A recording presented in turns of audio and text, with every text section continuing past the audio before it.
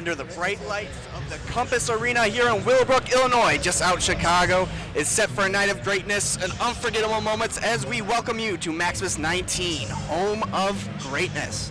Tonight, warriors from across the country step into the spotlight with everything on the line. Months of sacrifice, discipline, and preparation all leads to this very moment where every strike, every takedown, and every second inside the cage could change a career forever.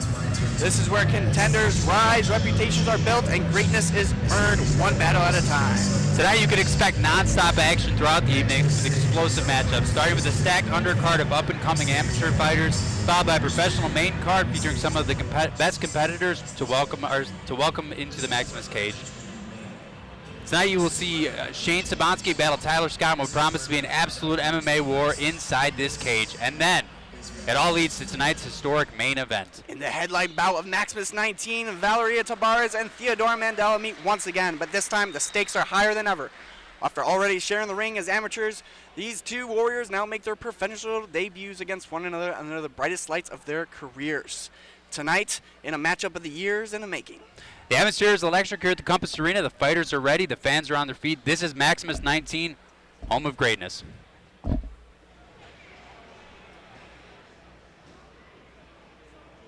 Ladies and gentlemen, welcome back once again as the country's best combat sports promotion returns with another exciting night of all-out full contact fighting action. 16 bouts scheduled spanning the arenas of Muay Thai, MMA, and K1 kickboxing. All bouts are sanctioned by the Illinois State Athletic Commission. Tonight, we have 12 blazing amateur bouts with a new Maximus Amateur 135-pound champion to be crowned. All followed by 4 exhilarating professional bouts culminating with our main event, an international Muay Thai clash between Mexico's Valeria Tabares and America's Theodora Mandala. Before we begin tonight's action, we first like to welcome to the cage the man behind the brand, the president of Maximus Promotion, Richard Maximus Abraham.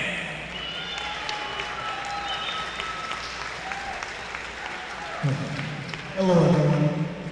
Massive thank you for coming out today. Man, this is it's been a dream. You know, we start small and now we're in the Compass Arena. There's so many people that take to be able to do this. I'm just the psychopath with the plan and enough drive to get it done. Big shout out to my wife, Kelly. You know, all great men have a woman, you know, that carries and does every crazy thing that I can think of. But tonight, you guys really are in store for something truly historic, special. This is one of the biggest shows in Illinois, besides PFL and UFC, that Illinois has seen. We are extremely proud to do this. Man, I just gotta say, when you have a dream and your heart is behind you, and you made your mind up, and you will not take no for an answer, anything is possible in life. You have to chase it relentlessly. You're gonna lose friends. People are gonna hate on you, but it all comes with the territory. They didn't believe in me, but God did. Thank you, everyone. Richard Maximus Abraham, everyone. And now we'd like to welcome to center cage our flag bearer, former Marine Frank Bailey, and to sing our country's national anthem, the beautiful and talented Elise Flores.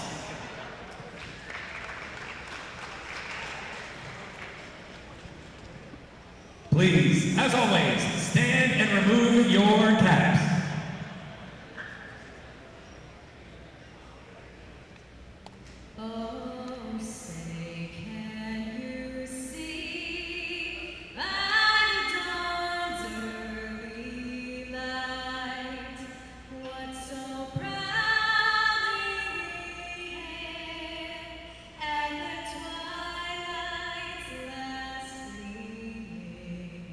Whose broad stripes and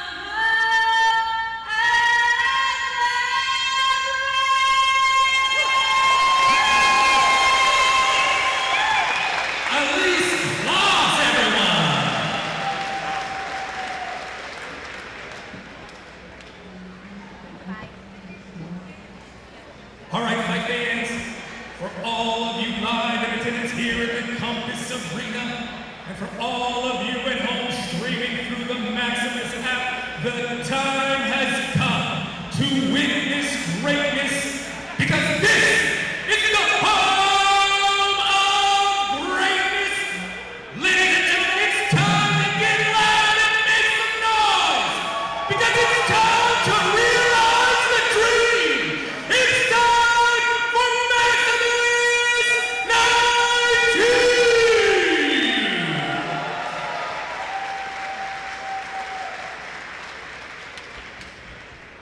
Our first bout takes place in the women's 115-pound Muay Thai division. First, making their way to the Maximus cage, Rina Shigawara.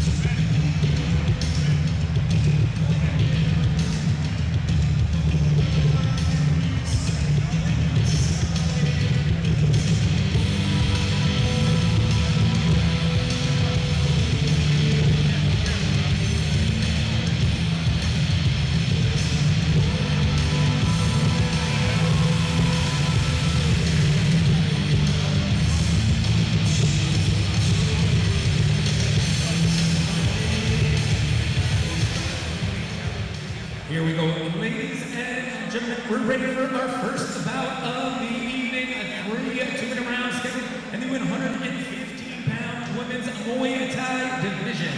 Introducing first, fighting out of the black corner, she stands 5 feet 2 inches tall, weighing in at 115 pounds. Tonight, she makes her amateur Muay Thai debut, representing Viking Muay Thai, Rina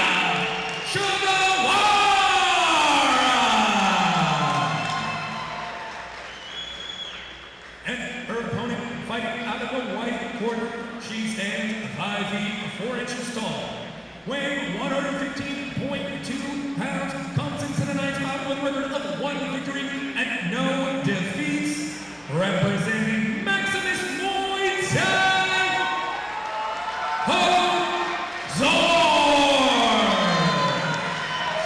Three to the rounds are scheduled. Your referee in charge of the action, Nick Sin.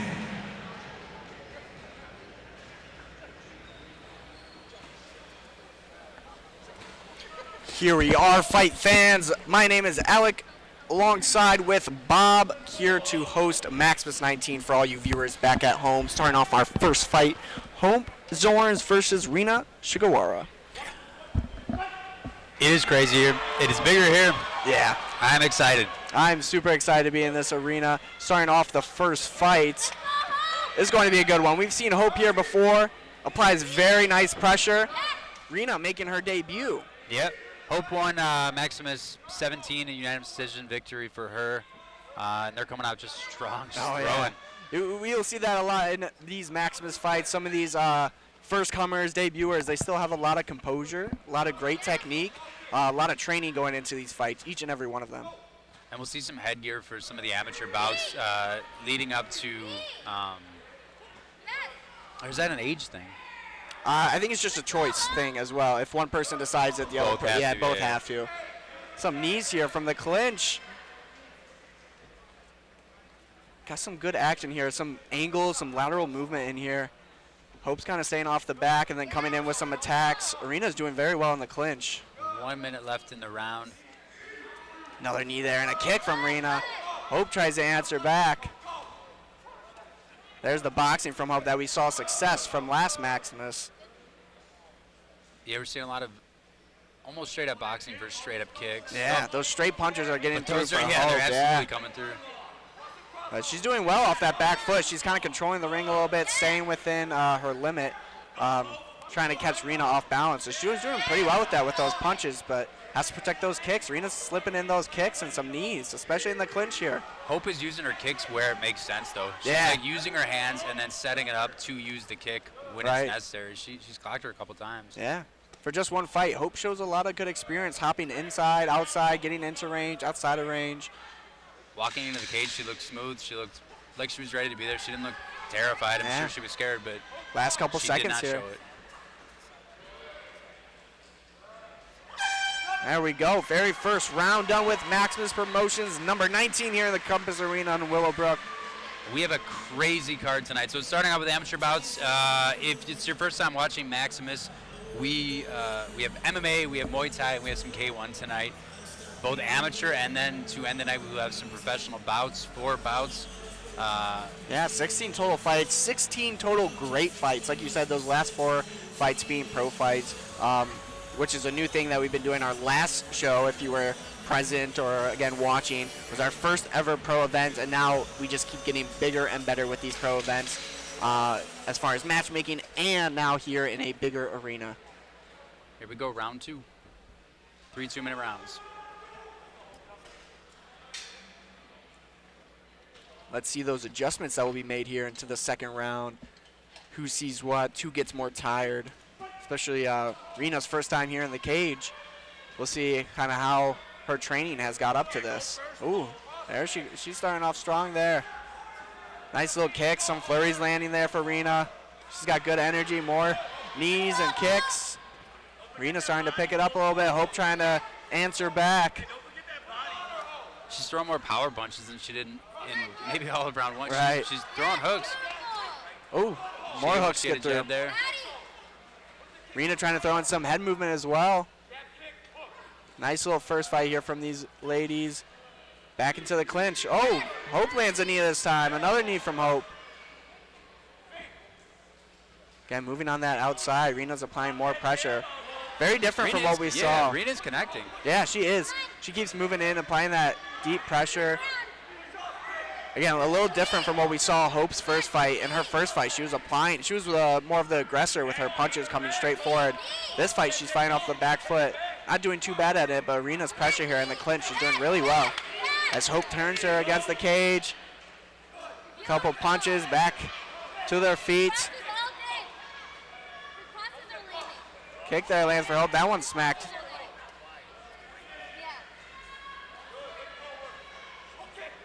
See, now we're coming up on 35 seconds left. We'll see how much adrenaline these Marina these has girls going are, into the third. Yeah, they're keeping it going though. They're not stopping. There's not too much little time break in between. More of maybe getting their breath for a second and right back into the action. Again, Hope on that back foot. Rena keeps aggressing. Little push there. Yeah, you're right. So the first time that we saw Hope here at Maximus 17, she was pushing forward the whole time. Right. She's a lot more composed now. Oh, kick tries to get up there for Rena as she lands a little flurry. Hope trying to come back. Nice little first 2 rounds there. They're really going back and forth with this one. But yeah, like we were saying, Rena's aggression is really just kind of pushing forward, and she's scoring well with it too.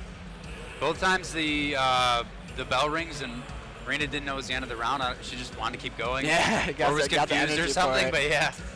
She acknowledges the ref and then walks back to her corner. There we go. This will be a nice third round. Again, I mean, Rena's first fight. This is Hope's second. The great technique from, again, these 2 girls starting off has been great so far. And it's all coming up to a crazy card. So if you've watched Maximus in the past, a lot of the names that you're going to see tonight, a lot of the fighters you're going to see tonight are people you've seen over and over and over again, just building up names. Yeah. All culminating with a rematch that was amateur Muay Thai. Now both girls are making their professional debuts in Valeria Tabares and Teddy Mandala. As our main event. It's going to be great. Yeah, that's what I love about Maximus Promotions, building up fighters. Building stars, yeah. Oh, Hope's starting to come with a little bit more power here. She wants this third round. They know it's close. Both these girls have to know this fight's really close. Now they're really trying to make a staple here in the third round. More straight punches from Hope. Some more clinch action. Rena scoring more in the clinch. Hope goes for a sweep, unsuccessful. The only thing that would be nice to see out of Hope is a lot of these exchanges, she's lengthy. An uppercut from her would be so deadly. Or just keeping those hands up more. Her hands kind of this whole fight has been under her chin, which her opponent really hasn't capitalized as much, but could. Yeah, definitely could. Oh, some big punches there, but Rena takes them and answers right back with some flurries of her own. Rena's doing really well with that volume. She's just going. She's fresh. Yeah. Making her debut, she still looks fresh in the final round with 1 minute left to go. Yeah, she knows she's tired, but she just keeps pushing forward, even getting hit with that big knee there by Hope. She's going to keep pushing forward and try and throw some punches and kicks and just keep scoring. Just like at that end, Hope throws a big shot, but Rena stays composed and finishes. Seems like Hope's corner is calling for forward movement from her moving back for most of the time. Well, like and Rena's starting to kind of flurry up a little bit. She is. She's kind of controlling the cage a little more. Yeah. And dictating the pace. Yeah, Hope is more kind of following around or like going backward and adhering to her pace. It's just different than the first time we saw Hope. Definitely. Big different here. Nice body kick there by Rena. Goes in for the clinch and throws a knee. Last 10 seconds of the very first fight. Now Hope throws a nice flurry here. Oh, big right hand there at the end. Hands down, just swinging, and there it is. The very first fight of Maximus 19 finishes just like that, where we'll go to a judge's decision. And a great fight by both these girls. For sure. We will definitely be seeing a lot more of them in the near future. They definitely have that grit and strength. It looks like Rena's ready to keep going. She's like, she wants to sit on the stool. She had no adrenaline. She looked good. She did. She looked very composed and controlled that ring very well. She looks like she has power in her, and it's just a matter of putting in the hours. Yeah. Again, great little first fight there. Your debut fight, yeah. Like we said, we'll go to the judge's decision to see the first outcome of Maximus 19.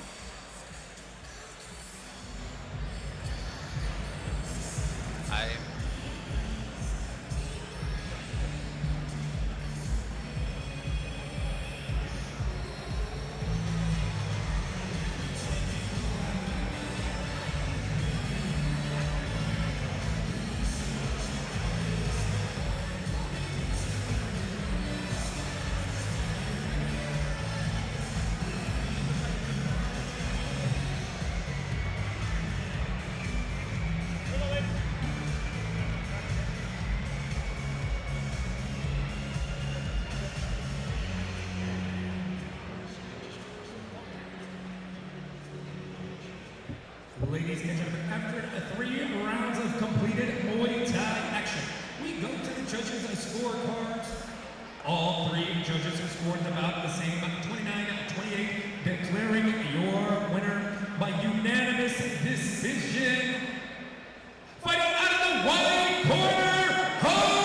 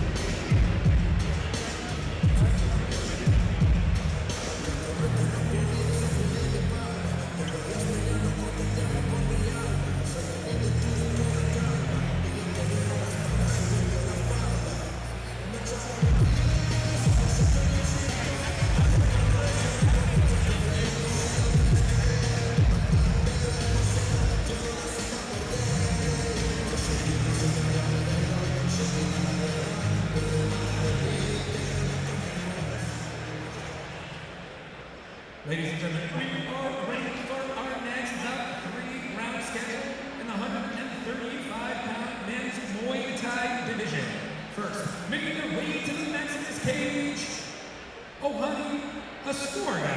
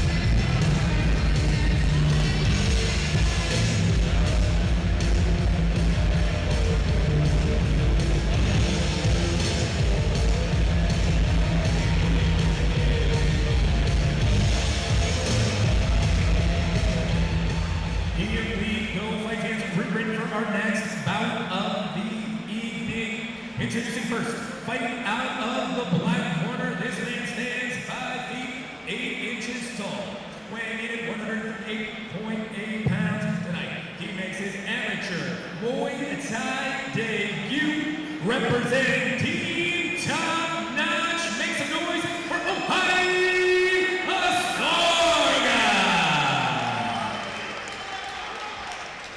And his opponent, representing the white corner, he stands 5 feet 7 inches tall, weighing in at 134.4 pounds tonight. Also making his amateur Muay Thai debut, representing Fusion Thai Boxing, he is Alex Sotelo!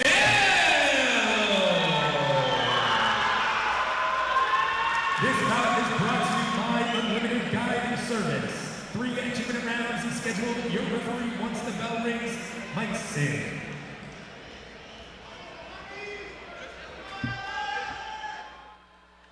Here we go, fight number 2 against 2 competitors making their debuts. Alex looks intense. Yeah, he looks ready to go. He does look ready to go, and I love it, man. Again, more debuts. And actually, I take that comment back from earlier about the headgear. I believe it's actually an experience thing. But I think it's like 0 to 3 fights you have to wear it. But we are off to a hot start here in fight number 2. Sotelo throwing some hard knees here. He is starting off fast. He definitely wants this one to be finished early. He's coming in here out of a great gym, Fusion Thai boxing, with some great technique in here. Some great clinch, big knees. Dirty intention. Hard strikes, big knees here. Back on the cage, though. Ooh, they're both going big hard. Punches there from Astorga. He's showing he's not out. It's the same as last time, 3 2-minute rounds. It's like the last bout. The intensity is just a little different on this one. Oh, yeah. We're starting to see some little differences in these fighters. Astorga kind of wanted to be at range a little bit, throw some of his punches. Sotelo here, though. Yeah, and he's setting up loves really nice clinch. just big. Oh, my God. Goodness, right through the body of Astorga. Mike broke him up, but not before. That was 4 or 5 solid knees. And Astorga wants to get that he stuff just comes back, right throwing back. big punches. But man, as soon as he gets him in the clinch, he just goes yeah, he's got to keep that range for sure. And he's throwing punches in the clinch. And hands on the hips for Astorga, as Sotelo's going to just keep working this clinch, as I would too. It's working. Yeah. This referee Mike Sim breaks up the clinch here, back into action. Oh, big right kick there from Sotelo. Yeah, he's just hard in the body. Oh, yeah. Nice little feints here. Again, this is his the whole time first fight, man. Oh, no, he looks big so left hand good there from Astorga. He does. I will say I've seen Alex in the gym. Oh, yeah. For, well over a year ago, so it's it's his debut, but he clearly has time under his belt. Oh, yeah. You can definitely see it. Just the intensity of the stare down was great. It looks like a veteran. He does. He looks like he's already got a lot of fights on his belt, which, like you said, he's been fighting or training over at Fusion for a while now. That's kind of how they breed their fighters over there. A lot of training, and it makes up for it. This is his debut fight, and you can just see how ahead of the game he is already from all those months, year for sure of training. You know, it really makes a difference here. Yeah, he would train Muay Thai and then stick around and try Jiu-Jitsu out for fun for a while. So he puts in the hours. Right. Maybe we'll shows. Because he looks confident, but he's not. It's not fake confidence. He's throwing those kicks on those knees with deadly. I mean, he just wants a body TKO so bad. Oh yeah, you can tell. We'll see how this second round goes. Astorga's not out of it. He's throwing some hard punches there. Well, that was the crazy thing. He got his body ripped up and then immediately just stormed to the other side of the cage. Yeah. With a flurry on his own. So. Yeah, a lot of those knees, 5 to 10 of those knees got through and hit him straight in the body. Just like that kick. And yeah, Alex right back to the body. It. Oh, big left hand there from us. More knees there from Sotelo. He's not going to give that up, but Astorga. But then he just comes right back. More punches there from Astorga. Alex got his mouth open a little bit. They both kind of do. Yeah, that fatigue is starting to kind of come in. Sotelo was going hard there in the beginning, so fatigue is definitely not out of the question for him. Thought it might have been a low blow. Yeah, it but almost looked like it. I was. Oh, that one's to the just body. right to the And body. another one. Tries to get out of the way. And then every time he comes straight Yeah, back. right back with some hard left hands of his own. Alex Oh, there's wants a another body one. takeout out He's so gonna bad. want Yeah, it. He's on his way to her, especially throwing a knee in here. That body is ripped up for a Stoger. It's crazy. Maybe it's He's I'm taking it. 40. I would throw Yeah. up so fast. He's starting to guard around that stomach, though, and kind of put his stance to the other side. Alex There's looks so blood good. from Yeah, there's blood someone. coming from. Alex? It must be 'cause it's on his back. Yeah, it's on his back. I see a little blood dripping. Yeah, it's from Alex's nose. I Yeah, think. those left hands are landing, but that's not going to stop him. And punches there in the clinch. My least favorite thing. Never throw punches from the clinch. But hey, he's going to keep that pressure going. He's taking them. He's throwing it right back, trying to land some big punches here. Trying to get that left hand in there. Sotell's right back into the clinch. 10 trying to seconds work left to it. go. It'll be an interesting third round just because of how the volume of this round. And Alex slowed down a little bit. I was about to say the pace of this fight really changed from the first round to the second round, as both these guys are starting to feel the fatigue of their very first fight. Although Alex is running kind of back and forth pacing. We'll see. Yeah, it will be an interesting third round. He's breathing deep in the corner for sure. But I mean, both of these guys, I'm surprised Astorga is still kind there of was a up body and breathing. TKO, Yeah, right? those For bodies sure. are just ripping. especially in the first round. But then to come out in the second and throw the body kicks, dude, they were hard. They were Yeah, just he as hard threw as like the first. 3 or 2 back to back, right after another, and just slipped right on their elbows, right across the abdomen of Astorga, and he just took them. And then, again, like you said, just comes right back over with those punches, that straight left hand. They both look good. Alex looks really good, though. I like his power, especially for a 138-pounder. Oh, yeah. He throws with intent. He's very fun to watch. Precision. We'll see him more for sure. Here it is, the final third round. Final round of this fight here. We do definitely see some fatigue. So, Alex Sotelo wasn't moving back as much in the first round. Kind of going back now. But he's scoring. He's doing well with it. He's kind of leading him into the clinch. Getting him in a bad position. Wanting to throw more knees. He's kind of picking his shots. He also still has like the Really power on his side. precise. The power discrepancy is there. Oh, yeah.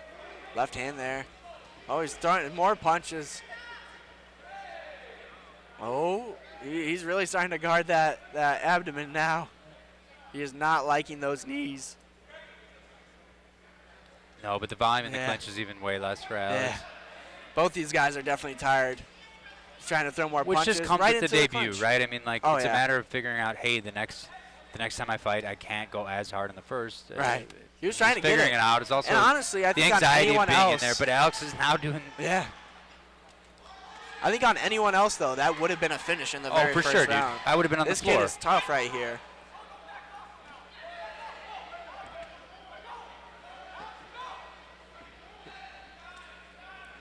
Astorga's definitely more of a boxer here. We haven't seen much in the clinch or as much punch-wise. Sorry, kick-wise. Yeah, trying yeah. to throw the punches. He seems Even to from throw a the lot of clincher, kicks yeah. when he's like, Alex will back up and then he'll like run at him and throw a kick. Yeah, it's kind of And an kind awkward yeah, kick. he's like yeah. opening himself up to some straights. But he's going to keep walking forward and keep this fight going, landing some hard punches here. He's backing up Alex Sotelo. It was a good turnaround for Astorga. Yeah, definitely. I think the fatigue really set in for Alex Sotelo, but I would honestly give him the W in that one. Scored a lot and did really well. Yeah. First 2 rounds looked great. Yeah. Just lost it a little bit in the third, only from fatigue. I mean, You can't say he didn't put it all out there. Both these guys put it all out there and did an amazing job on their debut fight for sure. And not only that, like Alex is comfortable in there after that now. Just You showing off to the crowd a little bit like that's. Yeah. He looks good. He's fun to watch. I truly want to see him again. Oh, yeah. I think we will for sure. We'll see how the judges scored here at Maximus 19.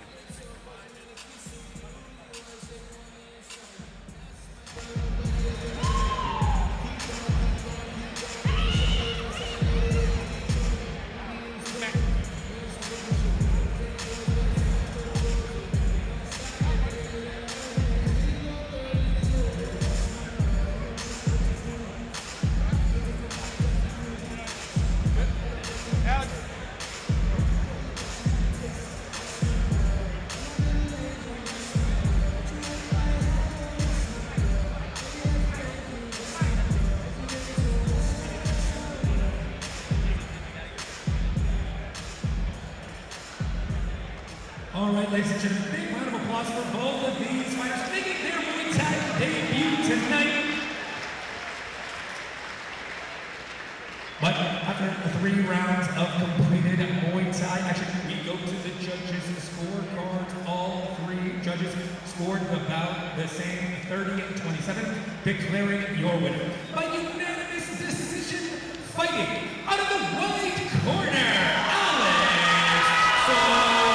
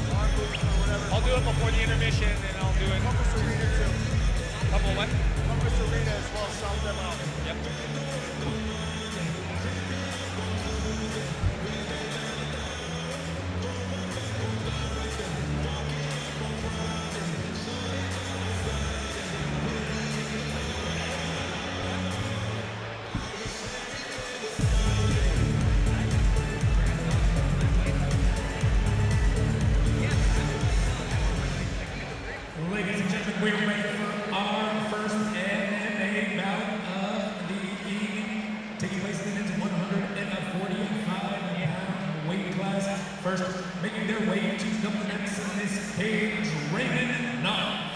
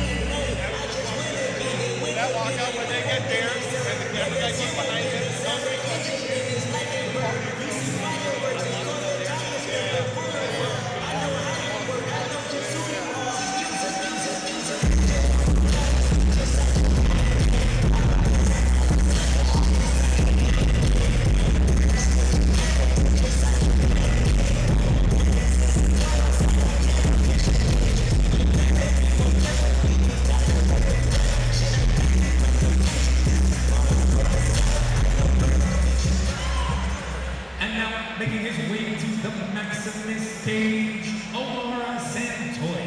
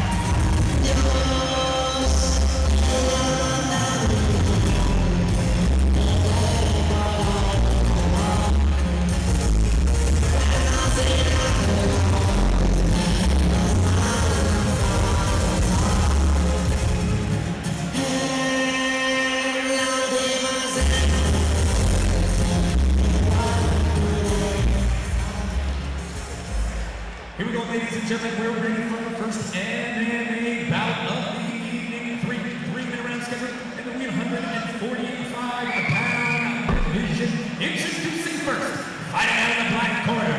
He stands 5 feet 7 inches tall, weighing in at 145 pounds. Comes into tonight's bout record of 0 wins and 1 defeat. Representing New Breed Training Center, make some noise for Raymond Knopf! And his opponent, fighting out of the white corner, he stands 5 feet 9 inches tall, weighing in at 144.8 pounds tonight. Makes his amateur MMA debut. Fighting out of Mission MMA, he is Santoyo!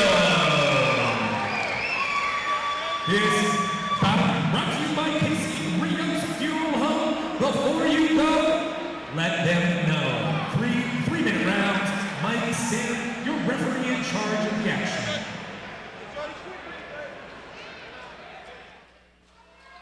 All right, we are back and we are going to MMA action. Yeah, like we 45-pound said, division. you're going to see Muay Thai, MMA, and K1 here at Maximus Promotions. We got it all. First MMA fight here. Should be a good one. Have some experience here, but Santoya's first fight. Yeah, Omar Ostoya's first fight. But Raymond Knopf has 1 fight, 1 loss. That was here on the Maximus 17. But Plus the Salvador Munoz. yeah, he's ready to come back on this. I like this. I love the striking, man. Especially here with the small gloves, with the MMA portion. Ooh, some big shots land there. Knopf is really kind of targeting the body as well that I like. You don't see that much from amateur fighters, especially in their first couple of fights. You know, the high-level amateurs can mix it up. They're also throwing bombs for They are, man. featherweights. They're staying right in that range and just kind of throwing. Santoya has a nice kind of perception of his range for his first ever fight. He's staying just outside of distance and then gets in for just a second to score. Love to see that. Then we're at the amateur MMA portion of the fights, so it's going to be 3-minute rounds, a little different from the Muay Thai. But they're throwing bombs. They are. And also different from the pros. We have 5-minute rounds with the pros.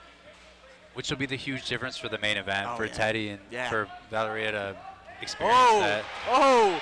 He's rocking. Oh, it's just then back and on the other forth. way around for Santoya. He got hit a couple and threw one right back, unfazed. These boys are throwing leather. And they're both standing tall, like zero indication No. that either guy's going to go for a takedown. I love it. Which is kind of surprising, Raymond Knopf being from New Breed Training Center. That's a great jiu-jitsu gym. They are a great jiu-jitsu gym, and he's just showing here that their striking is just as good as well. Yeah, I'm sure it's there if they want to take it to the ground, but Yeah. they both have power in their hands, it would appear, Yeah. with good technique, for especially for making their debut. They're here, they're guarding. Like, those were good bots there from Santoya. I don't think any of those landed, but those were also good strikes there from Knopf. And mixing it up, going from the head to the body in just ways you don't always see with amateurs, and sometimes you don't even see with professionals. I know. It looks smooth. They both look smooth. They do, which again, you're going to see that a lot here on Maximus Promotions. These newcomers just put in the grit and dedication in this training. It's also fun to see two southpaws go at it. Right. A little more rare. Yeah, we've had, this will make 3 southpaws now within our 3 fights. The Yeah. last one, Astorga was a lefty as well. Oh, there's the there we first go. Shot. Oh. It's a successful shot by Raymond Got the Knopf. double leg. That was a Work powerful, himself that was in a the- fast and powerful Yeah, double leg. and to be honest, it was going back and forth the whole time. Some hard punches that might have secured him the round in Yeah, the judges' honestly. eyes. I think so. I think it was a great setup, too. He took that whole 2.5 minutes to set it up of like, hey, I'm just going to sit here and strike. As soon as Santoya took a Sneaky, step sneaky. in to throw a bomb, Yeah. Knopf went in for that takedown. Great takedown as well. He really committed to that double leg. It was a good game plan. That was a crazy way to start the MMA portion of the fight. I love it. Again, like we were saying, these newcomers, Santoya making his debut, and Raymond Knopf here with just 1 fight. These guys are really making a name for themselves here on the stage. And we'll go back and forth. One of the things about tonight is typically I would say Maximus cards are more predominantly Muay Thai based with some MMA sprinkled in there. Tonight's more MMA based. Yeah, we have a lot of MMA fights. We have this one, 2 more stand-up fights, and then just a plethora of MMA fights. With our co-main event tonight being Shane Sobnosky versus Tyler Scott in an MMA professional man, that is going to war. be a head-hunting war, I feel like. Two genuine veterans in the sport going at it, yeah, with knockout power. Oh, yeah. Here we go, round number 2 of this great battle so far. See if they can keep the pace up. Saw a great takedown to end it and some ground and pound. Yeah, I think definitely that kind of takedown there by Knopf definitely secured him the round. Both these guys were pretty even as Knopf's connecting on a couple more strikes here. He's really now found that pace, and Toya landing some of his own. Sling, and they're throwing full power with those. Yeah. They that one missed, but that one had, it had ill intentions. We'll see kind of how, if fatigue, you know, kind of with the last couple fights with their first time. Big left hand there by Raymond Knopf as Toya takes a seat. He tried to set up to a guillotine, didn't have the position, got directly into Good transition there by Raymond Knopf, trying to finish it here. And Mike. Towel. With the towel being thrown in, the match will end. That was a very chaotic ending. That really was. The truth being that Mike just couldn't see it. There was too much action going on, and Mike was I mean, as a job as a ref, he had to keep a watch of those fighters, as that is his #1 priority. For sure. What a left hand there by Raymond Knopf, man. That was a crazy ending that I just didn't see coming. Yeah. What I thought would happen was the fatigue would set in, we'd see a takedown, but we got to that point anyways. I mean, these guys were setting, like we said before, these guys were setting up power. They had precision, great perception of their range and their strikes, and Raymond Knopf just caught him on that one and put him down. He got knocked out and obviously finished, but that doesn't mean that he was doing extremely well. Good. He looked terrific. They both did. They both had the power. And at any point during that fight, that could have happened either way. Yep. I really think Santoya could have done that as well. These guys were both setting up was fun, and I want to see power. For their amateur debuts, I want to see both of them. Yeah. For sure. Raymond Knopf getting his first W here secured in the Maximus ring. That's got to be a great feeling for sure. That was only our third fight of so many more to come tonight at Maximus 19. First knockout. Yep. But here we go. First towel throwing. Yeah, to make it official. Yep.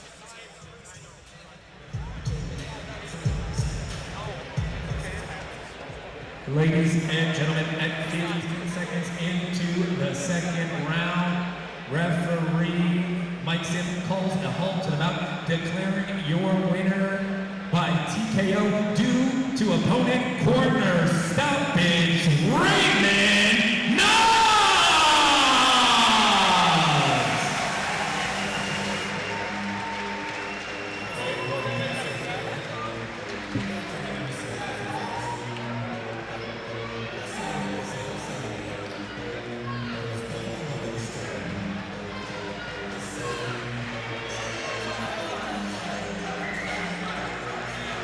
Ladies and gentlemen, at this moment, we're going to take a brief 10-minute intermission.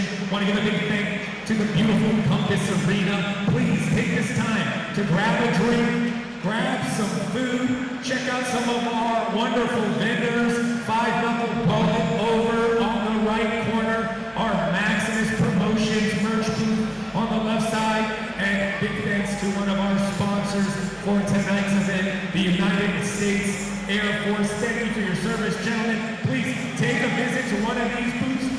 We will be back in 10 short minutes with more Maximus 19.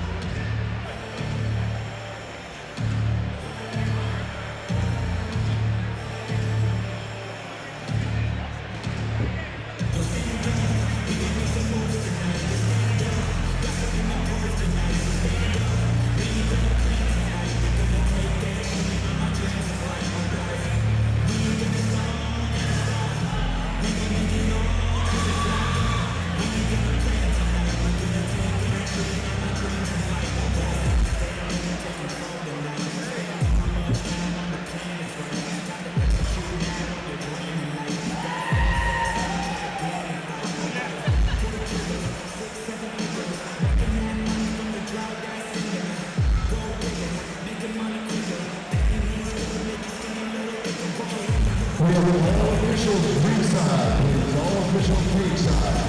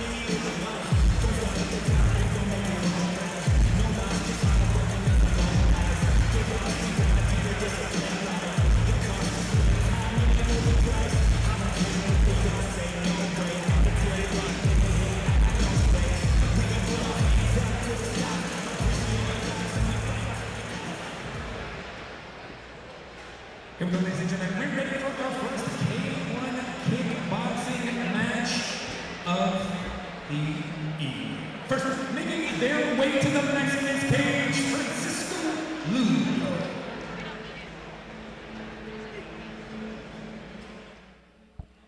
Welcome back after our intermission. We have Francisco Lugo from Gregory Boxing and Muay Thai, 1-0 so far. First K1 match of the night. It should be a fun one, the 170-pound division. We are actually joined here by Alex Sotelo, who won the second fight of the night, 30-27 unanimous decision. Yeah, welcome, brother. It was an awesome fight, dude. Thank you guys so much. That was awesome. Yeah, how you feeling, man? How you feeling? I feel good. I feel really happy. I can't believe I won that fight. I've been training so hard. I trained hard day in, day out. I'm in the gym like every day. Honestly, he was really tough. I was really surprised that he came out and he just started landing those straight shots, jab cross, right to my face. Right away I started thinking, like, crap, I'm going to get knocked down. So I started trying to find some success in the clinch and get him off of my face, and it worked out, obviously. Yeah, I got to say, man, that clinch work was amazing. I love that clinch work that you had there. And, yeah, that kid was tough, man. You were throwing some hard knees. I was saying if that was anyone else in that very first round, that would have been a knockout, I thought. But, man, that kid was tough. The knees felt good on your end? You know what? Yeah, the knees and the clinch felt good in the beginning, but I think maybe he came back from his corner, or maybe he just did it on his own. But I started noticing he's kind of like drowning out my clinch game. I couldn't really land anything clean after like the first engagement. He started kind of balling up, and I couldn't really find a good spot to land the point into the side. But eventually I did, and I landed some good knees. I landed some good kicks on the outside, and I was happy. I was really happy. Yeah, we actually have a replay of that if you want to take a look here in the screen of what we got. It was great right here. This isn't me. Or no. We'll get it up there in a second. We'll get it up there. Yeah, no worries. But yeah, it seemed like, I see what you're saying. It seemed like after the first round, he kind of figured the clinch out, but then you did switch to body kicks. They were just as crazy that would have put anyone else down.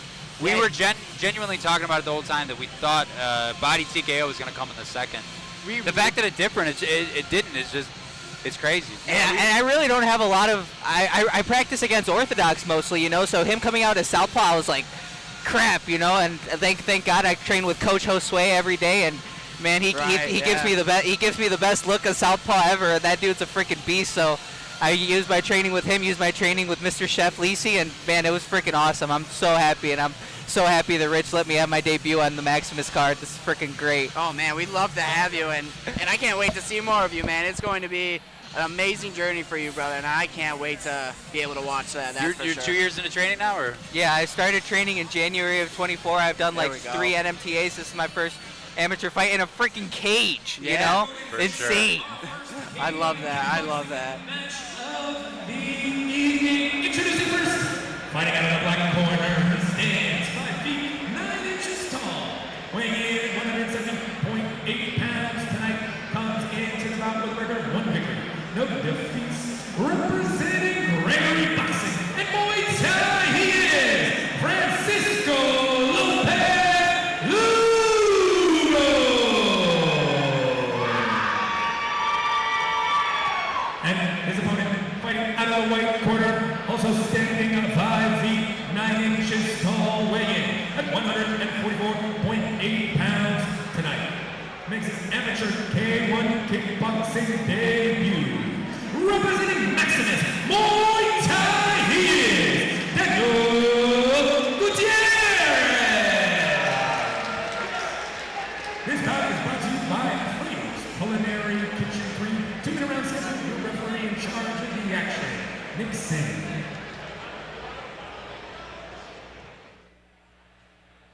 Here we go back in the action. First K1 match, only K1 match of the evening in 170 pounds. Look at Francisco Lugo, man. He looks ready. He looks relaxed in this ring. With just one fight, he looks ready to go. You have Daniel Gutierrez here from Maximus Muay Thai making his debut. Ooh, big body shot. Lands there Right for to the Lugo. liver. And out of the spleen. Those He's getting both kicks. sides here. Ooh, big kicks there from Lugo. Another big kick there from Lugo. Gutierrez trying to come back from those and counter. He's doing a pretty good job on that. He's moving a lot. Kick goes high there for Lugo. Some volume there from Gutierrez, more kicks. This is a good pace to start off. Yeah. Again, these first off fighters throwing a lot of volume. Lugo's starting to back Gutierrez down a little bit, trying to throw. Good head movement. Yeah, he's really moving, getting out of the way of those straight punches.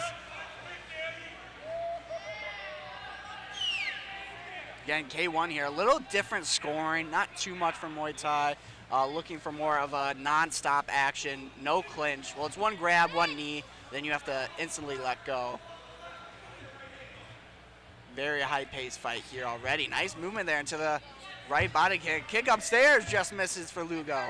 Gutierrez trying It's to all body movement. put that volume. Yeah, he's really moving. It's hard to hit a moving For sure, object. yeah.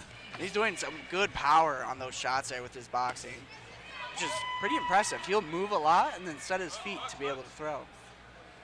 Yeah, he was super heavy. To start the fight, it was more of boxing versus kicks, and now it's Yeah, we'll see. He was nonstop going. We'll see if he starts to tire out. It almost looks like he is already into our first kind of minute and a half here with 30 seconds left to go.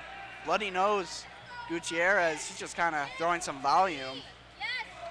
And he baxes him against the cage. I mean, Gutierrez. he might be a little tired too. He might, yeah. I think all these guys are tired already in our very first round. These guys were nonstop action. As It'll be an intriguing Lugo's second round. head movement's getting a little bit less right now. Very interesting first round, that is for sure. Well, the fatigue set in way sooner than It really did. you would expect. I mean, right off the bat, these guys were just going, moving, boom, boom, boom. Into the end of that first round, almost looked like the end of the third. But we'll see how they rest up here. They got a minute in between to rest up and try and get ready for this second round. And shout out to Alex Tello for just sitting down with us and chatting. That was cool. It Yeah, that was was fun. great. That was awesome. to Good have fight. him I here. definitely want to see him back for sure, 100%. Yeah, like you said, training for 2 years before his very first fight. Multiple NMTAs. I mean, that's what you love to see. Kind of going through the ranks, really putting in the proper training, and you could tell he was definitely properly equipped for that fight. That's for sure. His feints look good, man. Oh, yeah. Not likely to see out of a first debut fight. For which is sure. Great. Here we go, Coming up second round. See what the fatigue looks like in both gentlemen. Yeah. Who had the better rest? Very Deep different reps. body fits. Yeah. Very different. Yeah, they look way different Yeah. right now. Lugo still, he's taking in those last couple breaths. Gutierrez ready to go. This kind of reminds me of our first fight with the girl. It's kind of that battle between power and volume. Yep. Hope ended up winning that fight, and I thought she had more of the power. Rena had more of the volume, but not as much power as Hope. So we'll kind of see how they look at this here. Like Gutierrez just keeps throwing, but I say Lugo has a little bit more in the power with his shots as he falls off balance there. Yeah, with some blood coming out, the judges always kind of look at that too. Yeah. Yeah. Right now it's more of like a rock'em sock'em in the middle. Yeah. Just kind of standing there and begging. Gutierrez is not stopping though. He's just going to keep throwing. Can he overwhelm him enough, or is Lugo going to find his shot to land and put him down? Oh, knee there from Gutierrez. Oh, Lugo just looks tight. Like, well, Yeah. now he's throwing. Gutierrez got out of the way to throw a knee. Back into It's some very punches. evident. So his body movement in round 1 was impressive. It was very hard to miss. Oh, And now big he's kick just there from Gutierrez. I mean, he was throwing those shots 10 times harder in the very first round. Yeah. And we're a minute into the second round, and he's, I think, already done for right now, at least. As Gutierrez is starting to tee off, I think this might kind of give him a little bit of an advantage here. Even though he has the volume, he's just landing clean shots, and Lugo's not throwing anything back. He's just landing I don't know these that he clean was like punches. going too crazy though. Like Just adrenaline enough. dump. Yeah. I think so. That adrenaline in the very first round, I mean, he was moving at 100%. Yeah, we're definitely like in a different place than for sure where he would have fought last time. It's a much bigger venue, Big much more kick there. people, brighter lights. It feels bigger, but he Yeah. just looks. Arena at the end of the. Yeah, at the end of the name. Big punch. The punches are getting through. Lugo trying to throw a kick there. His body language is just. Oh! The spinning back fist. Where did that come from? I know, I didn't see thought that coming. Gutierrez was like kind of just tired and just throwing, and then just spun and landed a big spinning back fist. Wow, what a way to cap off round number 2. Yeah, Lugo's body language is just off, and just, Yeah. it doesn't look great, especially to the judges. Yeah, and around man. that, I don't know how close it was, but it doesn't look great. Yeah, again, that battle between power and volume, but Lugo just didn't really throw anything. It's a little different from our first fight that we saw with Hope and Rena, but like just Lugo wasn't really throwing anything there, except for a kick here and there, a little off balance. Gutierrez didn't really have much power or punch behind his kicks. Here we're gonna see that spinning back fist. End off, just out of nowhere. Hope and Rena also didn't. They weren't as fatigued. That was nice. That was. Hope and Nice Rena, setup there. they just weren't as tired as this. No, they had better conditioning Yeah. than these guys for sure. But hey, these guys are still giving us a show. Lugo taking his deep final breaths. Gutierrez ready to go in the middle of the ring already. A big kick there from Lugo to start off. And yeah, the head movement and body movement is no gone. longer from Yeah, it's Lugo. I think gone. he was able, if he was able to keep that up for the rest of the whole fight, I think he would have been very successful with that for sure. But he's got to be careful with that. Yeah, he's also getting sloppy with his feet. He switched back a couple times between orthodox and southpaw, and just Yeah. Now he's starting to get more throwing in there. As Gutierrez was trying to throw that spinning back fist again. Kind of looked like it caught the forearm. Definitely warned of that. But Gutierrez throwing some power on his punches now. He's trying to get it in there, mixing it up. But Lugo has some Lugo's stuff on coming his back, own. yeah. He's digging deep, that's for sure. We love to see that. Ref from Nice Lugo, little corner from Lugo saying, we got to go, we got to go. And yeah, this third round is definitely very pinnacle on what the judges are going to think. Ooh, big knee there from Gutierrez. Oh, wow. He just keeps going. Yeah, you're right. It for sure reminds me of the first fight with power Yeah. versus volume. Yeah. But just the difference being the fatigue. Yeah. And once that's Oh, gone, nice the person kick with the there. power is just gonna lose out to the volume. Yeah. Which is kind of what we're seeing, unfortunately. Yeah. Lugo's head movement and body movement was so crisp. I know Gutierrez also took this fight on, I think it was like 2 weeks notice or a week notice, something like that, and had to gain some weight for this fight. So he's definitely the smaller fighter here, but he's picking it up. Big knee to let go. Oh, he wanted to set it up again. Yeah. You saw the twist. Yep. Big left hand. That looked like a low blow, but It did look like It a low did. blow, right? You don't Okay, care. I thought it was me. I thought that's Gutierrez what you just were keeps saying. Going. He's just going to throw for these last 10 seconds of volume. And a nice little slip there to miss the big power punch of Lugo. What a great fight, these boys battling it through in the end final seconds here. definitely we saw some adrenaline dump there from the very first round to the end of these rounds, but great fight nonetheless. Yeah, regardless of what Lugo dug deep in the end there and continued on. Oh yeah. The one and only K1 match ended. It was a fun fight. Gutierrez still got some energy in there, spinning in the middle of the ring. That's awesome, man. I did want to see that spinning back at the very end. I wanted to see it one more time. He had set it up. I just wonder if there was a low blow, and that's I know. I stopped it I from feel like going. he just didn't care. Maybe he's got a steel cup on. Yeah. Who knows? But here we go on the judges to make it final here.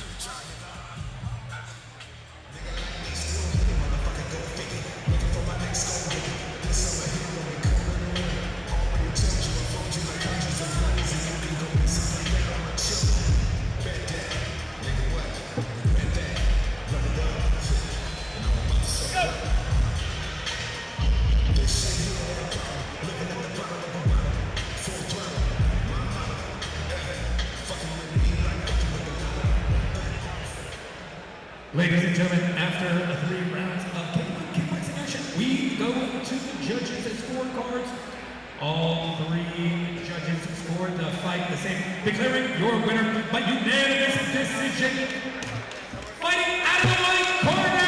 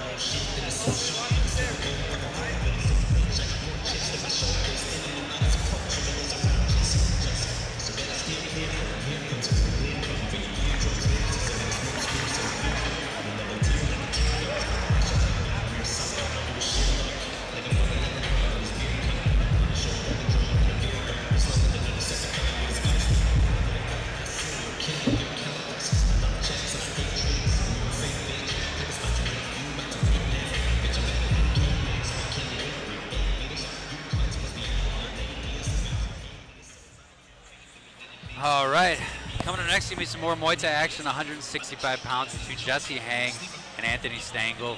Yeah, this will be our last little striking fight till we get a nice bit of MMA coming in.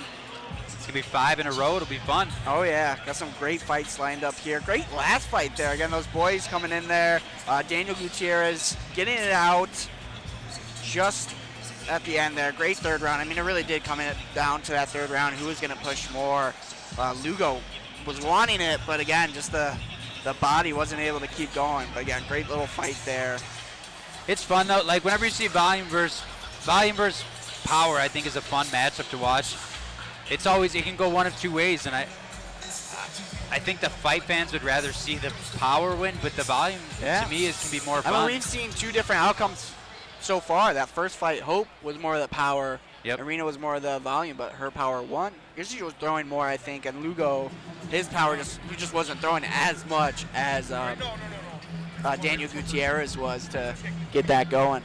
Which was a big difference in Hope versus Arenas. We actually, Alec and I scored it completely differently, so that was a much closer fight that could have gone either way. I think the last one was a little more decisive. Right, yeah. But yeah, next, Muay Thai, Anthony Stengel from Round 4 Gym coming in at 1-1. And Jesse Hang from Team Real MMA also at 1-1. As we keep going through the night, you guys will see the experience will just keep going up, getting better and better quality of fights as we keep going. At the 165 pounds. Just 5 pounds lower than that last one. Kind of bigger guys here. Yeah, once we get deeper in MMA, we'll go into a few middleweight bouts, which will be our biggest boys of the night, at 185 pounds. Yeah, and then after those MMAs, we got 2. We have a Muay Thai fight and then an MMA title fight against someone that we've seen quite a few times, Kalen Young. He fought on our last Maximus. Great fight there. He kind of got like that knockdown, almost looked like a knockout in the first round. Then the fight kept going for a couple more rounds and ended up getting the finish that he wanted there. I think it was in the round after, or at least the third round, something like that. But a great competitor there, especially in the MMA program. We have that'll be our only title fight of the night, and then we go right into our pro section there. Yeah, I figured we'd see some more title fights tonight, but kind of what Rich said is he wants to kind of build up some of the professional names and get them to the point where he understands who's ranked at what position before crowning champs. Right. Especially when it comes to Valeria, Tabares, and Teddy Mandala making their professional debuts, which is, I think it'll be intriguing to see. They fought before, but they fought 3 2-minute rounds. It's going to be a longer fight, and it's also going to be, you're walking into it going from I'm an amateur to this is my first professional debut, but the fun being it's both of their debuts in Maximus, which they both have fought for and have fought each other. So right, I'm yeah, intrigued to totally see how different that plays pace. out for sure. Yeah. Yeah, different pace, different IQ going into this fight because, like you said, the difference of timing and the roundage, what to do there. You have small time there. Now extend that time 2 minutes by 2 minutes, so now you have those longer rounds. Be quite different, that's for sure. How's Teddy been going into this? Have you talked to her? I wasn't at the gym too much leading up to it, but I know, from all the Maximus guys, I just kind of, from everyone that was fighting, like Hope, Daniel, Cody, Corey, Teddy, all of them, you really see them put in that work there and grit out those last couple of weeks and really put in the work, which is always great to see from any fighters. It's always fun kind of being a teammate and then also being here ringside, being able to see that work go in behind the scenes and then here on the stage. Especially tonight, Teddy has star power, as does a lot of the guys. Cody does. A lot of the Maximus guys just bring. You guys all bring this weird star power that when they make the walk to the cage, you feel it in a different way. Teddy being one of them. And I think what's the best part too that I always love to see is the different styles everyone has. Like kind of from our gym. Yeah, everyone, it's just kind of a mosh pot there. You have different type of styles. You have myself, Cody, who both fight totally different. Teddy fights totally different. We have Sandro as well, who fights totally different. Everyone kind of has, Slate on the MMA portion, and Corey that we'll see later. We all fight differently, which is great. I love it. Ladies and gentlemen, we're ready for our next bout of the evening. 3 rounds scheduled in the Muay Thai 165-pound division. First is making their way to the Maximus cage, Anthony Stingo. Here we go. Anthony Stengel from Round 4 Gym coming out now at our Muay Thai event. Has fought on Matador and XFO both of his times, winning his first fight, winning his debut, and then losing his second fight. So now he's here even on Maximus 19, ready to kind of improve into 2 wins in this fight. We're going to be fighting today at 165 pounds. And he's a tall guy too. Yeah. He's pretty tall.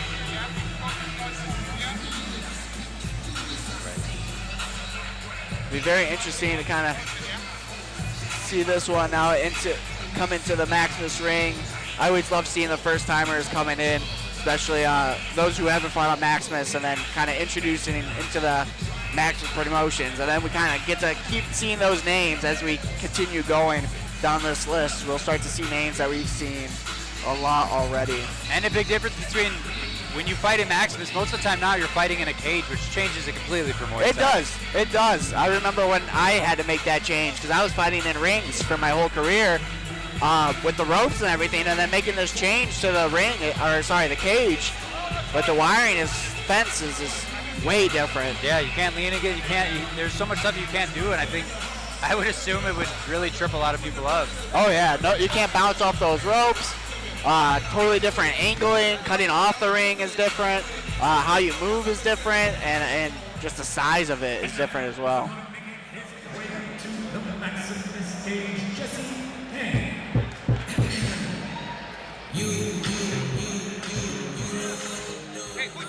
Jesse Hang as well, 1-1 from Team Real MMA. I believe this is his first time on Maximus Promotions. I don't think I remember seeing him fight on here before. I could be wrong, but he's got a record of 1-1. I feel like we've seen him in a jiu-jitsu competition, but maybe I'm wrong about that. If he comes from Real MMA, he looks familiar to me. Right, that would make sense. which I think Raymond Knopf was also on New Breed, the MMA fight. I think I've seen him do some of the jiu-jitsu as well. Strikes, which adds up. But talking about jiu-jitsu, what do we got coming up, Bob? We have Maximus is doing an actual jiu-jitsu event next month at the Piazza, where we've hosted a lot of events for. It's going to be only jiu-jitsu for the entire night. It's going to be a really, really good time. Yeah. I'm blanking on the date. It is in June. June 19th, or one of the, yeah, it's in June. Can you explain kind of how that formatting and kind of how it's all going to go for maybe those that haven't watched some of our jiu-jitsu stuff? Yeah, so typically on the Maximus cards, you've seen the quintets before, which is team versus team, kind of winner take all. If you have a team of 6 guys, 2 competitors will go against each other. Whoever loses leaves, and the next guy from the losing team comes in, and it could be one guy can take on an entire team, and then they advance in the tournament. This, I believe, will have some of that in there, but it's going to be a lot more just jiu-jitsu Right, versus the jiu-jitsu. singles, yeah. And what we're talking about is there will be some super fights. They'll be announced pretty soon. It's going to be a really, really good time. So back to Brandon in the ring. Here we go. Official fight announcement. Here's a word from this fight's sponsor, Select Roofing and Gutter. The roofs, siding, and gutters on your commercial properties at home need to be inspected every few years. Mother Nature can cause serious damage. If your building is more than 50 years old, contact Select Roofing and Gutter to schedule your free inspection and evaluation. Be proactive. Contact Select Roofing now. Select Roofing and Gutter gets the job done right the first time. Contact us today for a free inspection and evaluation at srmg.com. That's srmg.com. Select Roofing and Gutter. We're always on time. Here we go. We're ready for this next bout. 3 rounds of Muay Thai skill and the 165-pound division. Introducing first, fighting out of the black corner. He stands 6 feet even, weighing in 165.4 pounds. Comes into the ninth bout with a Muay Thai record of 1 victory and no defeats. Representing round 4 chin, he is Anthony.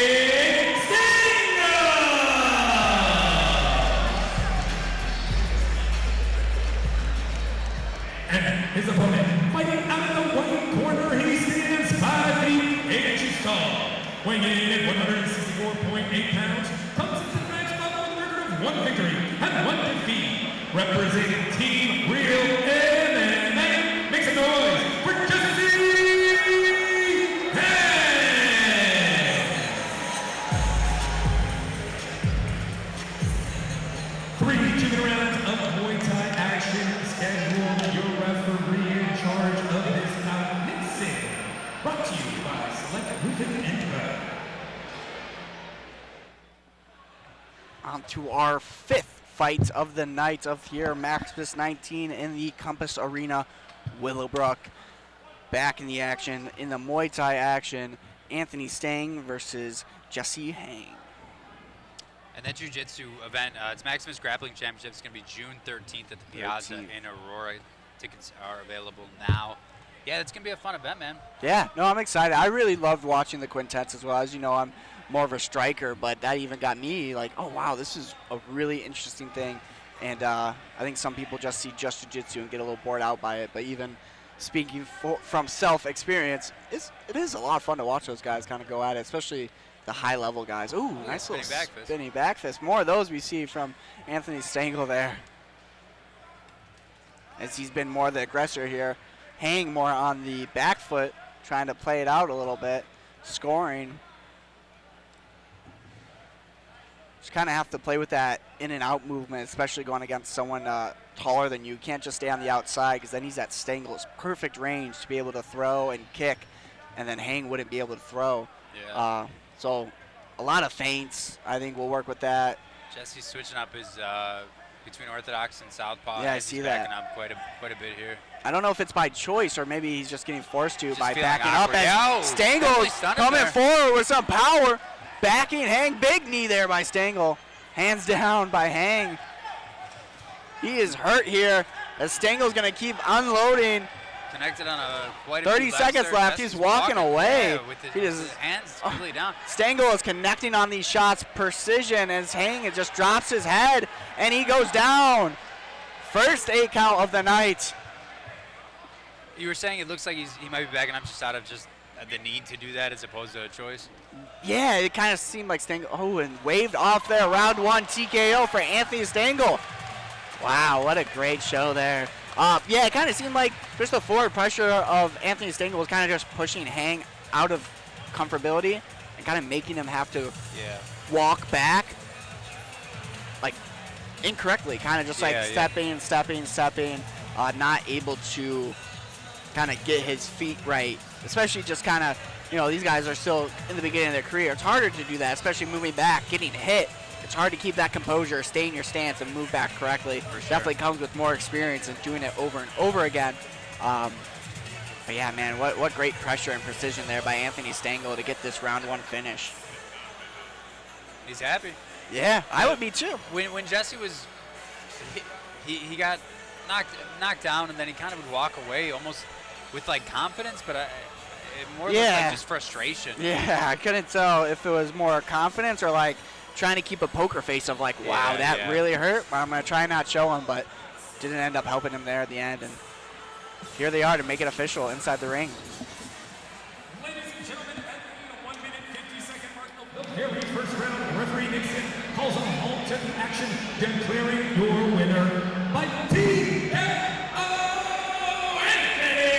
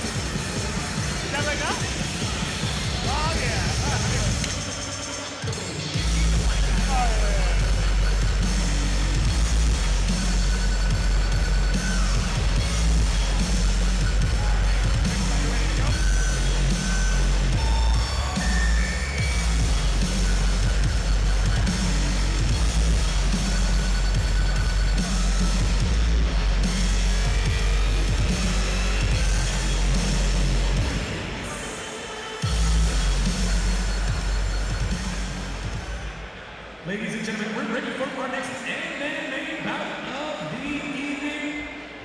First, making their way to the Maximus cage, Amadeus Lopez. Back to the MMA action here with our 6th fight of the night. We have Amadeus Lopez coming out first, 1-0 from Intercept MMA. He's got one victory under his belt. It was a first round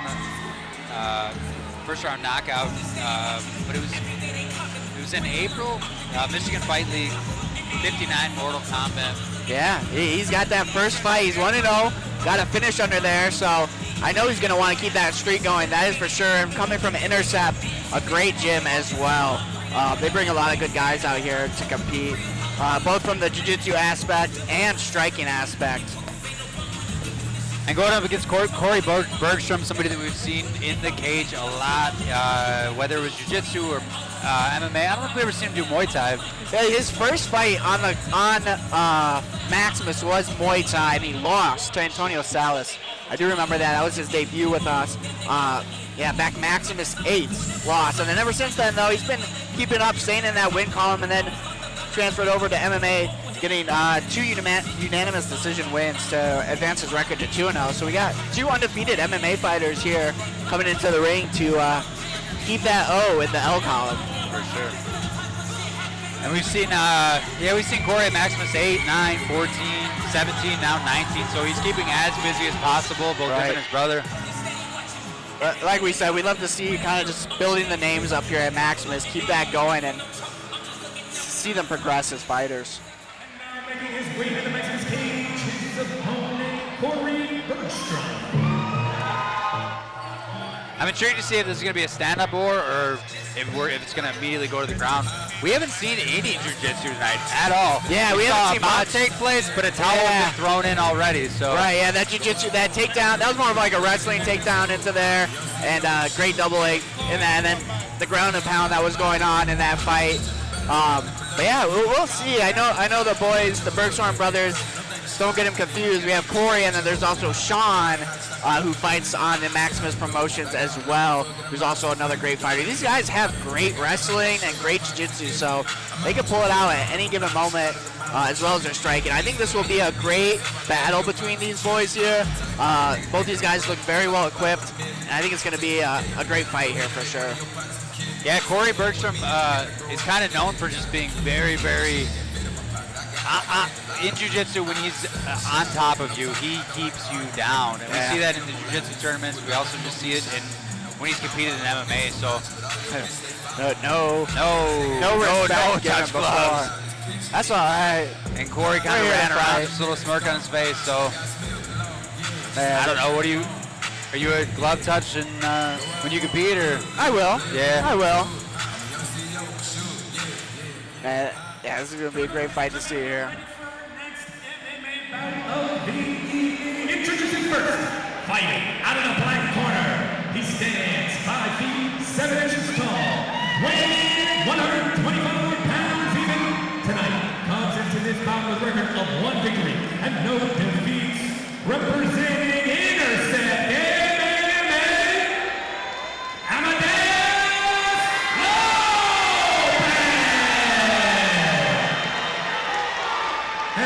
his opponent, fighting out of the white corner, he stands 5 feet 2 inches tall, weighing 125.2 pounds, comes into the ninth bout with a record of 2 victories and no defeats.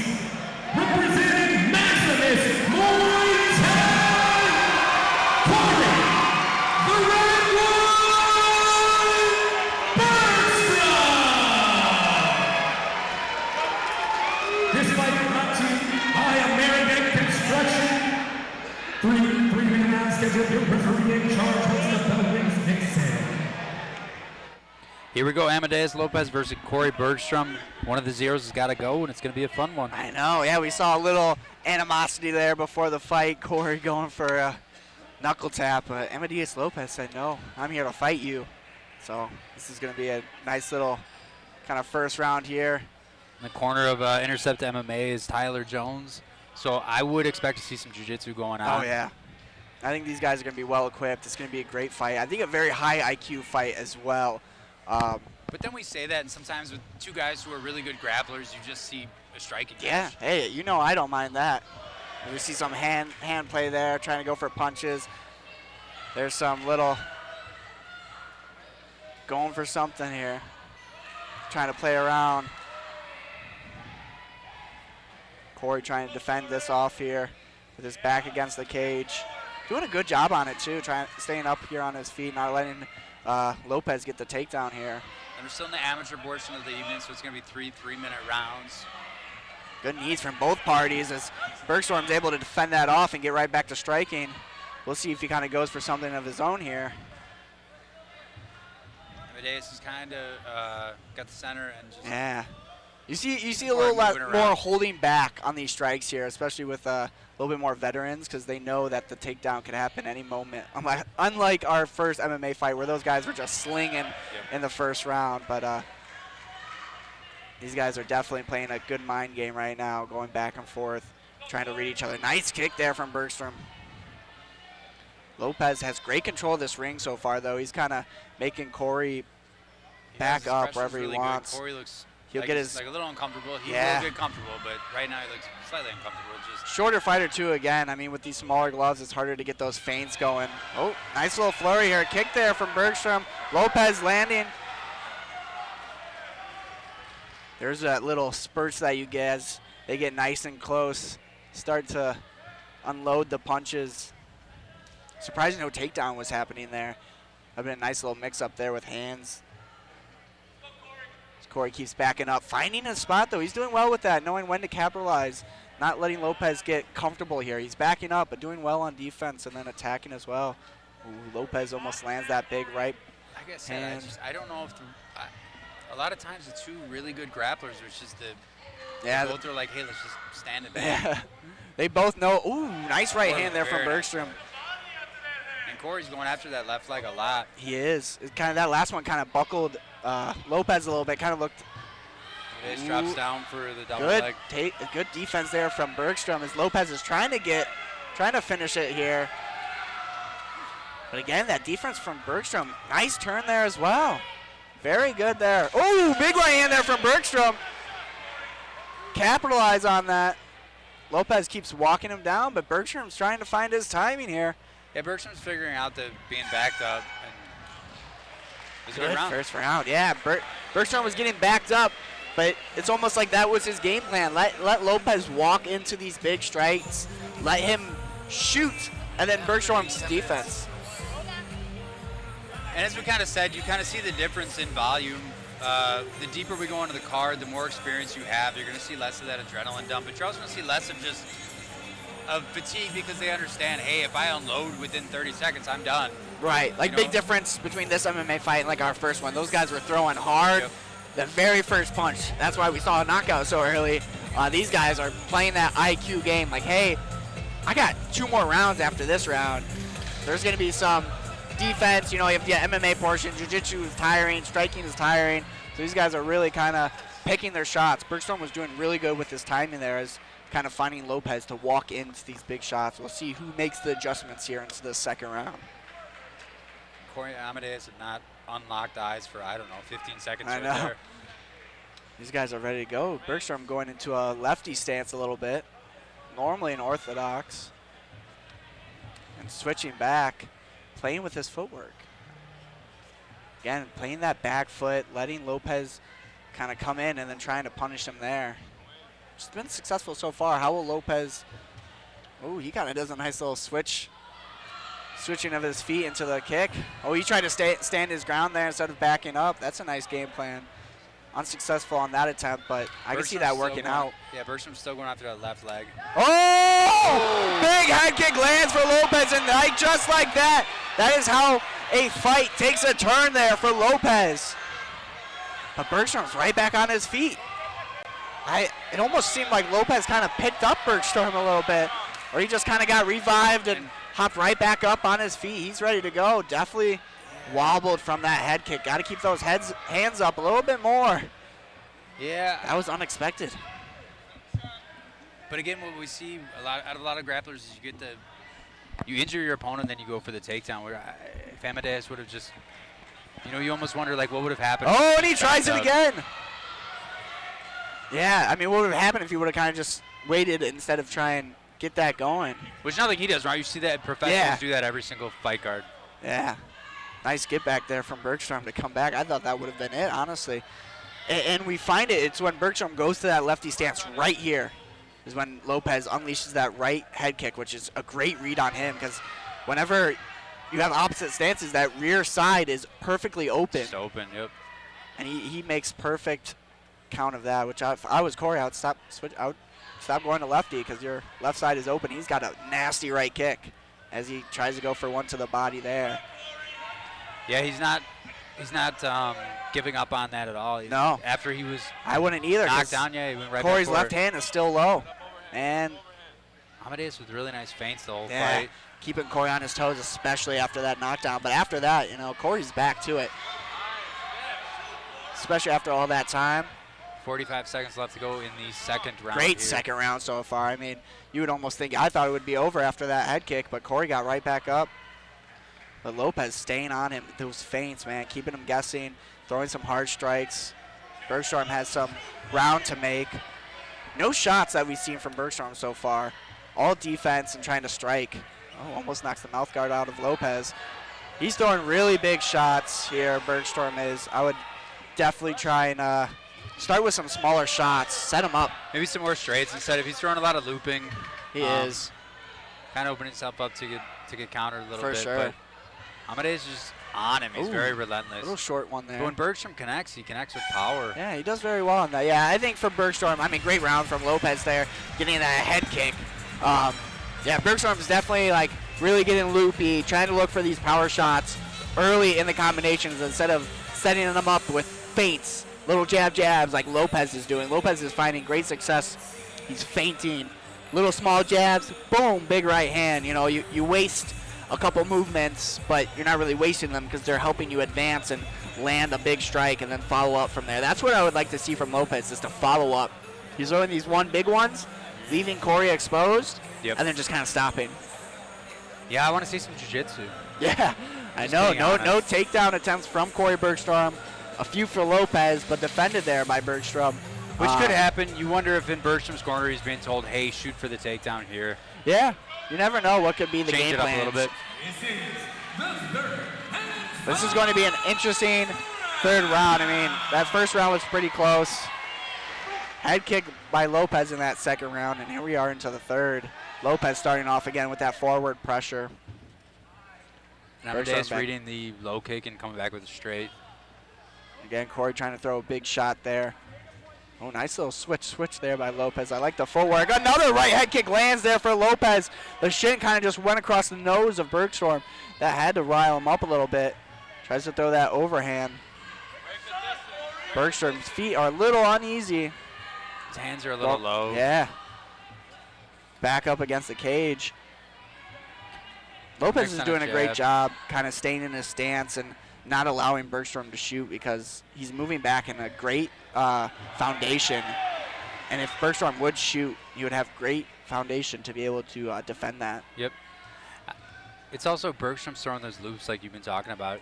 He's thrown a couple jabs that have connected that you wish he would throw some more straights. And Bergstrom's set it up for also a been throwing a lot of calf kicks. You can see the right calf of Lopez kind of swelling up, but he's doing a great job at defending them. Again, he's going lower to the calves, but it's not finding success. There's another looping shot. If he would have carried out with that, would have been better for Bergstrom. I think some fatigue is setting in for these boys. yeah, Amadeus' They're pressure just is standing kind in of front of each other right now. Be interested to see how the rest of this round goes. I think, they're just standing in front of each other. we got a low blow. Small little poke. But yeah, I could definitely see some fatigue setting in. They're kind of just standing in front of each other in range where they could throw, but not throwing anything. Kind of waiting, just relaxing, trying to catch their breathers and everything. So we'll see how the rest of this time goes. If you're just joining us, we are only 5 fights into the evening. We have a huge card ahead of us. Coming up soon will be some professional MMA and Muay Thai action. We're in the third and final round with 1:20 left to go in versus Lopez. Starting to versus pick it up a Bergstrom. little bit. They got a little small break there to kind of help the breather out. Maybe they'll provide some more energy for these boys to keep going. And Amadeus' head his chin is straight up right now. yeah, I can't tell if it's been like that the whole fight, but tries to throw that kick up again. He's just walking Bergstrom down. His slip there. I don't, slip, yeah. yeah, nothing connected. But the refs, some judges might not know that. He's missing that left hand just by a centimeter. Bergstrom? Yeah. Yeah, the reach is getting to him. Eh. He needs to step in just slightly. Yeah. Oh, there, he hits it.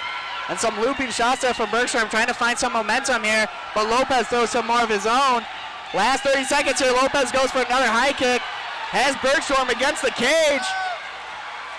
If he gets a takedown here, that would be a great way to end out this third round after a slip that, I mean, the crowd made noise. The judges might be like, oh, did I miss? Especially. Oh, tries to throw a kick up there. Last 10 seconds here for this great fight. That whole slip could have changed the fight a little bit. As Bergstrom tries to unload here, throwing the last final shots. We are all done here. All done with the fight there. What a way. I wonder how the judges are going to look at that. I don't know, because It was a clear slip from our point of view.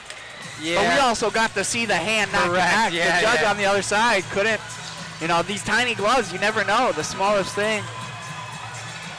That'll be very interesting to see what goes there. I mean, Lopez's second round head kick was devastating there for Bergstrom, but this was a great fight pace by both these guys. It was a lot of fun to watch. Be really interesting to see kind of how the scoring will break down from it. Bergstrom had great defense, man, on those takedowns. Lopez was trying to get in there. No jiu-jitsu, sorry, No Bob. jiu-jitsu at all, yep. For the whole night, we got 4 more MMA bouts coming up. I think we'll see some jiu-jitsu, I don't know. Maybe, just maybe. Those will be an interesting scorecard to see from these guys. Stay tuned here at Maximus 19. We are not done yet. We got a lot more coming your way. After this bout, we are going to take a 10-minute brief intermission. And let's go back into the cage to declare our victor.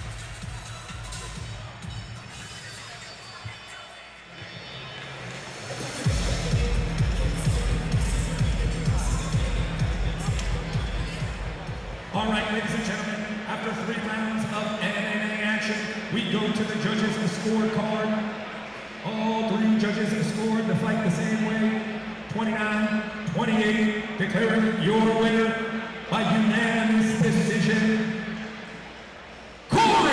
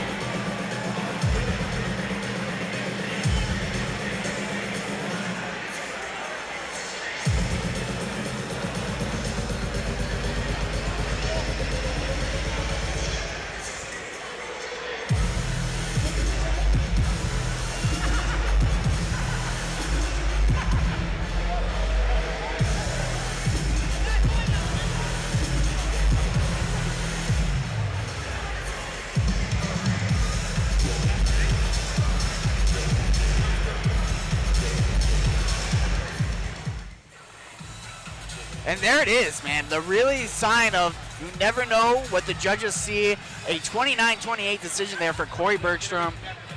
What a crazy fight. What do you think about that? I had it going 29-28 the other way. I could see how it went both ways. And Right, either now way, I'm close wondering fight. if what you were saying was true. Yeah. Like, he slipped, but they wouldn't have known that, especially because one of the judges' backs was completely Yes. to Amadeus. You never know. I mean, we got to clearly see that a punch didn't really connect on that, more just slippery. But I will say I found it interesting after that, quote-unquote slip, Amadeus Lopez seemed a little off. He did seem a little off for the rest of the fight. Maybe it was just Bergstrom gaining some confidence and, that he fell. action. Next, making their way to the Maximus cage, Muhammad Zain. Moving right into our MMA fight. But yeah, Lopez did seem a little off after that smaller slip. But I could tell if it was fatigue, and then we had a low blow. it was a great way to finish out. I mean, I loved that fight. Great fight to watch for us. And I mean, horrible to be the judges in that one. I always love doing our job, Bob. It's much easier to talk about it than actually have to score it. You know, there's been a couple fights so far that I would have gauged going the other way, but that's also MMA. That's also why it's so important to do your best, get the finish, or at least make it decisive for yourself. Yeah, I mean, 3 fights. 3 of our fights so far were determined by 1 round, 29-28 scorecards. So it really is that grit and discipline in those last final rounds and last final minutes of what are you going to do? Well, that's the thing, is we haven't had a victory yet that went to decision that was clear, decisive, that was like, oh, he for sure win. It could go both ways, which is good. It means that we're seeing good action. Yeah, great, man. That means great matchups. Right now, getting called out is Muhammad Sami from Ryzen One Touch. 0-1 so far in his career, and he's here to turn that 0 into a win. He's here to prove himself here on the Maximus stage. Last fighting on Elite Fight Night 26. That was back in February of 2025. Yeah, so he's taking a little over a year off, honed his skills a little bit, and we'll see how See how that he progresses. does on that, yeah. And then like we said, we're going to be stuck on MMA for a little while. I sure hope we see some jiu-jitsu. Yeah. And now making his way to the Maximus cage, his opponent, Luis Flores.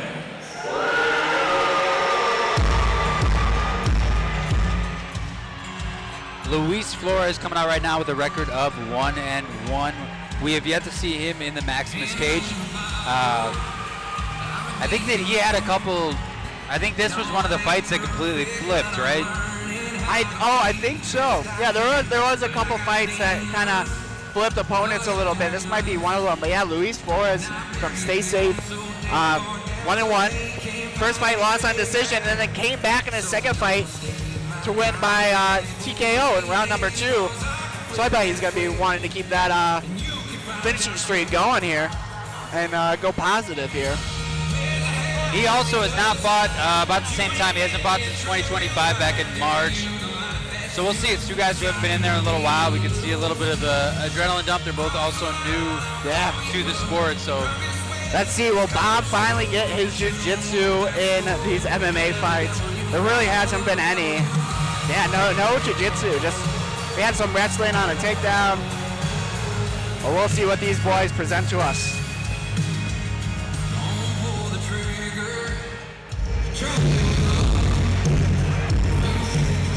Ladies and gentlemen, before these official fight announcements, we want to take a moment to thank some of our wonderful sponsors for tonight's event. Clean Eats Kitchen, Amador Construction, Select Roofing and Gutter, Frito's Culinary Kitchen, the United States Air Force, Rufus, Mike Wright, and Casey Rios Funeral Home. And of course, the lovely Compass Arena for hosting this Maximus 19 event. Now, we're ready for our next MMA bout of the evening. Introducing first, fighting out of the black corner. He stands 6 feet even, weighing in at 170.8 pounds. Comes into tonight's bout with an amateur record of 0 wins and 1 defeat. Representing Rising a one-touch gym, Muhammad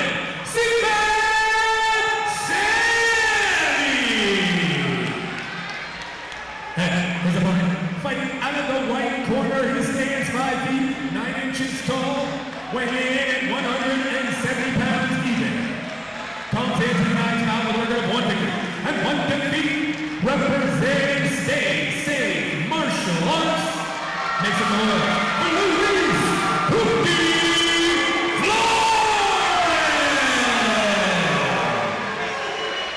Bringing 3 rounds and MMA scheduled for you tonight. Your referee in charge once the cage door closes, Mike Sin.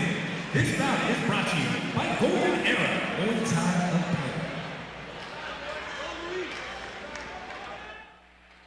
here we go, back in some MMA action, 170 pounds. Yeah, right back into it. Got some more guys here ready for our MMA action. Let's see how this one starts. Like you said, still, right into the takedown. There we go. There you, Oh, the nice beautiful movement sweep. there. Flores with that. That was impressive. I like that. And then Sammy back Yeah, now. he got him with a knee. I wonder if it hurt. I wonder, does he have? No, that's not yeah. Those are hard to get, the guillotines. So Muhammad's kind of using it to step over, which now it's lost. Oh, Luis Flores had a lot of fans in here. Oh, yeah. You could really hear it whenever he was cheering. As soon as they called his name out, you could tell. So Luis Flores, his last victory was by Kimura. He was trying to go. You could see him playing with the wrist over there whenever. So settling up now, they're in half guard. Muhammad up on top. Luis Flores' corner went heavy on the Vaseline. Yeah. Try and make him nice and slippery for some of these movements here. Get moving out of there. Sammy's got to trying to progress through this. But Flores has trying to get things of his own going. So exchange a few punches here. Still in the amateur portion of MMA, so still 3-minute rounds here. Muhammad's kind of bringing him up to the cage, limiting Lewis's movement. Great display of both guys so far from Jiu-Jitsu. It's not like you see one guy's able to dominate someone else. These guys both. Oh, he's throwing up a triangle. And it. Oh! Muhammad's he's got his head back his into posture's up. He's safe as of now. We'll see if Lewis tries to switch it up to an armbar. Wow, that was quick. Use it that to was get the side control. Lewis throwing some heavy bombs from the bottom, though. Oh, it goes right. What a nice little Muhammad change going directly back for it. Which is, he did it before. I mean, as soon as they touched gloves, he went for it and trying to control it now from there and pass through. Muhammad's got Lewis's legs kind of tied up there, which it's hard. You can't really. Super frustrating to be in, and he's kind of got him tied up like the Russians kind of do, which come a little more prevalent in MMA over the last few years. Now back to their feet. And again, he's going to be relentless with the takedowns. And, I mean, if he could get him, I would keep going for him, too. But Flores is able to get his underhook. Nice defense there. Yeah, the problem with that is it becomes draining on your end. Just constantly going. Oh, that teep came up quick and high. Sammy being nice. Yeah, that one was a little bit easier to see there from Sammy, and good defense from Flores. Flores looks like he's got more of the energy now. Muhammad's leg reach is unreal. Yeah, that was actually that to foot have comes legs up like quick. that. I'd kill Alec. And he's really just lunging now for some of these. His energy on these takedowns has really gone down, but you got to be careful. He's just so long, and that foot comes up so fast. Yep. Well, he set up a couple of those takedowns. But he was setting up with like leg kicks, which is not the best way to do it, but man, he was relentless in the beginning. We'll see if he comes out. Yeah, those were great ones in the beginning. As soon as it kind of started, he dove right into those. Great technique as the round kind of kept progressing. Got a little bit more tired, lunging into that. A little easier to see. Flores had great defense when he was backed up against the cage over there. Had got that underhook in, turned him, sprawled him to the ground, and tried to kind of go from there. Muhammad Sami just looked a little bit more tired in that, as Flores still looking fresh. It's a little surprising. Muhammad's kicks look great. Does he not trust them, or does he's just pushing the takedowns so hard? I mean, that's where he wants to be. That must be where he's comfortable.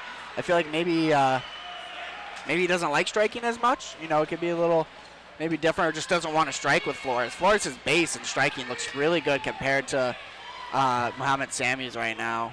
I will say that. You can just see Flores just has a nicer base and looks a little bit more like a striker here, as Muhammad Sami's just kind of letting those feet go and keep that distance and trying to set up for a takedown. Ooh, big punches there from Flores. And Lewis pushing getting the pressure built up on Muhammad. Muhammad kind of, the way that Muhammad's going for the takedowns, it's going to limit his ability to take down in that same style that he was doing before. Muhammad needed distance. Yeah. The more fatigue, Yep. He gets desperate on these and just tries to go for it, but Flores, great defense there. We'll see. It looks like Lewis might be setting up for a dart stroke here. Hard to see from this angle, but it looks like he's setting up for it, and he's going to switch to a guillotine. Got Muhammad behind the cage. Oh, and he taps. Luis Flores gets the finish here in round number 2. What a way to finish that off. He definitely made Muhammad Sami uncomfortable with those strikes, and then whenever he desperately shot at the legs, was able to finish. Getting a second victory and a second victory in a row via submission. The crazy thing being, like, Lewis or Muhammad was going for the takedowns all the time, believing in his jiu-jitsu. Just it took and one he had great opportunity control for in that Lewis. first round as well. He was trapping the legs, like you're saying, passing pretty well. Had good defense on Lewis's transitions. But yeah, it came out, and that second round adjustment did well for Flores for sure. Showing the replay now. It was quick, man. Yeah, he had him against the cage. He kind of used that cage. He hurt him prior to that, so yeah. Back to Brandon in the cage to make this official.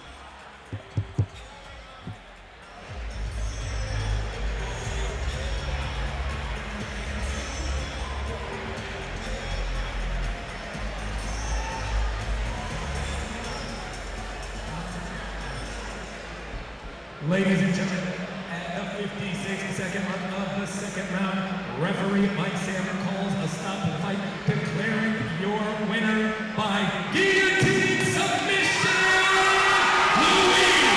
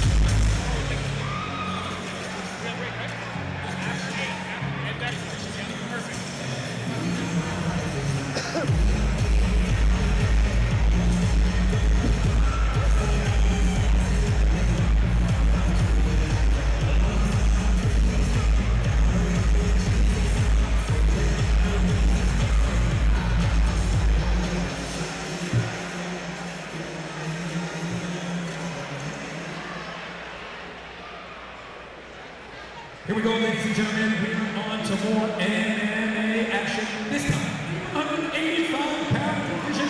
First, making your way to the Maximus cage, Angel Hines.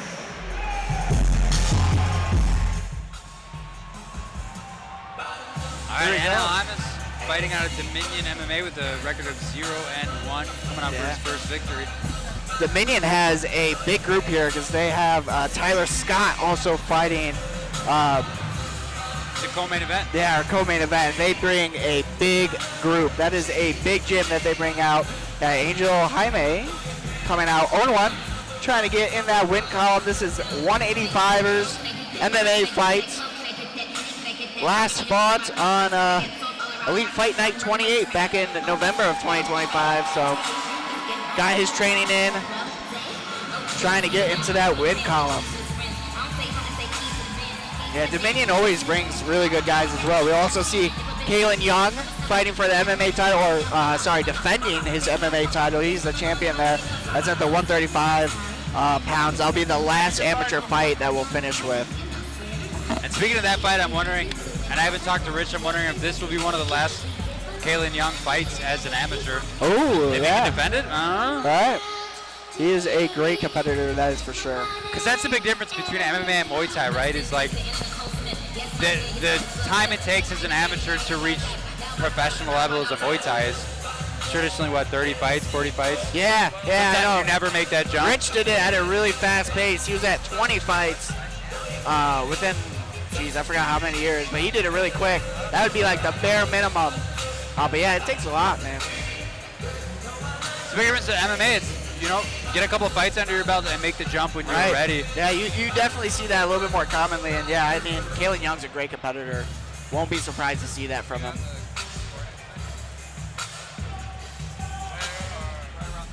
And then he's going to be fighting Jeremiah Lawson out of Warriors Evolution MMA with a record of 1-1. This is at 185 pounds, so these are about the biggest boys that we're going to see tonight. Throwing down here in the Maximus 19 cage here at the Compass Arena. Way to the Maximus cage, his opponent, Jeremiah Lawson.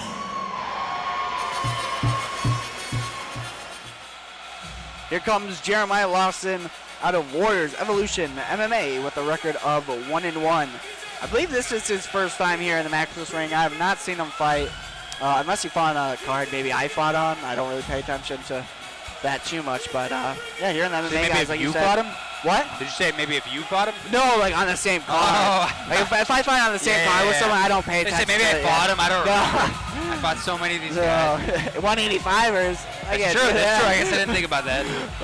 No, if it's a card, I don't really pay attention to the rest of the card. We have not seen him fight. He's fought for Matador. He's fought for Total Fight Challenge as well. 1-1. Yeah. We've seen both times gone to the judges' scorecard. We will see if that changes this evening. Yeah, I feel like for 185ers, that's pretty uncommon, especially here in the amateur aspect. We see a lot more finishes, especially in the first couple of fights, just because, you know, level is different, especially in terms of training. Like we have someone like that we were talking to earlier, Alex Sotelo, who was training for 2 years before his first fight. For sure. And then you have other guys that could be training, you know, 6 months, a year.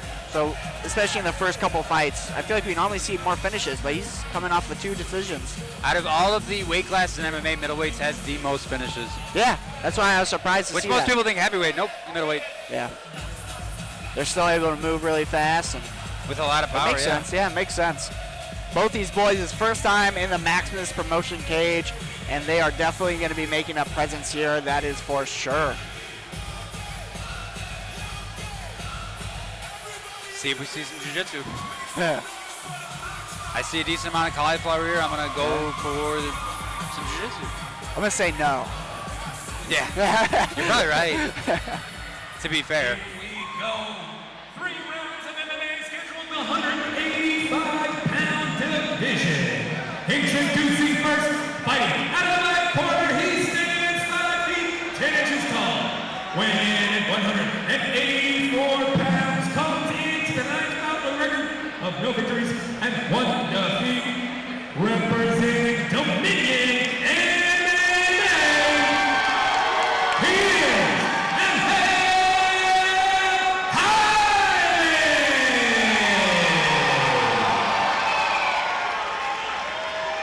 and his opponent, fighting out of the right corner, he stands 6 feet tall, weighing in at 185 pounds. He comes in tonight's bout with a record of 1 victory and 1 defeat. Representing Warriors Evolution MMA, he is Jeremiah Lawson. 3 3-minute rounds of MMA scheduled. Your referee in charge once that cage door closes next in. This fight is brought to you by Sunrise Solar Solution. You hear the sponsor, great sponsor. Great That's sponsor. a great company. One of the best that there is. Here we are, about halfway through. This is fight number 8 of scheduled 16 here at Maximus Promotions number 19. And these boys are starting off, like you said, middleweight MMA. Highest rate for RKOs, and I have a feeling we are going to see one today. I wonder if you hurt him a little bit there. He's backing up. Try to go for a takedown there. I mean, we could hear whenever Angel Jaimez was called, just the roar of the crowd. Dominion brings a crowd. Yeah, Dominion has the most fighters on this card, only followed by Maximus. Right, yeah. They're bringing a good presence here, and they bring great fighters. Ooh. Jeremiah almost getting caught with that there. Trying to hop in. We see those It was takedown attempts. close. They're brewing. Yeah. They are brewing. Trying to get them going, but these guys are moving pretty quick. Yeah, so the difference between this fight and the last bout is he's picking his timing. He's not just shooting in. Right. He's He hopping will in. connect on it. Yeah, when either of these boys connect, it will be a little scary. I mean, they are, you know, trying to get out of the range. They're standing in front of each other a little bit more. There's Lawson with a nice right hand, but at least Lawson I see a little bit more. Ooh, little misstep there. Lunging with most of these, like he really kind of hops in and commits to these punches. One mistake, he could pay a lot. big consequences if Jaimes is able to capitalize on that, that's for sure. Little leg kicks here. Leg kick there by Jaimes. Yeah, the shin against shin. I see that more with MMA guys. They kind of aim for the shin up kicks, not committing on their low kicks, which makes perfect sense because of the takedowns. But Jaimes already has a little bruising on his at that point, left leg. Lawson playing the back foot here, but doing pretty well, back and forth. These boys are really picking up their shots. Nice little mix of the levels. Jaimes is kind of doing the same thing, kind of picking big shots in the beginning, not setting them up as much, trying to throw these big looping right hands. I'd like to see him work with his feints a little bit more, like that. Set up that jab, into the overhand, and it was an inch away from connecting. Lawson trying to kind of connect him. He's also like going for the takedown a lot, right? So as he's doing that, he's not setting up. Big right body kick there by Lawson, setting it up on that back foot. What I was saying, he's not setting it up enough in order to get the takedown. Right, yeah. He's not keeping his opponent guessing at all times. And as we're seeing, we've seen 3 failed takedown attempts. Yeah. Lawson's doing well fighting off that back foot. You know, getting out of the way of these devastating punches. Ooh, another big right body kick from Lawson. He's showing a little more feinting, though. Oh, he kind of fell on that takedown. That would have been a good takedown. Jaimes capitalizing, getting to the back. He has no hooks in, but he's going to take his time. But with only 10 seconds left, it will be not enough time. No, not to work anything. But Lawson could have had a good takedown there, but he slipped a little bit on that takedown. Kind of interesting movement there, but it was also interesting in the end that it would almost look like to the judges that Lawson was controlling. Yeah, right? yeah, he finished on top, right? Yeah, that is true. He did, so technically. He lost the takedown. Yeah, that was finished up on top regardless. He was trying to get his back taken. So he got the back take really quick. He did get there, but just forgot his hooks. No hooks, and he was just kind of left stranded there, getting sat on a little bit. Yeah, what I was saying is Jeremiah Lawson's doing a great job backing up, making Jaimes miss, and then capitalizing, which he was missing on his punches, but really found that home for the right body kick that was landing not once, but twice so far. And we could hear that smack. And we had some blood coming out of the nose of Angel that I didn't see until he walked back to the corner. Oh, yeah, I didn't see that either. I think it was from the end there, maybe getting sat on. I didn't. I don't know if he was on his head or not, man. What a terrible way to get a nosebleed. I know. Here we go, round number 2.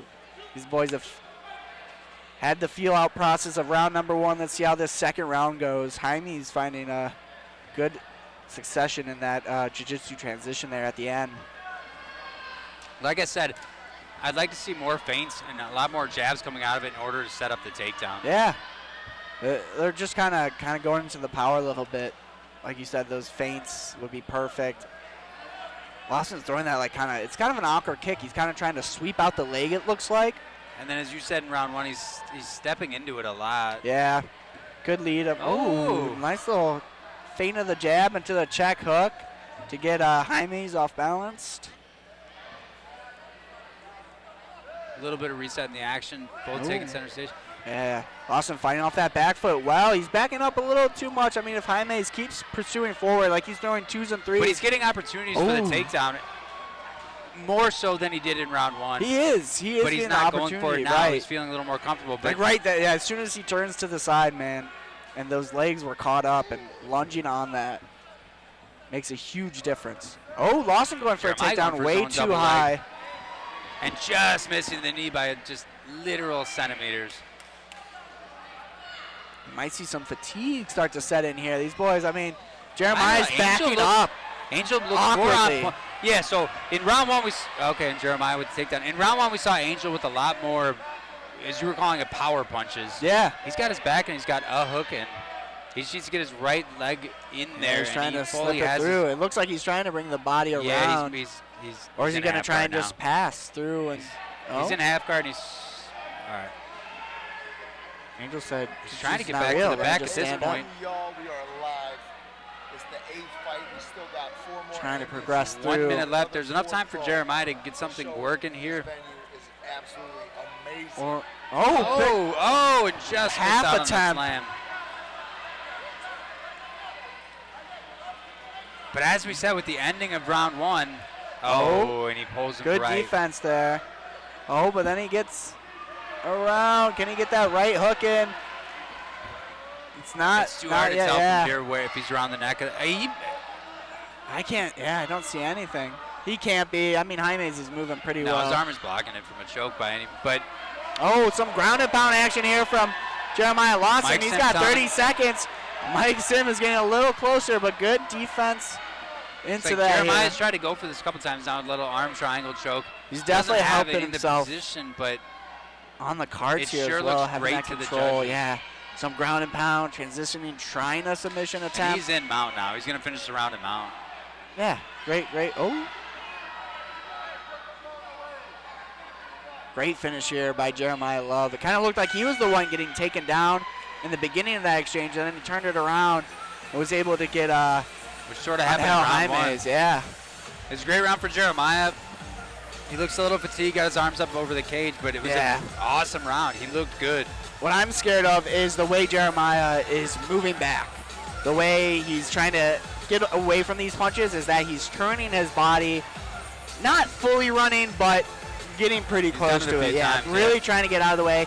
And if Angel Jaimes just keeps pushing it forward, set up with like 2 or 3 punches, just kind of throw him out there and just keeps progressing forward with his punches, he will end up catching him and putting him down for sure. But that just comes with time in the gym and learning to not do that, not turn away. As well as some conditioning too. I mean, this is round number 3. They've had a great battle so far of striking, jiu-jitsu. These boys are putting up a battle, so I know it's tiring in there, that's for sure. We saw Maximus 16, a Muay Thai fight, get stopped completely for the fighter turning the back. It was blatant, it was bad, but yeah, I mean, you don't ever want to turn your back to your opponent. Ooh. Coming off strong. Like we said, we've seen a lot of these fights coming down to 1 round. Will this be one of those? The first round was pretty close, but Lawson ended pretty well. I would give it to him in the opinion, but let's see what Jaimes could do here in this 3rd and final round. Coming up with some power, has Lawson right against the cage. Unable to progress Right there. Ooh, Big right hand. Lawson almost just walked right into it.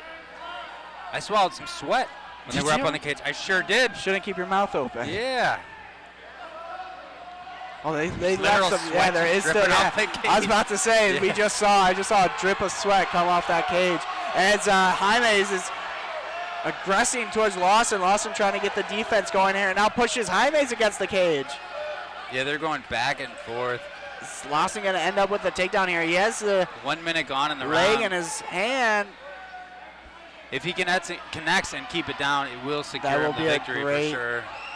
Great game plan here. As if he's got the takedown, lands up top, and Goes he's past the directly guard. into mount. What a great position here for Lawson. He has a lot of time. Scorecards in his favor. Great positioning. What is he going to do here? Jaime's trying to escape out of there. Lawson's got his... Yeah, Jeremiah's kind of just bullying him and keeping him down, trying to get his shoulders back on Again, the mat past the as guard. he gets it. He's just going to stay on top of him. I mean, he's got the scorecard in his favor. He's got the control. He could sit here and breathe for the next minute if he wants to. He's just but pressuring on it top. might be a finish. He's won and lost by decision. Does he want the finish? Just be complacent with the win. Like you said, this was the best position he could have For landed sure. in. Yeah, he's giving him that arm, and Jeremiah can kind of take it and go for an arm bar, but then, okay, so And now he's he's got the back. He's going to try and get the choke in. Oh! He might get it. Looking uncomfortable. He's Got it. tapping in the finish for Jeremiah Lawson, getting the 3rd round finish he so necessarily wanted. You can see him breathing. He left it all out there on that It's cage, crazy. man. He didn't look fatigued, and he was literally just digging deep to get it. He was, man. What a great... So some emotions there from Angel Jaimes, man. He wanted to get in there and compete. But man, Jeremiah Lawson showed some great composure there. That was an awesome victory. Rear naked Moves choke. on to It 2 almost and looked 1. like Angel Jaimes was going to try and stand up, Yeah, that is what he was doing. Yeah. but it was just too deep at that point. He just Yeah. lost all his power. At to be that able point, to he do used it. all of his energy to try to stand up as opposed to hand fight and get the hand off or protect one of, grab one of the arms of Jeremiah. He just didn't do that. It just Yeah. comes with, again, like we said, just time in the gym. I mean, still, what a great fight between these guys. Jeremiah Lawson able to come up with the round 3 finish here. Great display, nonetheless. We're getting halfway jiu-jitsu. through. I was complaining, Yeah. and now we got it. We got the A good jiu-jitsu. one, too. I mean, back-to-back good ones. Even Muhammad Sami, that one, and Flores, both those guys kind of going back and forth with takedowns, progressions. And then this one, I mean, even better, I would say, with Jaime's and Lawson really progressing forward, getting those takedowns, finishing with another submission. So here they are to make it official. Ladies and gentlemen, at the 2-minute 20-second mark of the third and final round, referee Mike Sim calls a halt to the action, declaring your winner by rear naked choke, Jeremiah Lawson!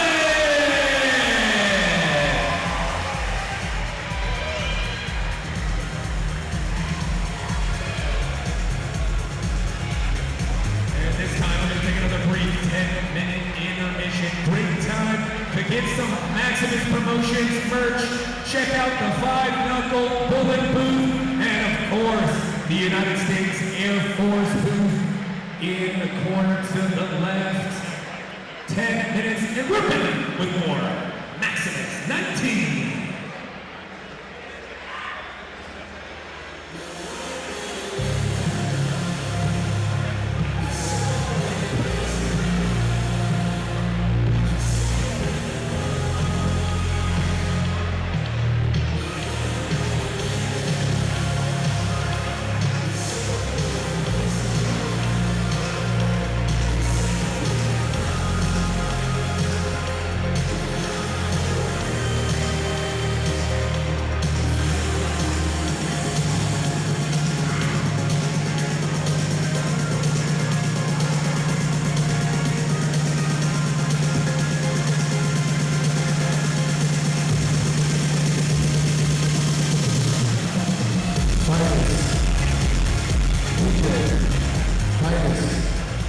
Titus Maximus Abraham, please come to the cage.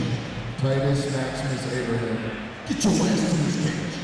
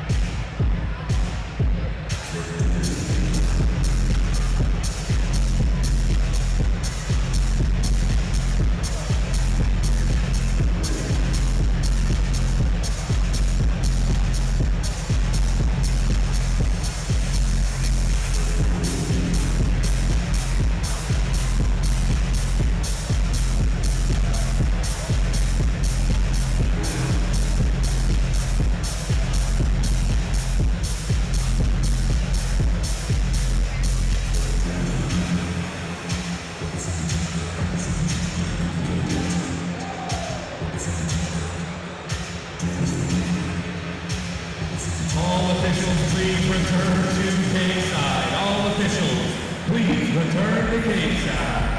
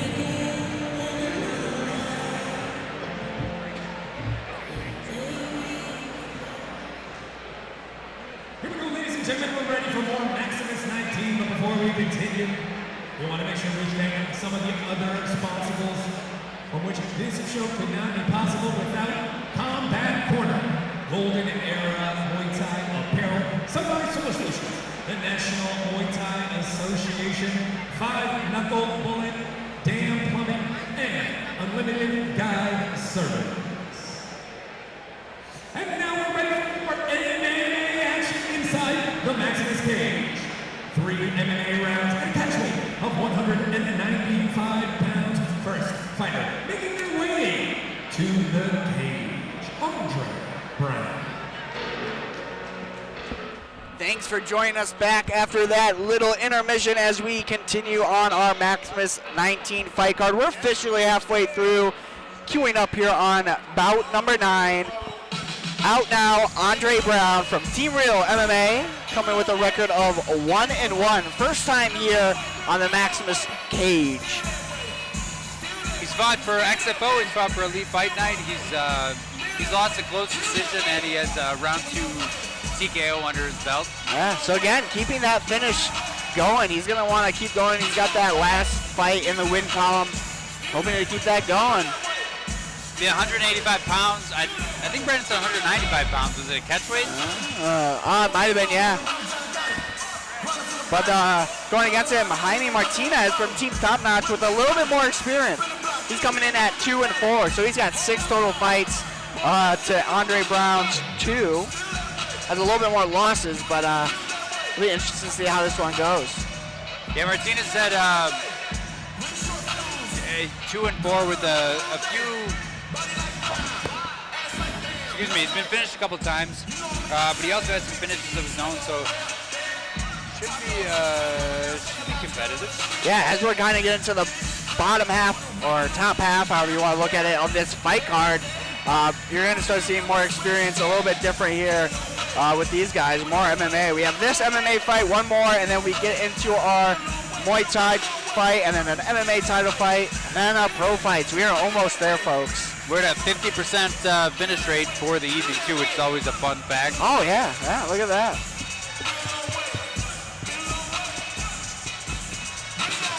Really making sure they get that Vaseline going here. For sure. And then coming out of Real MMA, I would expect to see some good jiu-jitsu going on out of this one as well. Yeah, definitely. Maybe I'll see 3 finishes in a row. We shall see. Yeah, last 2 by subs, man. That's been your jiu-jitsu dream is coming true. You're getting some good jiu-jitsu movement in there too. It's a lot of fun. They mixed it up really well between their striking and their ground game. They do really well at that. Entering the ring is Andre Brown, ready to get it going here at Maximus 19.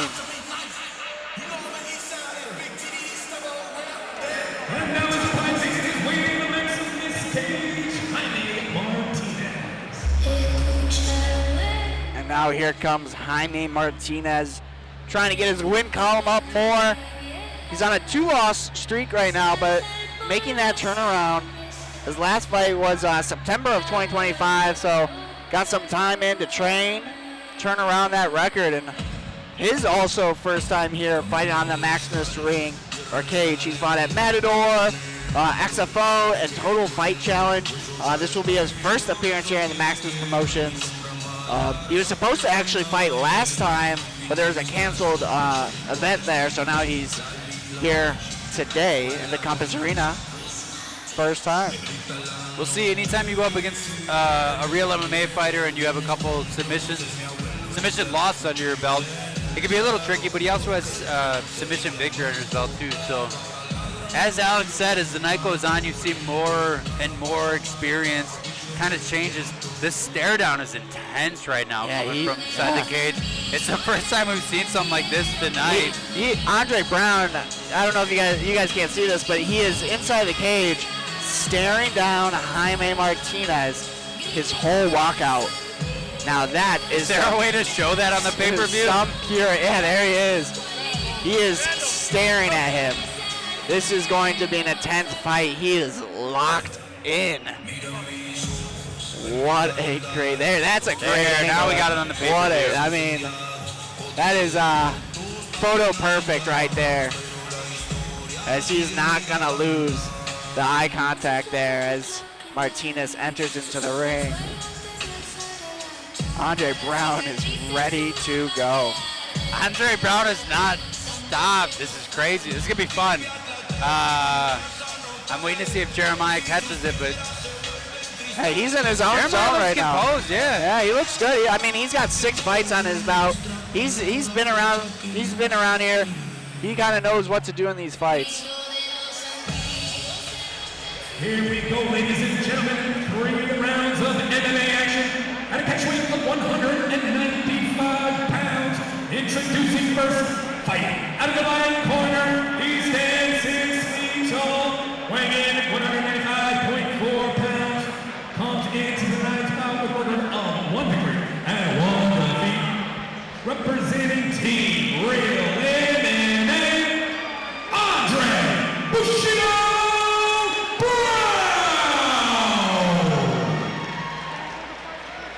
His opponent fighting out of the white corner. He also stands 6 feet tall, weighing 195.2 pounds. He comes into tonight's bout with a record of 2 victories and 4 defeats. Representing Team Top Notch, he is Jaime Martinez!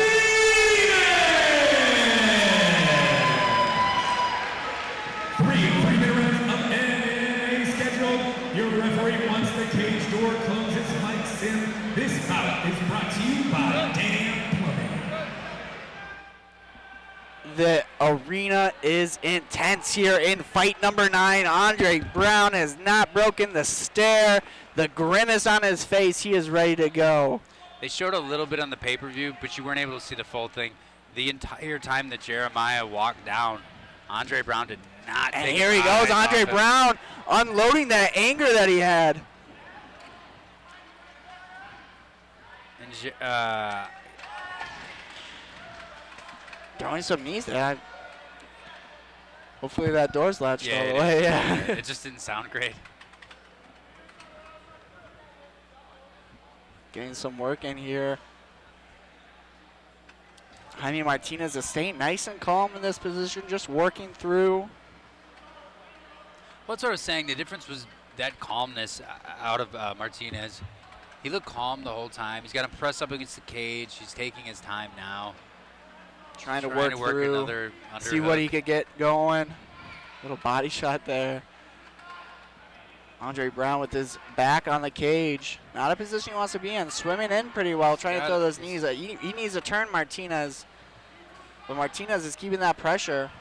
Martinez is trying to throw in a guillotine, but the position that's too awkward. tough. Martinez pushing the hand off. Trying to throw, nice little quick knee there by Martinez. Back at it. Yeah, by his own knee. Right back at you by Brown. Ooh, big right hand there. Go with a smile out of Andre.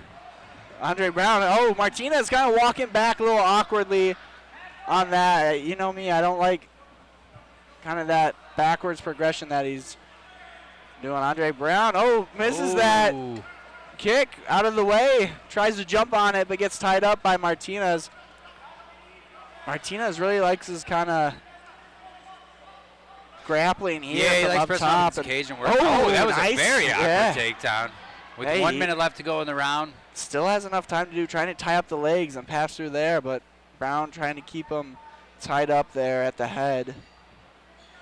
He has a halfway, not going to stay guillotine approach. Or, no, he's...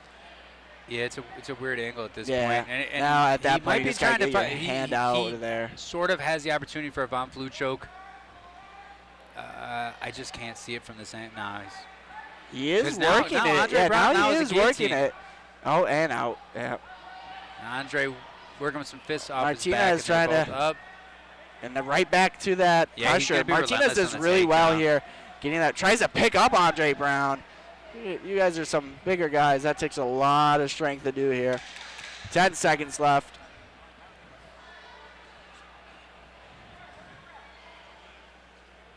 I mean, Martinez just been applying this pressure, keeping Andre Brown with his back against the cage and not letting him do too much damage. Yeah, it looks good in the judges' eyes. Although there was a couple opportunities there that Andre had a guillotine kind of going for a minute, so it's hard to see how the judges would see that. But Yeah, I mean, do you really consider that full control of the whole fight? I know some. No, I don't. Yeah, But I it depends on the judge don't. sees. Yeah, I don't. We never know what the judges may be thinking.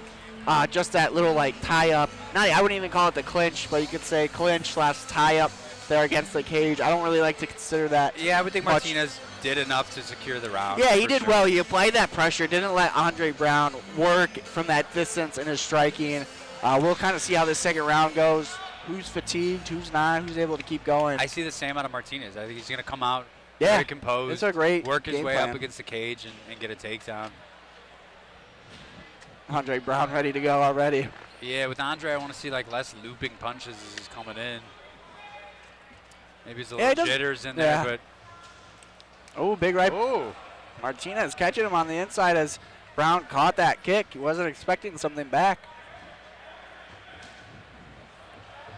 There's the yeah. awkward footwork there Alec from loves it. Martinez.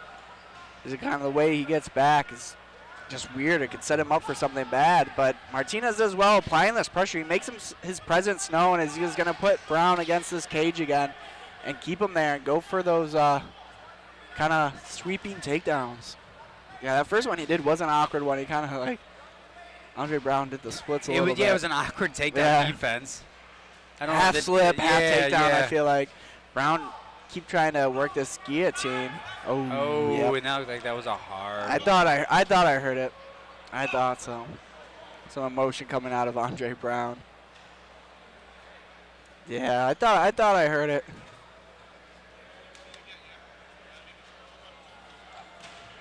Martinez, Martinez is down. He's Yeah. hurt a little bit.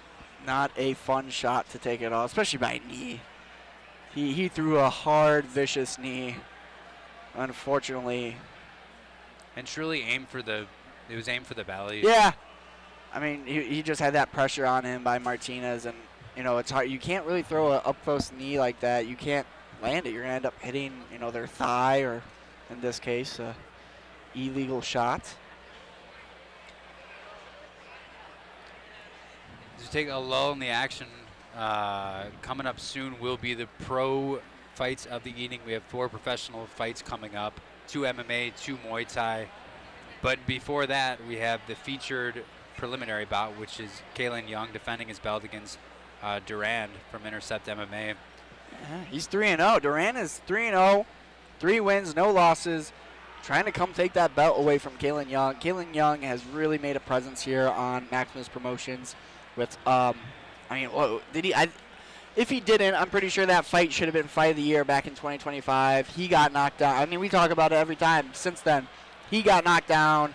He knocked down his opponent. I think he got knocked down again.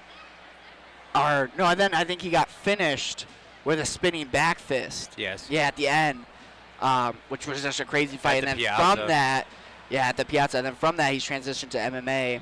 I think that was his last Muay Thai fight, or it was a kickboxing fight, and then went into the MMA bouts and really found a lot of success there. Yeah, he's jumped around a little bit between Maximus and Gladiator, and now back to the last 2 bouts have come from Maximus with 1 win, 1 loss. He does have a 100% finish rate for wins. 4 wins, all by TKOs. But yeah, as we were saying to open the pay-per-view, that is the fun thing about Maximus that we've gotten to experience is watching guys come in and kind of build names for themselves. Now, Kalen Young was at the top of the opening the prelims 2 years ago. Yeah. And now finishing off being the featured bout of the prelims. Getting to the point where, like we said, will it be time to make his professional debut soon here, which would be fun. Which is also the fun aspect that Maximus now has amateur and pros. It's not like you're just at a standstill or a plateau like, oh, I'm pro now, what am I supposed to do? We have that, and it's a great opportunity to just even advance further down this fight game right here in the Midwest, Chicagoland area. It's one of the things I've asked Rich about, like, will the future of Maximus be professional only? And he just didn't answer me. No comment. So I have no idea. Because I do love, the aspect of bringing these fighters up. Starting from, those first couple of fights we had. First ever fights that they're having here on the show. It is great to see that progression that you were talking about, which could 100% fall under Kalen Young. Starting here as he had his second fight ever here on Maximus Promotions, and now down the road, he's one of our champs. And can't we see him on the pro field? For sure. As we have Jaime Martinez, after his. It was a very, very that was a long, hard yeah. low blow. Yeah, it was. I would have taken break. the full, what is it, 5 minutes? Yeah, I would have Yep. been taking that full time too. That was a devastating blow. And Mike Sim giving the warning to Andre, who will Yeah. not give him another warning. Yeah, you only get From one. his Makes words. sense. So here we go, resetting the action with 2 minutes and 5 seconds left to go in round number 2. No, another big knee. And As yeah, Martinez takes him from one end of the cage and plows him against the other side. which is what he's done well the whole fight, which is a good game plan. Yeah, it He's really gonna is. work here He's for a been little doing bit. well He's with going to it. go for a takedown. I mean, He's throwing some inside Oh. knees that are also getting yeah, close. those are getting low too. He's trying to get some revenge on there. Andre Brown just not really able to fight out of this clinch / tie up that he's in.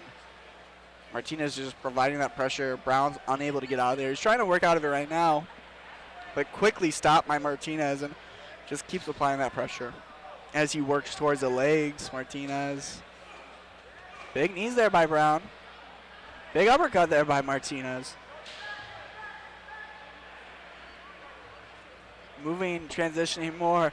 Martinez just tying him up, keeping his presence known. Shooting Going a for that leg double. here. And then Andre again goes for that. Oh. It's He starting to work could. now. He So could. anytime He that- had his. Oh, no. Yeah, anytime that Martinez goes for that double leg, Andre shoots down for the head and tries to get a guillotine. Yeah, I mean, if worked Martinez, that time. yeah, if Martinez is going to go for the double leg, I feel like he has to be a lot quicker with it than how he's been doing it for that reason alone. As Switch Brown to a goes to a single single. leg for himself, unsuccessful. Martinez right back, got Brown up against the cage, going for the single leg. That's where we see more success, but none here. Oh, That was a weird head movement there from Martinez. Oh, but he comes back with some strikes of his own. Going on Andre Brown. And Catching Andre he Brown. is hurt right now. He is genuinely hurt. 10 seconds left. But he's throwing his own. Oh, risky head movement there by Andre Brown. What a way to finish out this round number 2 after a 5-minute break. Andre Brown, again, like He the fight loves star, it. just walking backwards, staring him down. I mean, he got caught. He got did. caught. I mean, I definitely think this. I think this kind of gives the advantage to Martinez a little bit, just with the overall fight aspect. He has been kind of going. The fight has been going at his pace that he wants it to. Yes. He's been able to control when he wants to go. He'll go. If he doesn't want to go, he'll keep you against the cage, take a little break, do what he wants.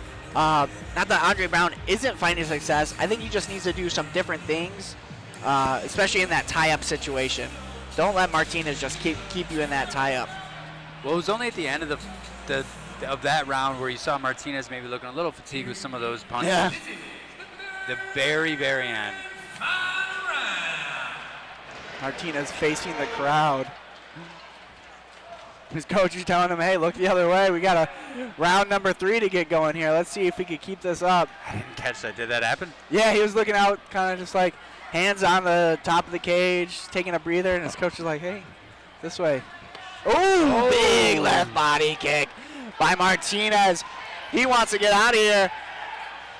Andre come back. He fist found of some his success own. with those striking in the end of the second round. He wants to keep it going. Andre Brown standing with him, ready to Right in bang. front of us as Andre connects.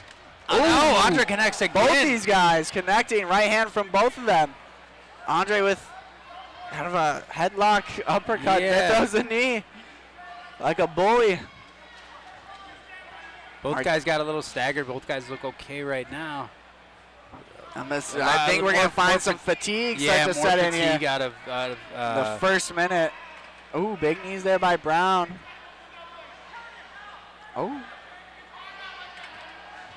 and Nice Andre used by it to his Andre. advantage That to was get a the great little takedown. move there. Directly into side control with some. Like I said, he had to ground try pound. something different to find some success, and that's exactly what he did. He had like a underhook, kind of just plowed him over when he was trying to lean over to grab the leg. Andre's trying to trap that far arm Yeah, I mean, And Martinez's corner is telling him to get up. He does have to get up because this is not a good way to finish out the final round of the fight in such a close battle. Yeah, I think fatigue is kind of setting in for both guys here. As Brown is just pounding from the top. He's throwing these strikes. Martinez has nothing to do but to block. Yeah, at this point, you got to see some defense out of him. Try to get off his And back, left. try to work it a little bit. The reality is how did you score round one? Round Yeah. two, I think, was a little more decisive. Yeah. Um, Brown being relentless here with these strikes, keeping Martinez on the ground. Now, this is really dominant control here. it is, By but Brown. you want to see a little more anger out of Andre, Yeah. like we saw on the stare down. And Use so- that, yeah. and some better movement of the transition here. He kind of seemed to just be like, I'm okay with this side control or in half a little bit. Like, instead of trying to move out of it, I feel like he can easily he's in get half this guard right now. leg out and progress. I think But it's just fatigue. yeah, from both these guys. With Last 15 final seconds moments. left of the final round. Andre Brown's got him in a great position. Last 10 seconds. Coach calling for a posture and finish. Looks like we're going to I finish think here he's with just Andre on tired. top. Great way to finish here. What a great fight between these two. Both these guys really laying it all on the line here. I do think that I would have scored the first two for Martinez. Which I would too. I agree. And the third round was decisive, but it wasn't overly decisive It will- to call for a draw or anything. Yeah. So Who knows? We might see our first split decision. I think it's going to be left up to one round for sure. But I definitely agree on your scoring aspect of that. I think Martinez did do enough of pressure and control within those first 2 rounds to secure it. But we'll see what the judges think. I think we could have seen a finish out of Andre if he had a little more gas going on, but he Yeah. was just so tired. That would have definitely helped him out. But don't leave it to us. Let's see what the judges have to say about it.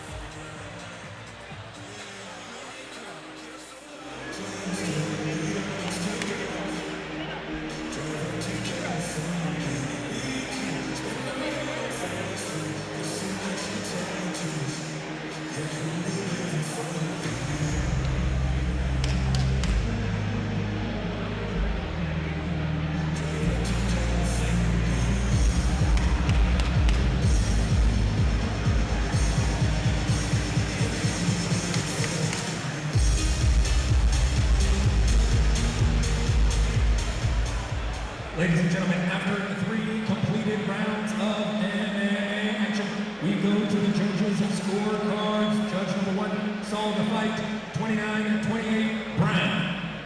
Judge number 2 saw the fight 29-28 Martinez. And judge number 3 scored the fight 29-28. Giving your winner by split decision to the black corner, Andre Bushido Brown!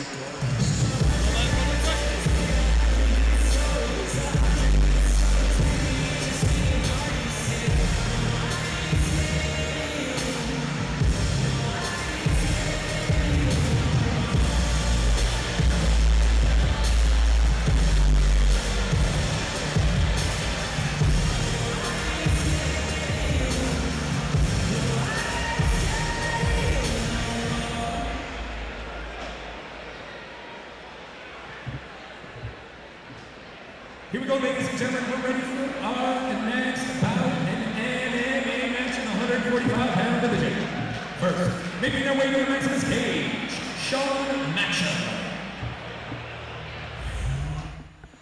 And there we have it. That was our first split decision result here on Maximus 19. A very interesting decision, but like we said, we knew it was going to be a close fight. Great fight between those two. I wonder what round they.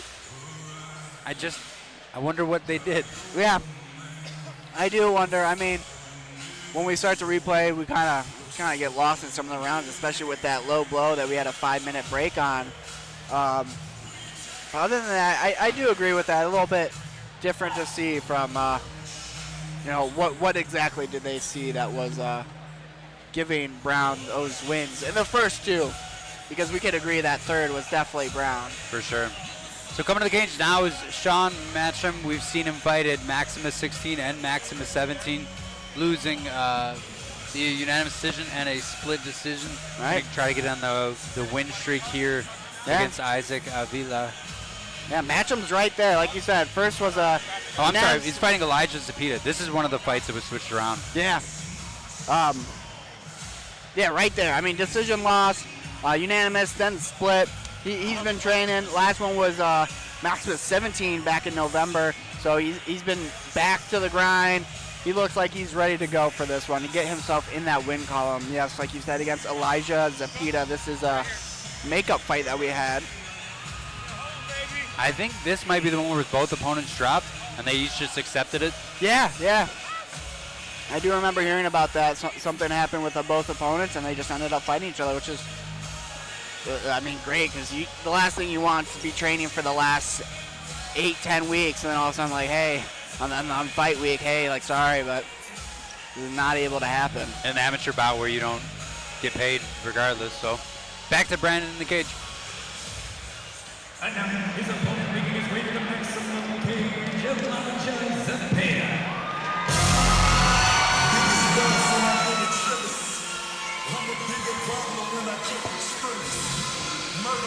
Elijah Zepeda, 0-0, making his debut, as well as obviously his Maximus debut. With a huge reaction from the Rufus Sport team. Yeah, they got a crowd here. Or it might is just for be, sure. oh no, it's a big crowd, never mind. Oh, yeah. It might be a couple people, but no, it's a big crowd. Great to see that. That I guess traveled out for. This as well at 145 pounders, MMA fight. This will be our last MMA fight. We're going to take a little break, do some Muay Thai, and then we're right back into it with the MMA featured bout in the prelims. Yeah. And then once we hit those bows, we're going one of each. MMA, Muay Thai, MMA, Muay Thai.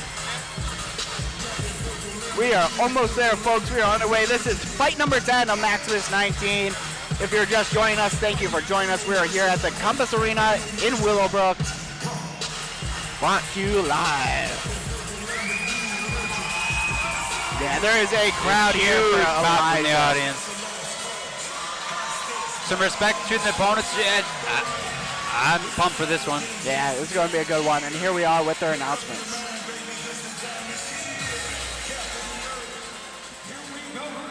Our next bout of the evening, 300 round scale in the MMA 145-pound division. Introducing first, fighting out of the black quarter, he stands 6 feet tall, weighing in at 145.4 pounds. He comes into tonight's bout with a record of 0 wins and 2 defeats. Representing Chicago Fitness Center, Sean Mix and Matchup! And his opponent fighting out of the white corner, he stands 5 feet 9 inches tall, weighing in at 144.6 pounds tonight. Makes his MMA debut, representing Rufus Sport and MMA style. He is Elijah Zepeda.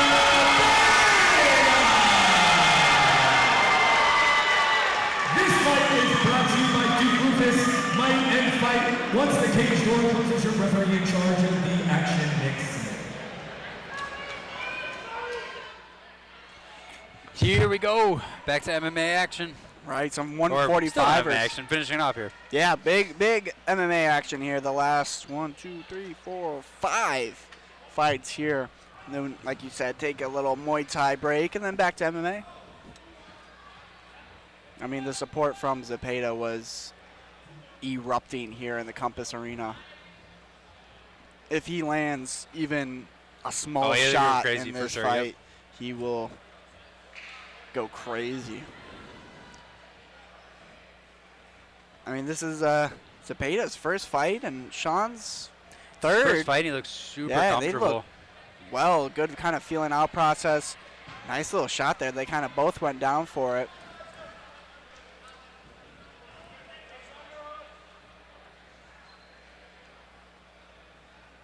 Again, back in this little tie-up area. Sean Matcham has a interesting kind of cross-check guard like I would see in Muay Thai. Well, that's what I'm wondering if his Muay Thai experience under his belt, which kind of would lead to him Yeah. looking a little comfortable in there. He was comfortable. Yeah, he walking was that out little here, cross-check guard of like that I would do in Muay Thai for sure. Just I don't know if I would suggest it here in the MMA aspect. We're doing pretty well here in the tie-up, trying to see. Zepeda has a match him on his back against the cage. Zepeda's Some just hand trying fighting. to get him off balance and get the takedown. He has the Got double connected. leg. Oh, and Sean right back Matchum's up. right back up, trying to toss him. Going back down to that double leg. Matchum trying to get his hands under. And he Nice secures takedown. it. Inside control now. See what he can do with it from here.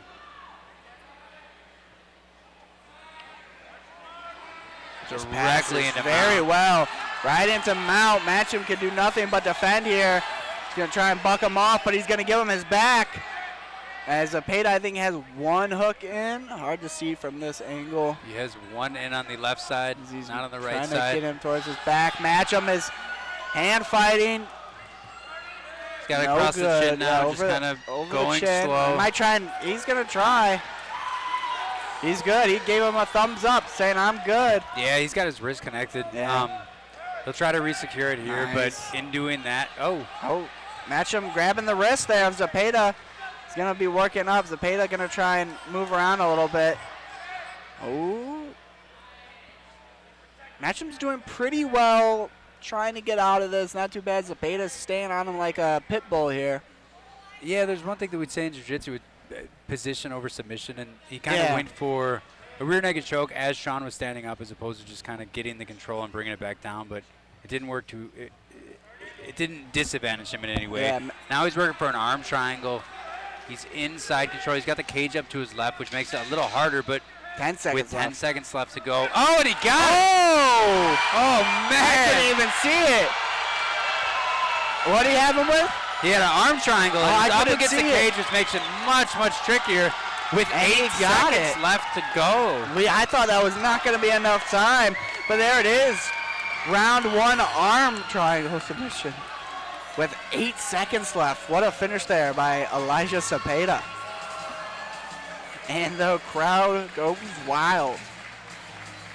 And Sean was doing good stuff in there, and it's unfortunate for him, but I'm sure we will see him again. Yeah, unfortunately On to the moving next to banner. 0-3, but he was doing really well in those transitions and trying to defend and get that positioning. But unfortunately, there's not much you could do when you get a good submission on you. He popped up a couple times. It looked good, but into Brandon in the cage. Ladies and gentlemen, with just 7 seconds left in the very first round, referee Big Sim calls a stop to this fight, declaring your winner by arm triangle submission, Elijah Easy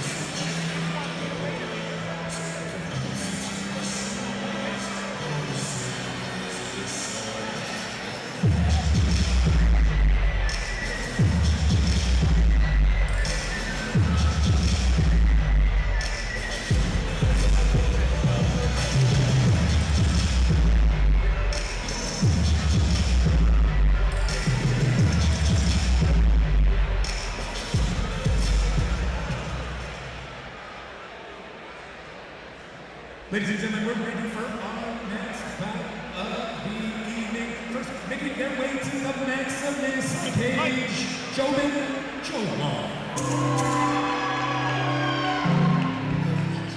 Jobin Chowan making his way up here right now with a record of 5-2, fighting out of Ronin Training Center in Ohio.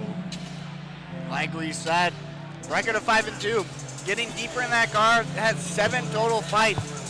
His opponent, Jose Rivera, has 4, right? You're gonna start seeing more of this experience, the calmness, the feeling out of the, just progression of where they are in their fight career. Much different from whenever you're in your first couple of fights. I say after, the third, fourth fight is when you really start to kind of find that groove and progress through the ring. And just 2 fights left in the amateur division, and then we jump into the professionals. Oh yeah, whole lot of fun. We got this fight, and then the MMA title fight that we've been talking about all night. And then we hit our professional fights. Our first fight starts off with Peter Keepers and Slate Passmore, a pro MMA fight at 170 pounds. That'll be our first professional bout. So I think we saw Slate was the main event at Maximus 18, or the co-main event, with a knockout victory, I believe? Not last one. He was supposed to fight, but he didn't. Oh. We saw him with a knockout victory recently then, right? I'm trying to remember his last fight.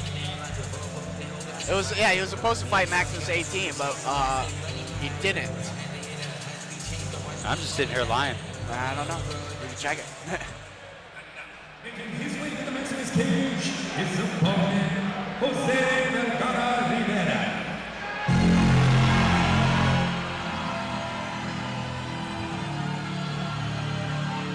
Jose Vergara making his way to the cage right now. Coming out as 4-0 from Chicago Muay Thai. A great school, produced great fighters. I believe this guy is going to be no different.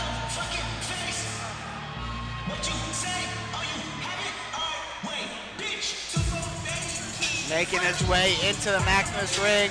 I believe this is both of their first ever Maximus promotion fight. I don't remember seeing these guys on any other of our promotion fights. They got some experience, but time to make their debut here in the Maximus ring. Cage.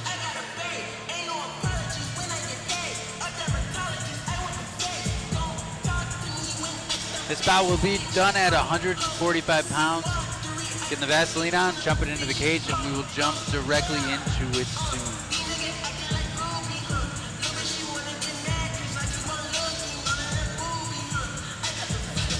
Yeah, kind of what you were saying too. Both guys look composed, they're calm, they've been here before. Yeah, we're definitely going to see a difference here. To the point that Jobin's rocking out a little bit to his opponent's walkout music. Yeah. He's feeling it. He's just in his zone. He's just ready to go. Nothing can really phase you at that point. You put all the work in, and it's just time to go. You see a lot more respect with it too. For sure. Back to Muay Thai action. It feels like it's been a little while. It has. Like we said from the beginning, this is a more MMA heavy card, which I love, but. Yeah. And now time for the matchups. Ladies and gentlemen, we're ready for our next bout of high-level amateur Muay Thai action. Introducing first, fighting out of the blue corner, he stands 5 feet 8 inches tall, weighing in at 144.4 pounds. He comes into tonight's bout with a record of 5 victories and 2 defeats. Representing Ronin Training Center, he is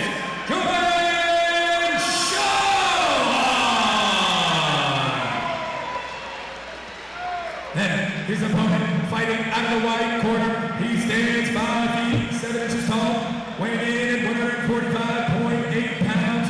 He comes into tonight's bout with a perfect record, 4 victories, no defeats, representing Chicago Muay Thai. He is Jose Rivera Jr. 3 junior rounds of World's Muay Thai schedule. Your referee wants the bell rings. Nixon. This fight is brought to you by the United States Air Force. Here we go. I'm excited to get back into this Muay Thai action. Again, no shins. I love it, hearing the smacking of the shins against another human's body. Probably one of the best sounds. There it is, that big body kick into some clinch action. Nice clinch there by Jobin. Good kicking seconds, those 10 kicks. seconds I to like clinch. that. Yeah, it is Muay Thai. Yeah. Mike didn't let it go as much in the other Muay Thai fights, but He did. Nick is letting it go, which I love. I love the clinch. Jobin has a great control, very Thai composure here. Jobin has. It's very traditional, like has his opponent against the ring. Ooh. Jose letting those hands fly. I like it. Throwing hard for 145 pounds. Yeah. Jobin has some nice feints in there too that he'll throw. Body lock there by Jose. Nice turn there by Jobin. Way to get his opponent off balance. Good matchup here between these guys. Oh. Nice Thai style from both of them. Jobin with some feints. Very calm, relaxed, but gets caught there by Jose. Nice teep. Ooh, Jose moves off to the side and tries to get Jobin against the cage, but he has plans of his own here in the clinch. Throwing some big knees, both these guys. Lots and lots of knees, just body. Big knees. Jobin definitely finding more success here in the clinch, staying long and lengthy. Back into the clinch, teeping, kneeing, back out. He's staying in the range of Jose a little too much. If he wants to play that long game, he's allowing Jose to get too many strikes off. A nice left body kick slips under Jose, and Jose has some feints of his own. That will wrap up round number one. I think there were back two and low forth. blows. First Yeah. one was brushed it's off a starting little to bit. hurt a The little second bit one to hurt him, Jose. yeah. Yeah. He's not liking that one. No. Yeah, nice composure from both these guys. Yeah, he's grimacing still. It's hurting. Yeah, delayed effect there from the low blow. Yeah, I mean, you can just see the difference in styles, and from the beginning fights to these, they stay composed. You know, they have their in and out movement, the feints, a lot of great feints that we're seeing. Again, Jobin finding some success there in the clinch a little bit more, but Jose is letting those hands fly, countering back, defending, getting in there, that's for sure.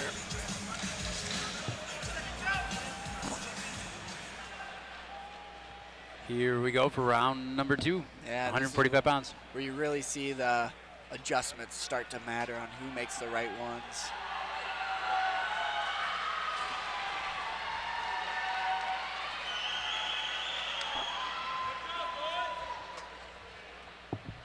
Start of round number two, here we go. This is fight number 11. It's going fast. Or, yeah, co-main event technically of the amateur fights. Oh, that one connected pretty well. Oh, Jobin hits the canvas and right back up. Jose's starting to let those hands fly. Yeah, Jobin's gotten caught a couple times. And Jose's finding, nice little kind of knee check guard there. Jobin right back into the clinch, finding good success here. Good swim movement, arm placement. Good turns, but Jose has a turn of his own. Great little clinch battle here. I love it.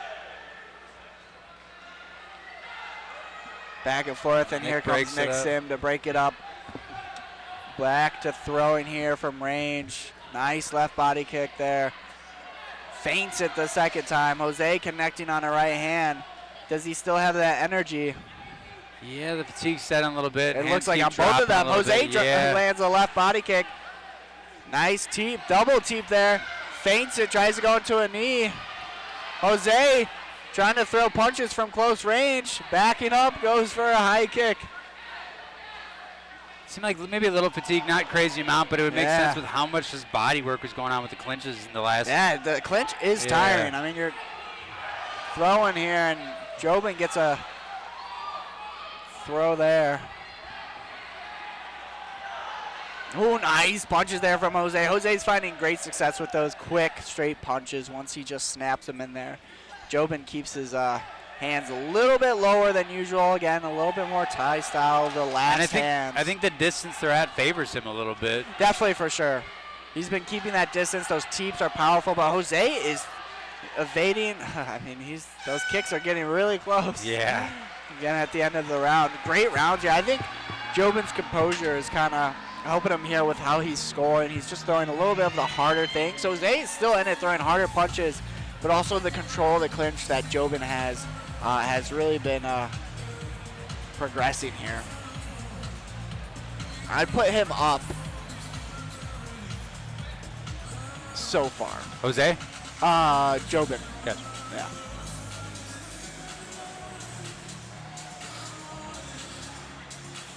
Are you going Jose? I don't know. The clinch is work, close. the It is clinch really work close. out of Jose looked better in round 1. I would almost have it even going into round 3. I would not argue that. That would be again, these But I've close seen fights. I've seen 2 decisions now that seemed weird to me. Yeah. Make some noise. This is the 9th round.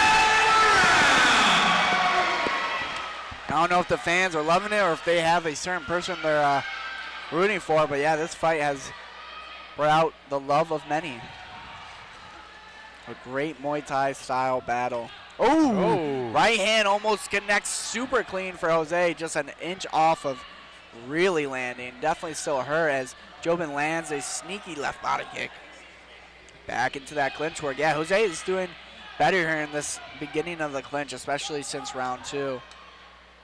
Finding better positioning with his arms. Jobin's just throwing harder knees with it too. And his teeps.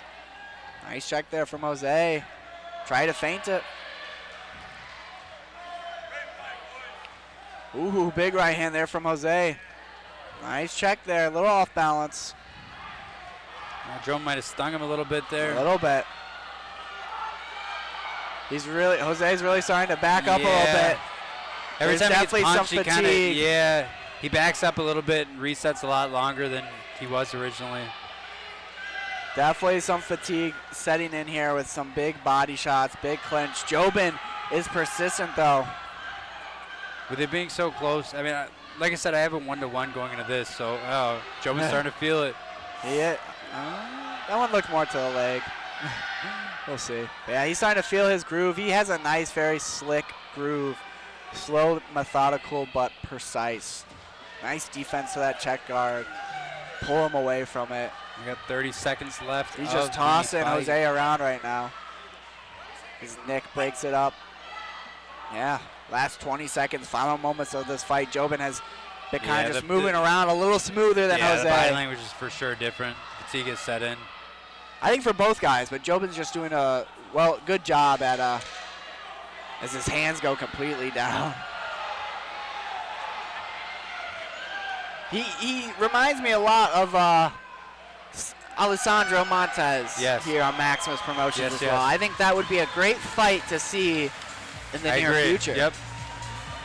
Great fight tonight, though. I mean, just love all the way around. Pure Muay Thai battle here. I loved it. Great little final push there by these guys. And then we're on to our last amateur fight after this. We've been fighting about it. You guys know it.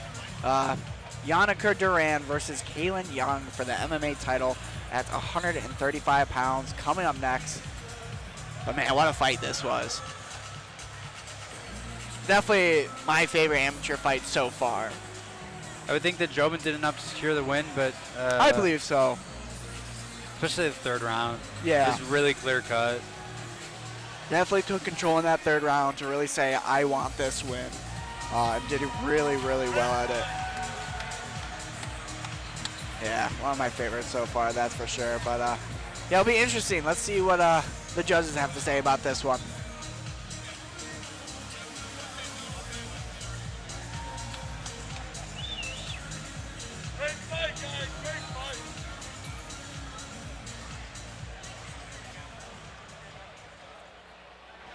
And ladies and gentlemen, after 3 back and forth actions of Muay Thai, we go to the judges' scorecards. Judge number 1 saw the fight 29-28. Judge number 2 scored the fight 29-28. And judge number 3 saw the fight 30-27. All for your winner by unanimous decision. Fighting out of the black corner, John. Great fight. Great fight.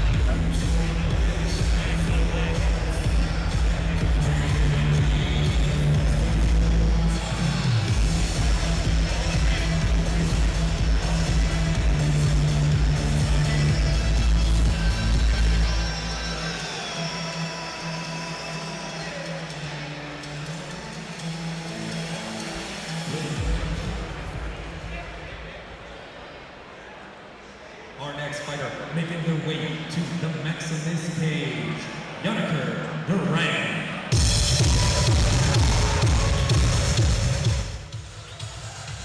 There we go. We had a unanimous decision win there for Jobin Chahan.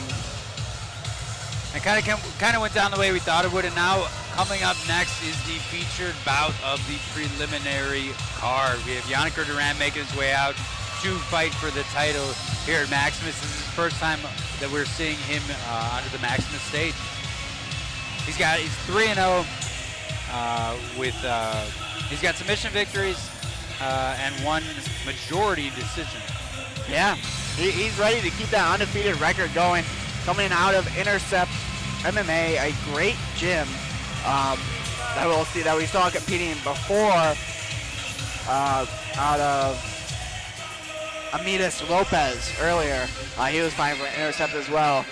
But he's here to make his presence here in Maximus 19, like you said, first time in the Maximus cage, but not new to fighting. 3-0 with 2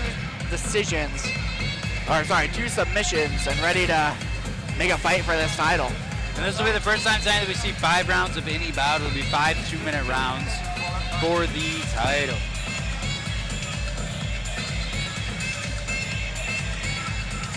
Like Bob said, this is our last amateur fight.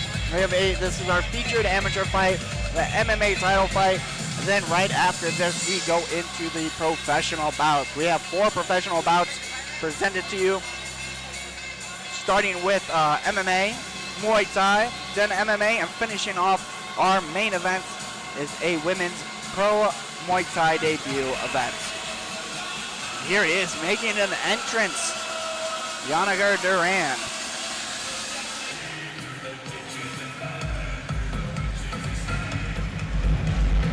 And now his opponent making his way to the Maximus cage, You're going to hear the crowd go crazy. The Dominion MMA group brings a huge crowd. Kalen Young, the defending champ, making his way out, wanting to keep that belt at all costs.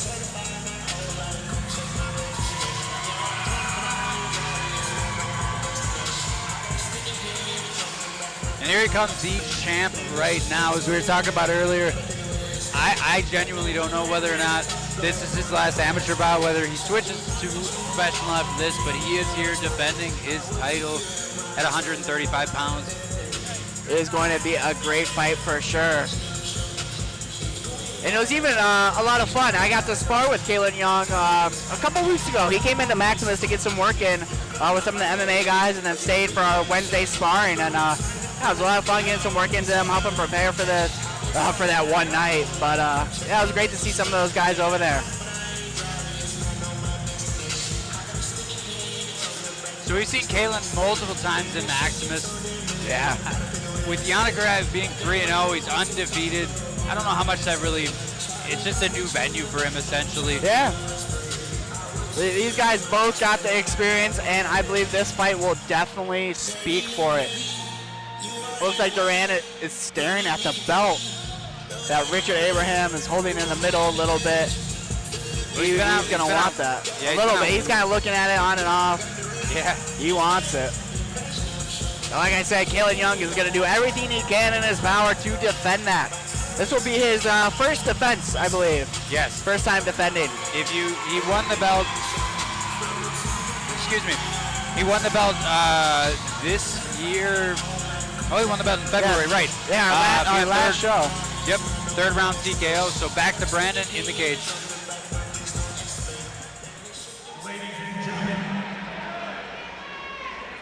Ladies and gentlemen, we still have 4 professional fights left on the card, but first, it's an all-out scrim for the Maximus strap. This is the amateur card main event of the evening. 5 3-minute rounds of MMA action to decide the Maximus promotion 135-pound champion. Introducing first, fighting out of the black corner. He stands 5 feet 7 inches tall, weighing in at 135 pounds. He has a perfect record, 3 victories, no defeats. Representing Anderson MMA, he is Theodora.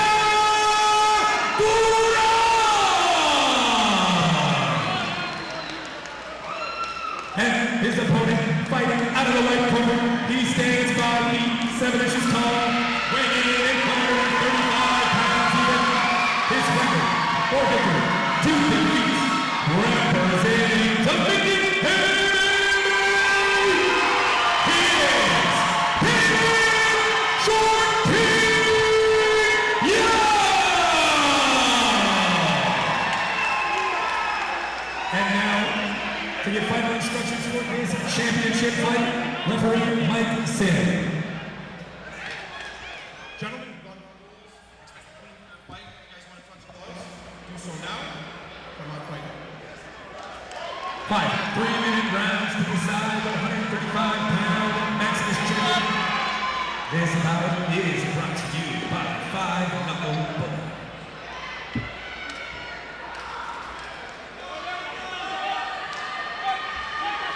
Here we go into our featured fight here of the amateurs. We got Kalen Young versus Yannick Durand for the 135 MMA strap.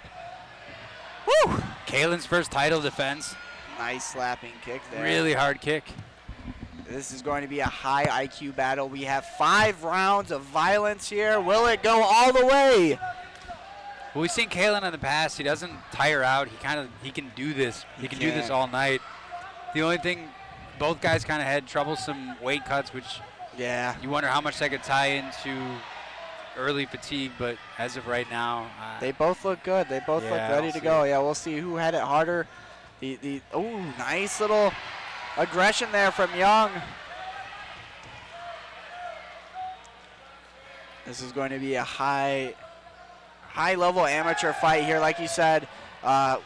In the MMA circuit, you get a couple in, especially, you know, even Duran being 3-0, right? Get some good wins under there, go into the professional circuit, keep it going from there is kind of what we'll see a little bit here from the MMA guys, and see how these guys progress. Well, that's the thing, like, either guy could, I know we keep talking about Kalen Young maybe switching to pro in the near future, but either guy could do that. Yeah, 100%. Even with just being 3-0, he moves to 4-0, it's maybe entirely even up to one him and his coaches. more. Ooh. Pulls out something, smooth. Doesn't land. Yeah, that's dangerous, But it looked though. fun. And that definitely plays mind tricks in Kalen's head. Like, okay, I got to be careful for that. He could throw it. Well, little overhand there from Duran. Young playing off back and forth. Duran lands a couple punches. Young back off his own. They're just trading back and forth. One right hand, traded for another. Duran working on those high kicks. And they're both just kind of taking the center. Neither guy's really pushing the other. They push it a little bit back, and then Yeah. It's just back. No, and no forth. It's takedowns, fun. no Nah. jiu-jitsu yet. We have 5 rounds.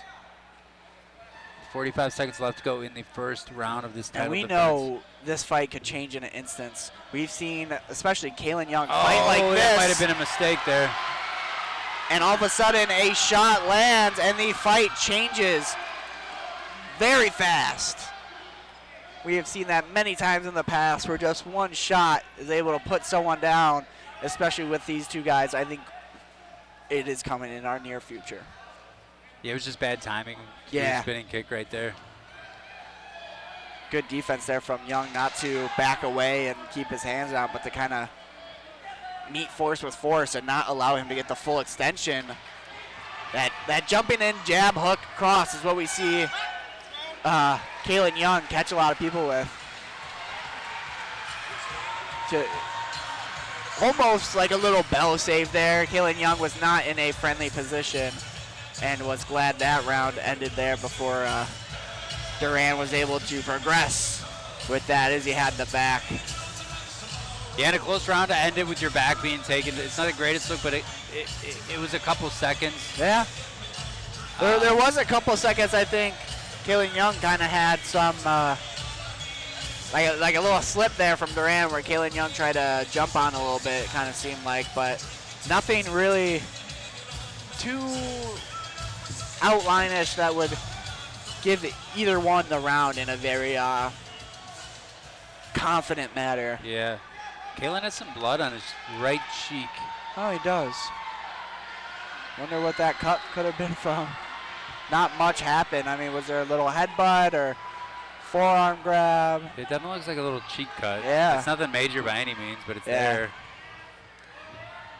It's just in a weird spot. At least it's below the eye. That helps out. Yeah, that hop in jab hook cross that Kalen likes to throw. Ooh. Oh, with another low blow. Super unintentional. Yeah, definitely. I almost thought Yannicker's- that did hit yeah. the stomach. I was like, oh my gosh.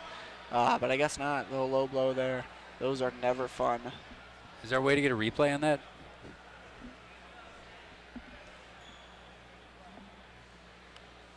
Because I kind of agreed with you. I think what might have happened is that not it hit the yeah. stomach and maybe fell down Yep. a little bit. Yeah, which is what I was going to say. Not Hit the that, top of the cup. because Yannicker's arms went up immediately, like he didn't disagree with it. Yeah. Something small. Oh, right back into it, Yannicker. Right into it. Again, ooh, those kicks from Duran are pretty quick, but Kalen grabs that one.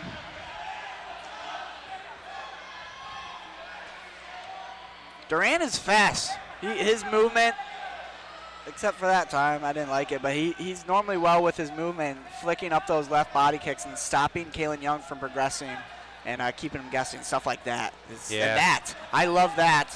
Ooh, two giant shots. And Kalen tried to wind up for a big right hand, but missed his opportunity. I would have liked him to be a little bit more patient there. He gets really close really quick, but then that puts him out of range. Ooh, that connected. Snaps the head back of Young. Weird kind of motion there, like a slip. Duran's getting a little overzealous on this. He's not being patient. He has a big smile across his face, though, as he moves back. I love that step-in, quick left body kick. It slips right under the elbows and pierces the liver. Both these guys trying to hit some big shots. Yeah. Going back and forth. As of now, not seeing much Yeah. in the way of like going for a takedown. That double jab, that jab hook cross for Kalen Young is normally his money, but it's not finding the mark just yet. Duran going for another one. Just seems to be a timing issue or a distance issue, or Must be. And setup issue, I think. I don't think he's setting up right. He's just trying to throw it in the air. As Kalen Young ties him up. Good body lock there for Young. How much? Big knees there from Young. Back on their feet. More smiles out of Yannick. He's Yeah, having fun in there. He is. They're staying. I mean, this is great range for Duran. Kalen Young needs to get out of there. Yeah. Because he's just letting Duran be right at the end of his extension, with Young being a little bit shorter. Gives Duran the half inch advantage there, but Young comes forward with some big strikes. 10 seconds left. I don't even know if he's shorter than him. It's just his The arm reach, just, yeah, the just reach the reach. is just it's just Ooh, apparent. big left kicks.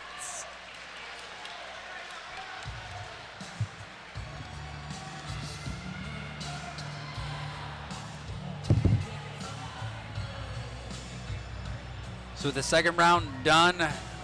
It's been close so far. Yeah. I genuinely don't know. Nothing's really, again, highlighting out. I just feel like Duran has a little bit more control over the fight, but then again, you have to remember Kalen Young is the champ.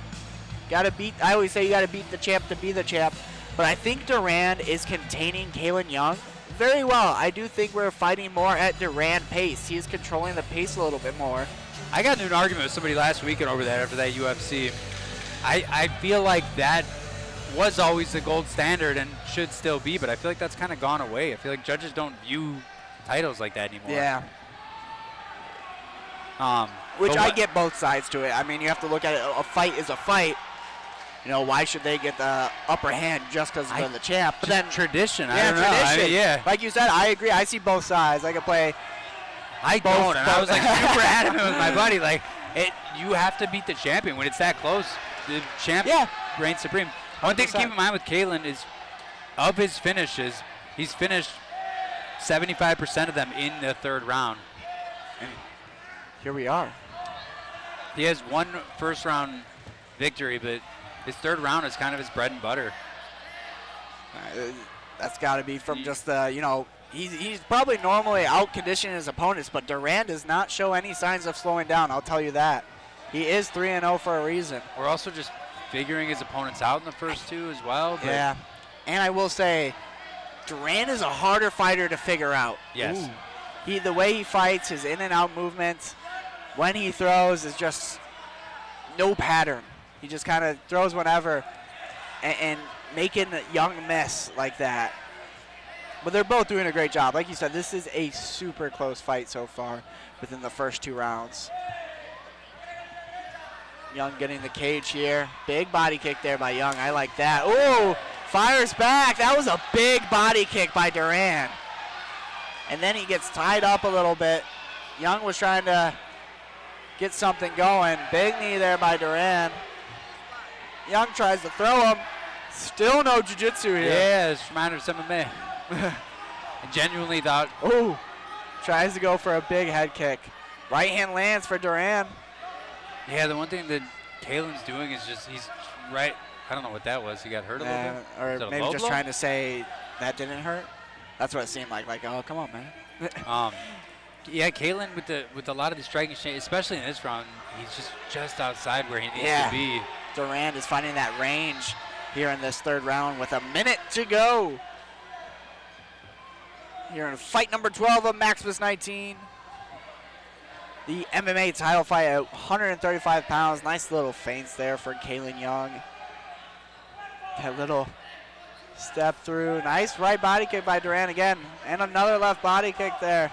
He's mixing it up with a good feint. Tries to enter in. That could have costed him. Oh, big right hand. That hurt Kalen a little bit. He kind of opened up his jaw. Kalen returns, though.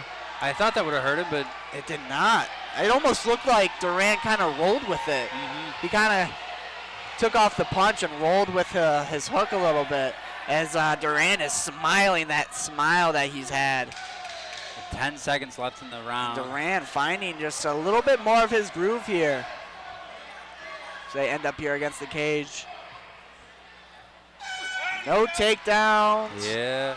No ground control. And we're into the championship rounds of this fight. I mean, again, these last three rounds have just been super back and forth, a very high level fight between these guys. I think that one was a little more Yanniker. Yeah, I mean, he's just finding the perfect range. He's doing everything he needs to do very right. He's landing some hard shots and then following up. You know, he'll land a hard right body kick, land a hard left body kick, and then enter in and try and score and then tie up Kalen Young before he's able to answer back. In the first 2 rounds, I think Kalen had better distance when it came to defense. And in this last one, that had kind of gone away, and he was always standing directly where Yanniker wanted him to be. But I here just we want are. Kalen to just step in slightly more. Yeah, be like able to that connect some jab, more. jab, cross. He really Yeah. needs to step in more, especially against the reach against him. Or get him across the cage, against the cage. Like you said, round number 4 into the championship rounds here.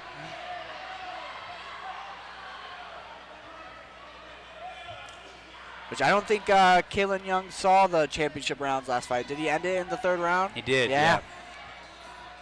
Which I believe this is first championship rounds for both these guys, at least in the Maximus cage.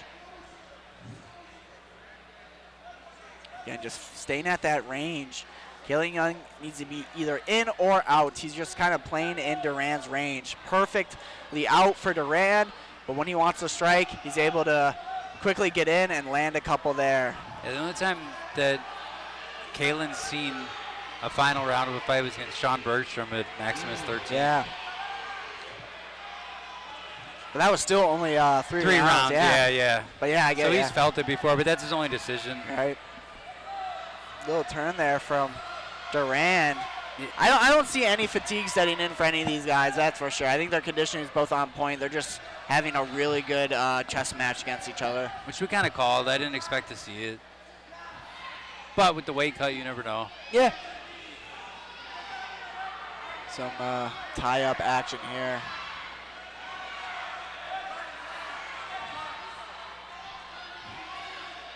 And this is our last amateur bout. We will move into the professional MMA world and Muay Thai world directly after this Oh, fight. yeah.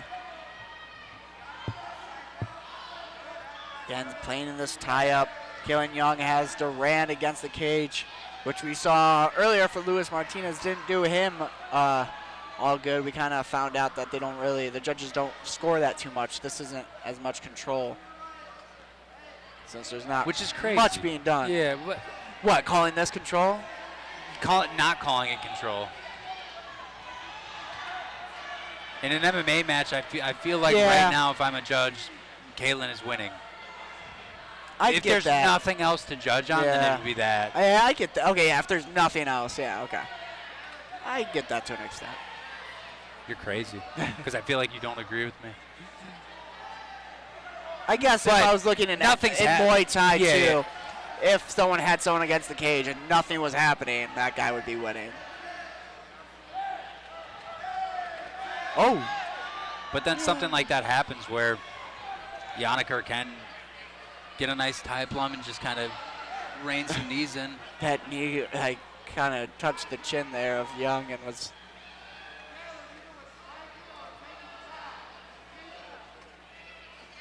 Ooh, that knee was close. 10 seconds left of the round. Let's see, can anyone do anything in the last few seconds? Anything? Oh, big right hand there by Young. Good round there by Kalen Young. He needs to do more of that to secure this defense for sure.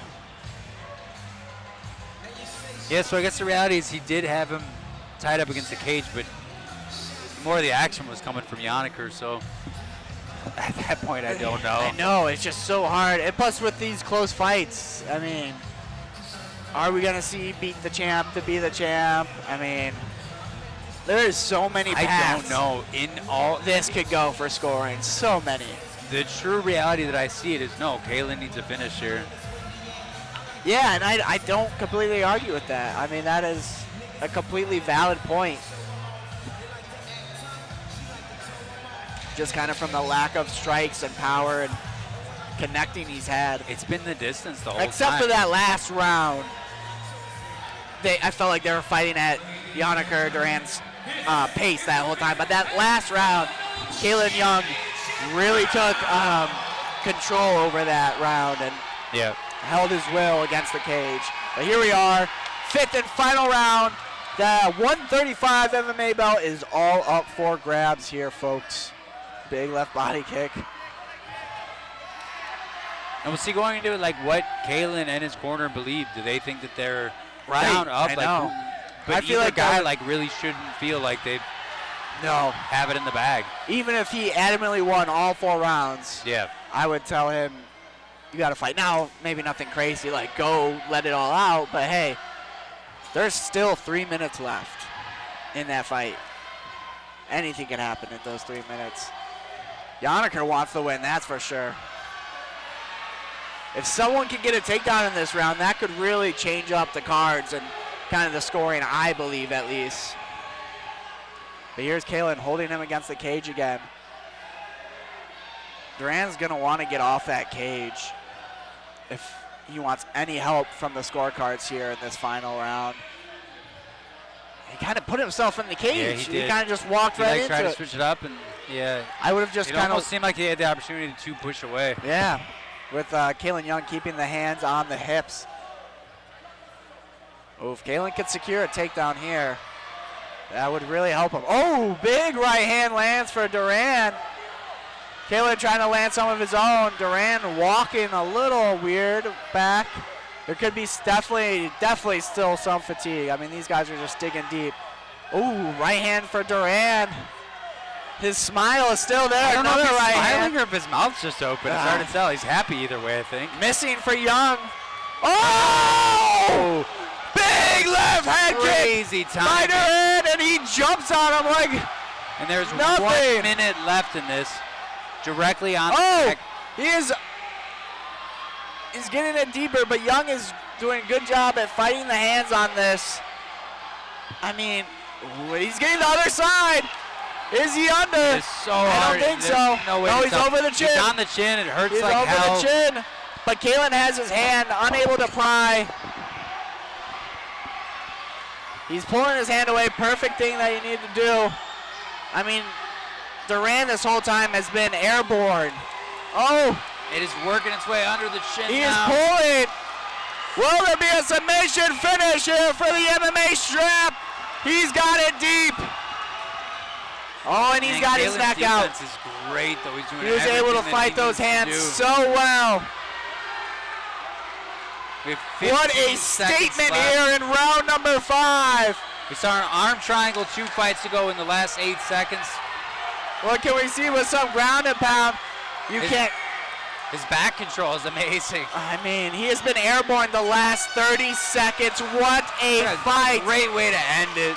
If that is not a way to put a statement that I want that belt. Basically dropping the champ a little bit. I mean, what a fight between these boys, leaving it all out there. Oh my goodness. I mean, it is going to be a crazy decision here. I am glad, again, we are sitting in the booth where we get to announce it, not call it. Yanniker is tired. And I would be Trying to get too. up. Man, oh man, he really left it all out there, proving he belongs here on this Maximus cage. What a great debut for him. I mean, just a great fight all around. It was so close to getting the finish. It was over the chin, and Kalen was doing an awesome job. If there was a 30 seconds or a minute more, Kalen Young would have been in It would have been a big TKO, trouble, yeah, for sure, yeah. Big He trouble. had it man. in him, and the fact that Yanniker's still on, sitting essentially is I just know. how tired I mean, he he is. just But threw he it all dug out there. He deep, did very as well. hell. He did very well, controlled the pace of that fight. Oh man, what a great fight here. Banger after banger of these fights. Maximus Promotions. It's like Wow. we're waiting for the judges' scorecards. Came in a little slower than usual, which is kind of strange. And here we go with ringside Brandon Kyle to give us our new or and still.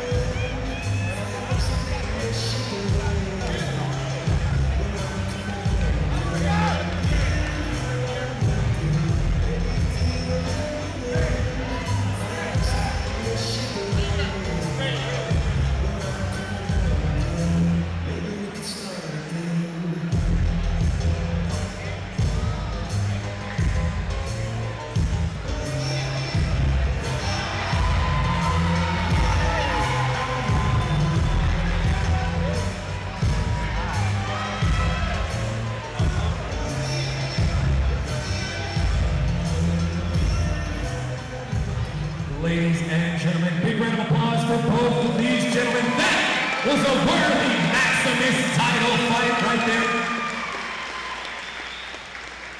And here to present the championship belt, we have Chris and Jose from Sunrise Solar Solutions. And to determine that champion, we go to the judges' scorecards. All three judges saw the fight the same, 48-47, declaring your winner by unanimous decision and new 135-pound Maximus MMA champion. Fighting out of the black corner,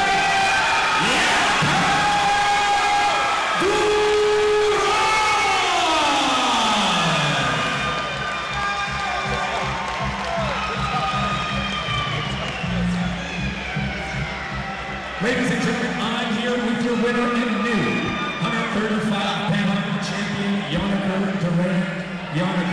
You had to go back after the first weigh-in yesterday, cut a little extra weight. It didn't seem to affect your energy at all tonight. How are you feeling coming into this title fight tonight?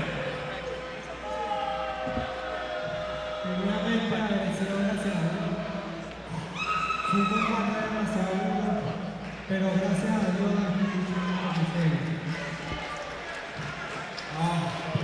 Dios first of all, thank God. It's a hard fight. Congrats to the opponent too. It's a tough fight. I hope everybody's ready too. Now, it looked like you were able to use your length and a speed advantage early in the fight, but he tried to smash you against the cage and close the distance. What was your coach's advice going into that 4th and 5th round to be able to win and edge out Young in that title fight here tonight?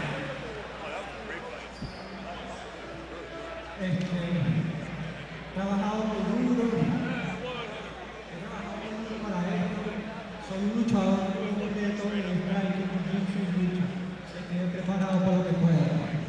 He's a complete fighter. He's ready to anything. Jiu-jitsu, wrestling, he's striking, he's fast, he's been working hard, and he's fulfilling his dream.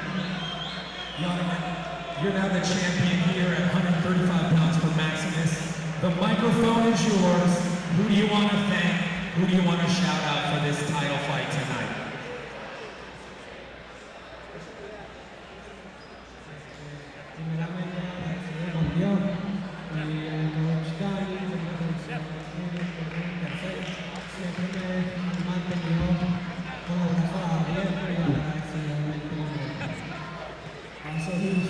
First of all, thank God, and then thank Coach Stanley that he opened the arms of the gym and he's treated like family, and everybody interested that helped him prepare for this fight. You're a hell of a fighter. You're still undefeated, and now the Maximus 131-pound MMA champion. Ladies and gentlemen, one more time for Theodora.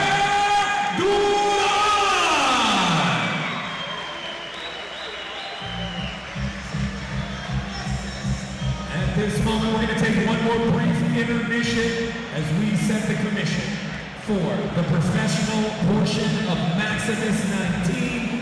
Grab a drink, grab some food, check out the 5-knuckle bullet booth, check out the United States Air Force booth. We'll see you guys in 10 minutes for the conclusion of Maximus 19.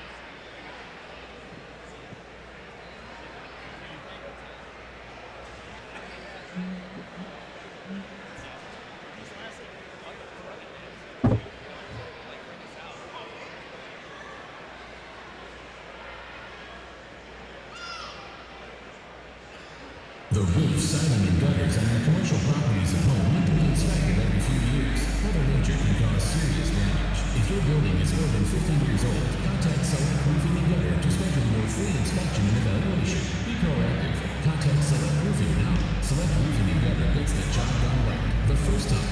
Contact us today for a free inspection and evaluation at srng.com. That's srng.com. Select Roofing and Gutter. We're always on top. Ladies and gentlemen, we hope you enjoyed the amateur portion of Maximus 19. But now it's time to go pro! First fighter making their way to the Maximus cage, Peter Keeper.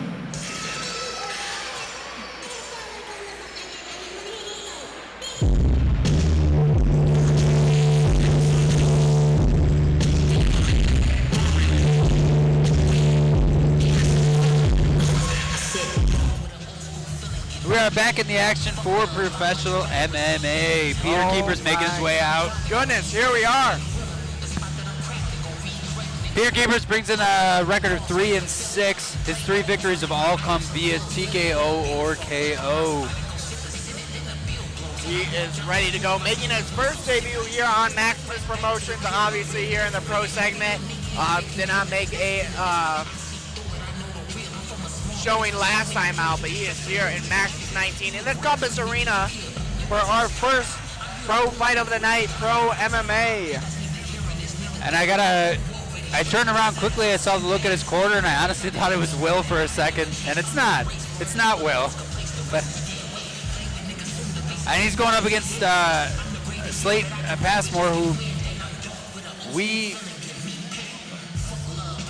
Alec and I were talking earlier.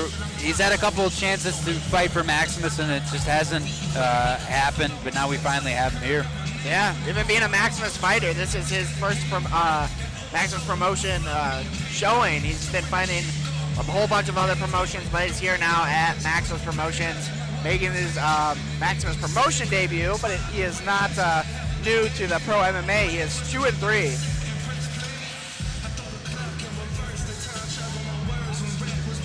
I mean, what a great first segment of those amateur fights. Those first 12 fights were just...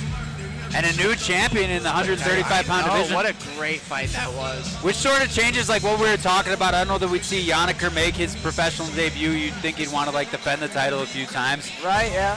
But I wouldn't be shocked if Kalen Young tried to switch it up and go pro after that. Yeah, they both had very high amateur to pro level outings there. That is for sure. But what a great undercard, like we were talking about, Luis Flores with an amazing guillotine, and we saw the great arm triangle out of Zapita, a few knockouts. It was an awesome undercard.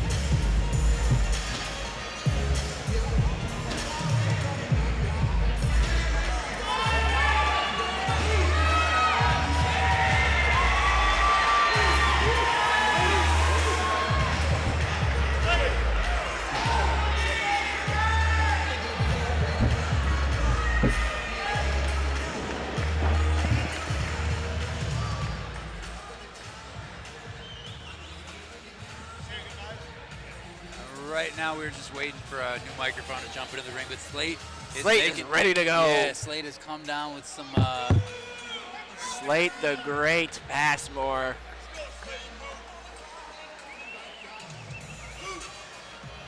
Loves his helmet. Great walk. Did not care. He just wants to get in there and fight. He just came out. I didn't know he was called out. He just started making his way. He's ready to go. I just looked. I was just kind of looking around. I saw the corner coming out. I just saw Slate, and he's ready to go. He doesn't need any. He's just here for the love of the game. I would assume that with professional bouts with the commission and everything, like they can't just delay it based on a microphone. They have to. They gotta keep going, and that's how you gotta run the show. Just keep it going. I mean, he's still trying to find a microphone here, I but think that Brandon can screen. yeah, only 4 more fights to go. He's got it.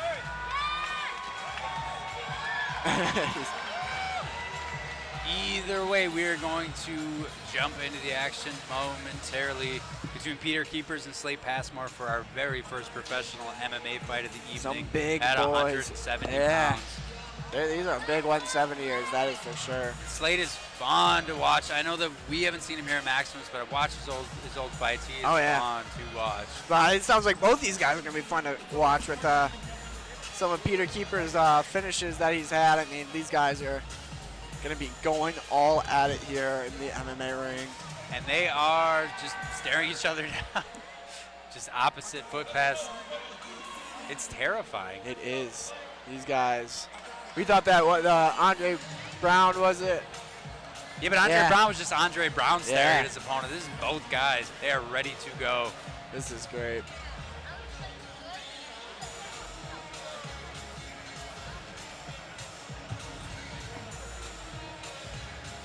And I think we're just going to kind of jump directly into the fight, I would imagine, in a moment, with or without the microphone. I don't think that we can delay it based on that because of the commission, yeah? No comment. I have no clue.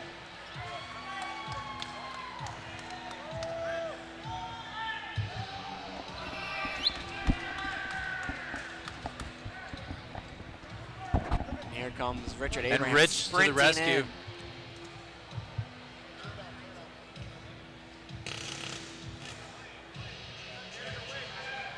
Technical difficulties, ladies and gentlemen.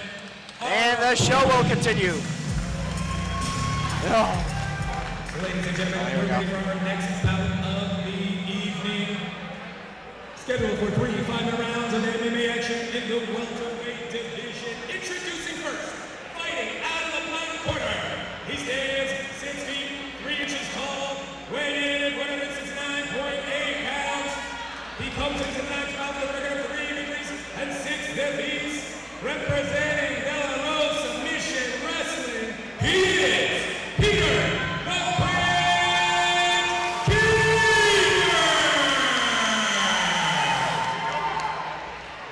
And his opponent, fighting out of the white corner, he stands 6 feet even, weighing in at 170.2 pounds. He comes into the night's bout with a record, 2 victories, 3 defeats, representing Maximus Muay Thai!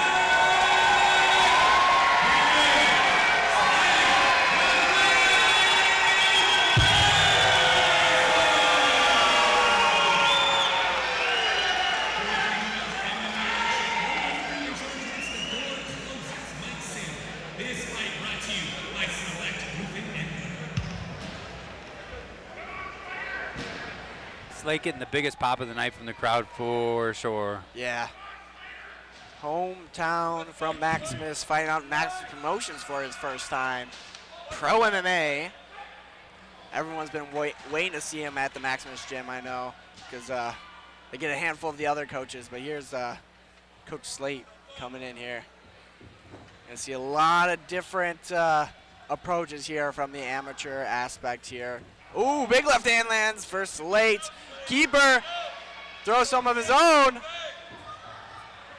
Nice defense there from Keeper as Slate crawls through the leg. Keeper's got a nice sprawl. He's got it. Yeah, his keeper kind of was going for a Darce choke there. But Slate staying persistent on that leg, And he getting kinda- that tick down. Oh, big with a elbow. huge elbow to the Big side of the head of 12-6 Slate. elbow. Woo! That is pro MMA, folks. Almost 12 to forgot 6 about got that. legalized this year, which is kind of And changed the another game a one lot. going over the temple of Slate. So 12 to 6 elbows are completely legal now, but not to anything within the mohawk or the back of the head or the spine. This makes sense.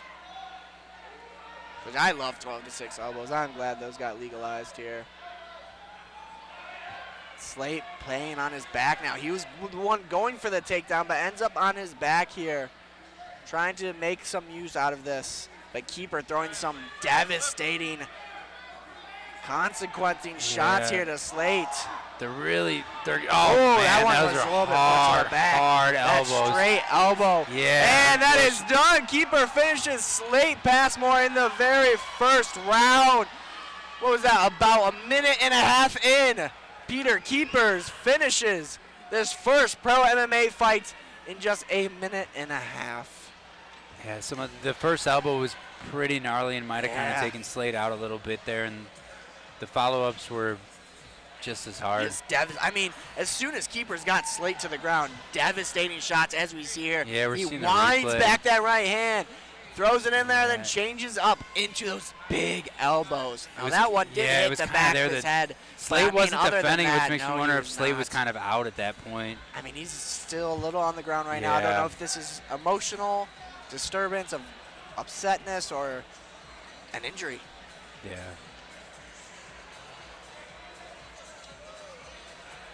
Slate slowly making his way up to a sitting position. What a debut. Maximus debut from Peter Keepers. Yeah, Peter Keepers looks great. He did. He even though Slate was the one going for the takedown, he defended that really, really well. And good show of sportsmanship from Peter Yeah. Keepers. What a great fight from these I do guys. believe we will see Keepers back I hope so, man. as What he a moves great down to fight. 4 and 6. Yeah, getting more back into that win column.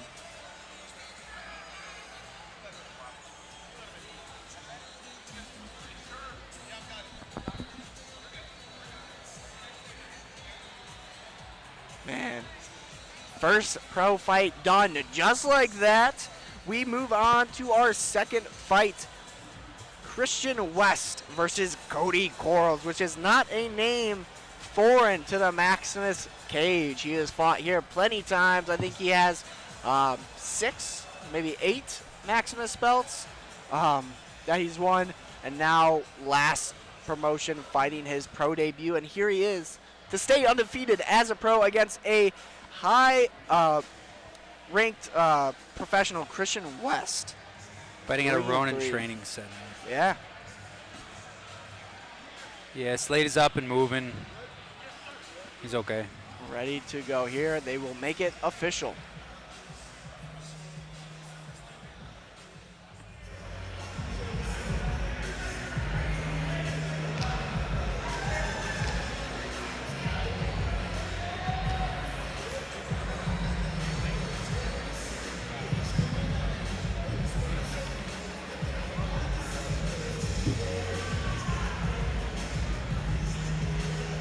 Ladies and gentlemen, at the 1 minute 31 second mark of the very first round, referee Mike Sim calls a stop to the action, declaring your winner by ground and pound knockout, Peter the Great Keeper!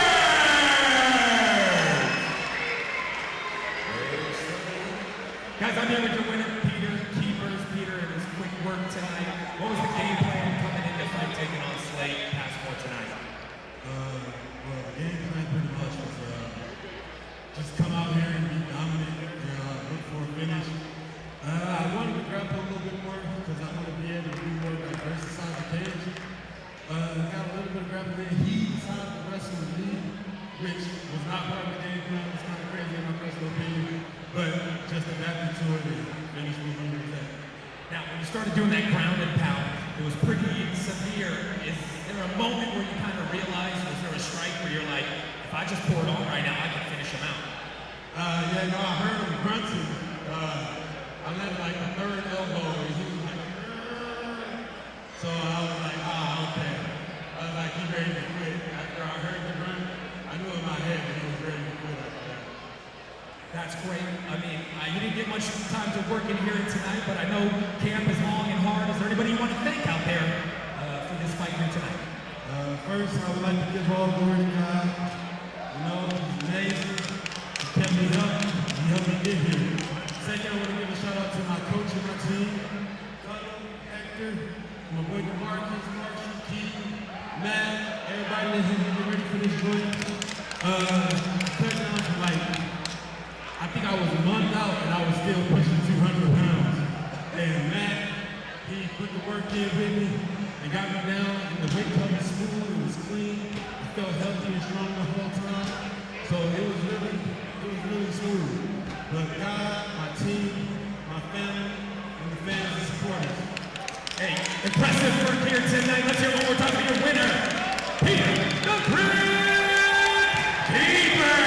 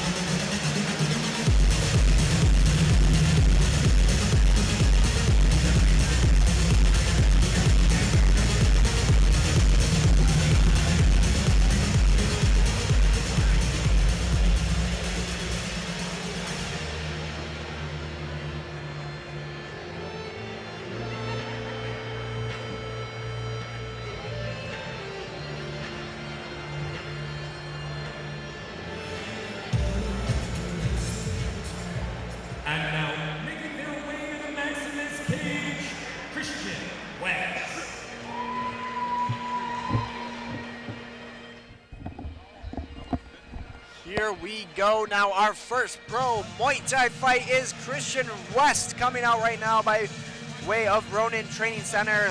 3-3 record. This is again a pro Muay Thai event at 178 pounds. Yeah, he's coming off a decision loss at Freedom 36 not too long ago, a few months back.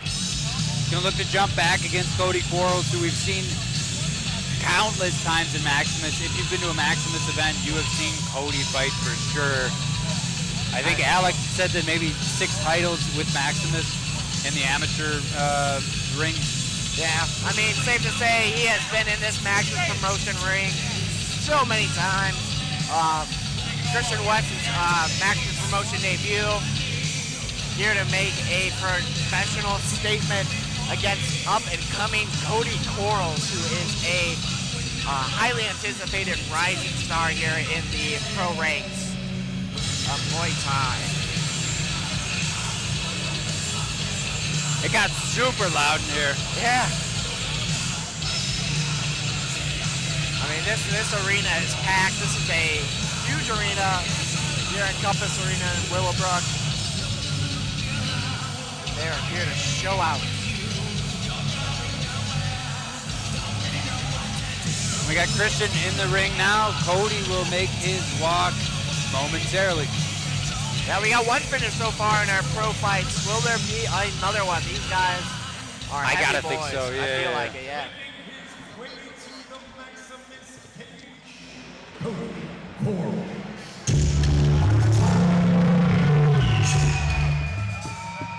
And here comes the infamous Cody North Star Quarles. Again, starting off his professional debut last Maximus 18 against Charlie Gonzalez,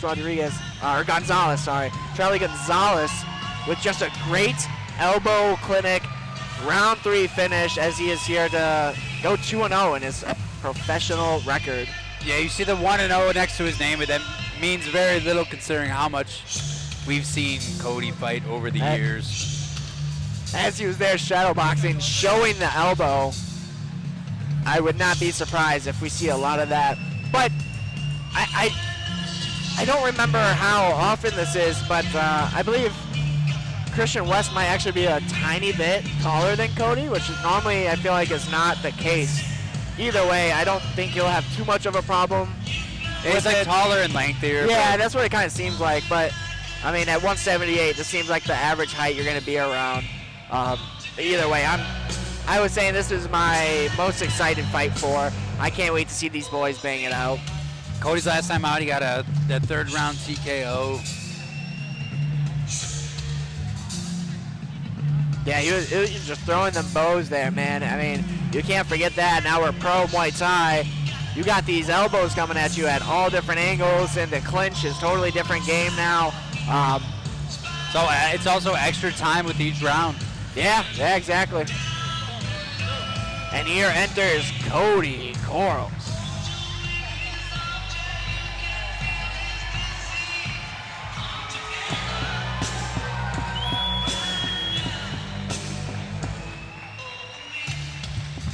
Ready to put on a show here, boys. I am super excited for this fight.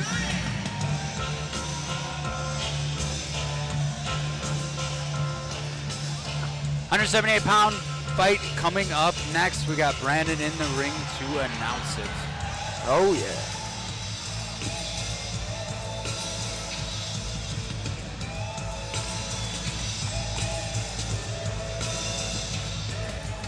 Here we go, ladies and gentlemen.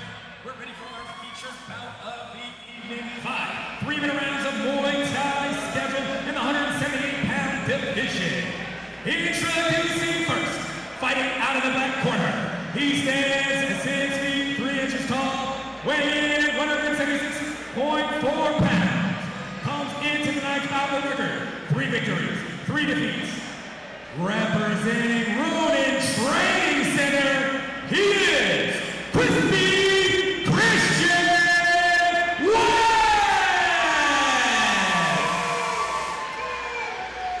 And his opponent, fighting out of the white corner, he stands 6 feet 2 inches tall, weighing in at 179 pounds.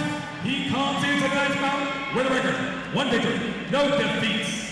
Representing Maximus Muay Thai, make some noise for Cody Claymore!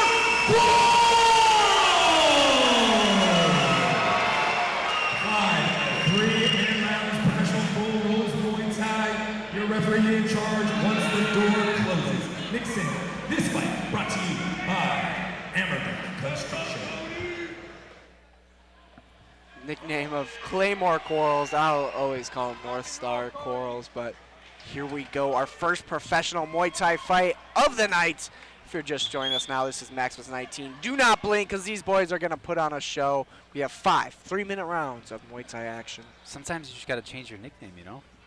You did last time, too. I know you didn't like it. What was it last time? I'm not going to say it. Oh, okay. Not on air, anyway. Gotcha. Here we go. Cody backing him up just with the power of his fist. Little high kick there from West. We know Cody to be really great at feeling out this first round. His IQ is very high in reading these guys' first round, so we might not see too much from him. Again, West being here, but what Cody does really well is make his presence known. As you see, he's not backing up the whole time. He's staying right within that range, just outside to move back and read his opponents, as Christian West is also doing the same thing. He's just a little bit more active right now, which again, he's a little more active, but he's got the distance good right now. Yeah, he's fine. I mean, yeah, every single punch coming his way, his head is not where. Right out of it. Yeah, he wants it to. So he's looking good. But like you said, it's a figuring out process, and yeah, I mean, you got thinking. 5 rounds, 5 3-minute rounds. You don't need to win that first round. It's always nice to win that first round, but you don't want to overwin it, as you know, some will say. Again, just staying right outside the range, figuring each other out. Cody's keeping the center of the ring. Christian West angling outside, throwing some more low kicks. Again, you'll just find a totally difference in amateur and pros, how they kind of progress. We're going to see, ooh, big right hand there by Corals. Yeah, the pacing is a million times different than the first few fights that we saw. Nice jab there by Corals. Beautiful jab, following up. And just like that, Corals smells some blood and pounces. It's like a claymore. I could hear the coach of Maximus, whoever that is, calling for the left body kick, and it is wide open just like that. I mean, as soon as Cody throws those punches, West has a very high tie guard. West coming forward with some punches. Big flurry, but just outside of range. Yeah, like we were saying, Cody's head movement is perfect right now. He's kind of just stalking his prey a little bit, vetting him out, seeing, ooh, big right hand there by Cody Corals. He's getting really close. I would probably expect an elbow here soon. Oh, another big right hand there by Corals, as he is starting to progress with here 20 seconds left. Like you say. Oh, big left head body kick there by Corals, as West tries to answer back. There's that elbow. Last couple of seconds. West trying to swim around Corals. And like we said, it's Cody's second professional fight, but he has so much experience under his belt in his amateur career that you see the difference between a professional and an amateur when it comes to when you hurt your opponent. You see a lot of guys with less experience who kind of go in for the kill and sometimes get caught doing that. You see that at the highest levels of MMA and Muay Thai all the time, but Cody kept his composure and smelled blood but didn't go too crazy. Definitely, yeah, he definitely, like I was kind of saying, winning that first round, just not over-winning it. When he hurt him, he pounced on him. But as soon as West got back to it, was starting to throw, Cody was out of range. Great first round there. It was a close round until Cody hurt him, and then they were going Cody's really round. back and forth. That was West just throwing 100%. I agree. I think West needs to definitely adjust here, which I'm pretty sure he knows he has to adjust and kind of get out of what he's doing right now, because it is not working. He kind of has to not let Cody control the pace of letting him move forward and stalking him down. He has to disrupt Cody's balance a little bit instead of sitting back and playing this kind of tie touch game with Cody. Yeah. Because he just has. Cody definitely grabbed the center and kept it there the whole time. He dictated where they went. Yep. If I was West, I would just, mix in feints a little bit more. I mean, he just big right body kick. You know Cody has the power to hurt you. He felt it in round 1, so he has to be in, be out, kind of move his movement. He's just standing right in front of Cody, allowing him to enter whenever he wants. Big teeps there. As Cody gets in nice and close, you can see this is a little too close. West didn't allow that, even though he is taller. Like you said, he's taking his time as he's doing it. He's being very smart about it. He's slowly just getting closer and closer, and again, setting it up with that jab. Yeah, like we saw in the nice first soft round. jab. We'll sit down on that cross. Try and pop the head back. Just out of range. Ooh, big right body kick there for Coral. Slaps the ribs of West. That could not have felt good. I mean, and like West is throwing like just kind of slappy kicks. When you hear the difference when Corals throws his kick, that big slap, and when West throws his kick, it's connecting. It's not doing any damage. Yeah, I think Christian's just struggling with the distance right now. A little bit. Ooh. Not that one, but yeah, right in range prior for to a that. face teep. West is starting to find some success here moving forward, but Cody cuts that but then, ring yeah, off. he lets Cody kind of dictate the pace Yeah. again. I mean, he landed that and kind of backed up West. He landed that teep and just was like, oh, I'm going to back up and let you come at me now. Which is a little off, another face teep gets up there. He's got quick feet, Close, man. yeah. As Cody starts to enter in, he's got big hands here, setting it up. Tries to get him off balance with an inside low. West coming back with some punches. Like that kick, he's just not committing on it. He's like just throwing it out with there just to his kinda leg. throw it. Yeah, That even one- that kick. I mean, it's hitting. It connected, but it didn't. And that, like, he's not really committing to these stuff. It's almost like I don't a know what that light is. spar. Like a hard, yeah. It's a little weird, I will say. But Cody is taking advantage of this pressure. Again, just reading his opponent. Nice kick there by West. Cody fires right back. West fires back. Yeah. Will there be another one? Yes, there is by Cody Coles. And good check there. Yeah, there you go. Stop the back and forth kicks.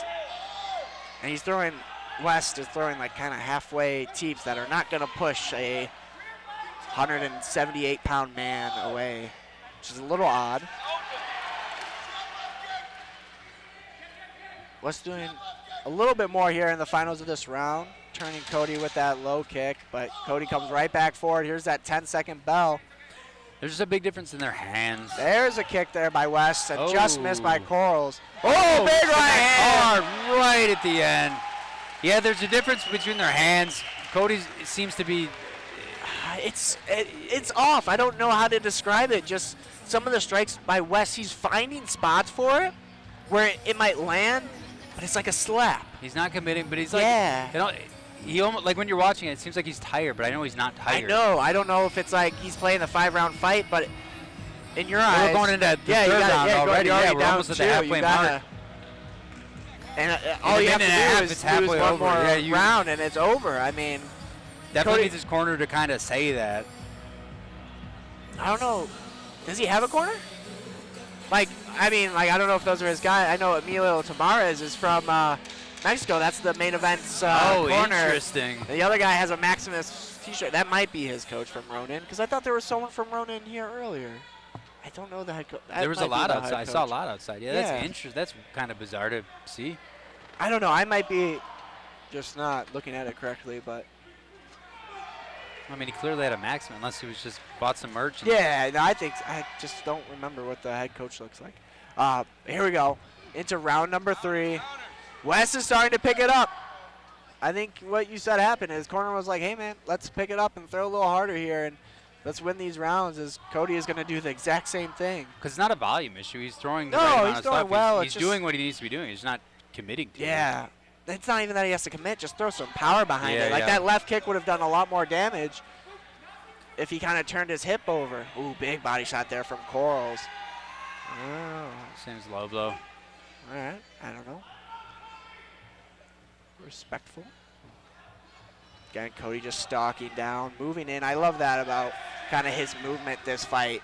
Stalking him down, and as soon as West tries to come forward, he really has his range perfected in this fight. Yes. As soon as West throws. 2 kicks there back-to-back, 3 kicks back-to-back for West. Straight to the liver. Few of them look blocked, but As Cody keeps coming forward. Ooh, big left body kick. I know that one. Ooh, kick going upstairs there for West, blocked by the glove of Cody. Again, those teeps. He needs to use his hips on those teeps. It's not going to push a 178-pound man away. He's just kind of stabbing with them. Yeah, he's kind of throwing it out there. Yeah. If you really want to, oh, big elbow there by Cody Coles. I think cuts open right above the eyebrow of West as he tries to come back with a kick of his own. Jab that connected there. Yeah, the elbows are just kind of a game changer. West tried to go with the elbow of his own, a little short. Cody starting to stalk down Christian West as Christian West throws a big kick upstairs, but Cody comes with a flurry of his own. I think in this last final minute, we'll start to see some volume and power pick up from Cody, especially in this third round. Will he get another third round stoppage here right at the end? I think that's what happened in the last fight, too. I think it was final 10 seconds, right? Or final, something like that. Little teeps there by West, keeping away with those kicks. Those kicks are great. Well, he has landed a good amount of left kicks, but Cody's just been kind of eating them and countering right back. Not very damaging, I should say. More scoring-wise, yes, but not damaging. Like, we could see some visual marks on Christian West. Yeah. Yeah, the difference is there. Oh, big left body kick sends down Christian West. Right a to the sneaky liver. step through, toe on the front of the stomach. He's going to be attacking that body. He's going to step through, body, head, body. Cody smells blood. Final 10 seconds. He's going to lay that foot right across the stomach. Big body shots. Oh, kick upstairs. Christian West is not. Oh, saved by the bell. Left body kick right to the front of the stomach. Seeing the replay now. That elbow, that right elbow is just in the air. Boom, right to the front of the Directly stomach. to the liver. Cody loves that kick. He loves it. I don't know it's if a great Christian one. loved it. I don't think so. He ate it. And he's back up. You got a minute to rest. Will that minute be enough? I think I know what the Maximus corner is saying right now. Do that again. And Christian West, really, if there's a time to pick it up, it's now. Yeah. He's playing from behind. Cody not taking the option of the chair for this round. He's just feeling it. He's in it. And I do believe you're correct. He's going to go directly for the body. Upstairs body. He has that first and second round under his belt. That third round knockdown. Cody's just fun to watch. He's got like star power. He's just does. in it, man. He does. He's fun. His IQ is very high in how he fights, and I mean, especially this fight. I love the range that he has, and you know how he keeps progressing with each of his fights. Last fight we, saw a lot of elbows, and he's shown he can throw his elbows. But this fight, he's showing that he has more than just one weapon and able to mix it up here. Same thing. We normally see a lot of punch knockouts from Cody, and there he did it with a kick, which was a great placed kick. Big right body kick.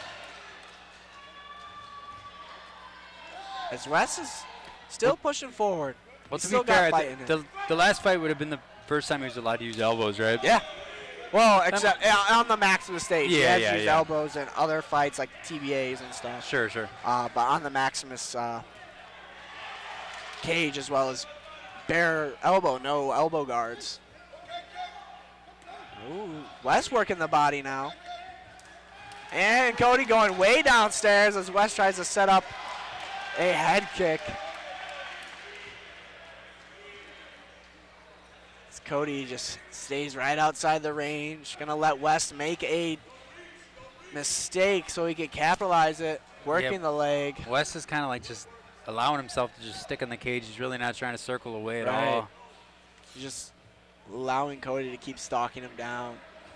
He might have connected to the front of the knee. I know. That's not going to feel good in the morning. Yeah.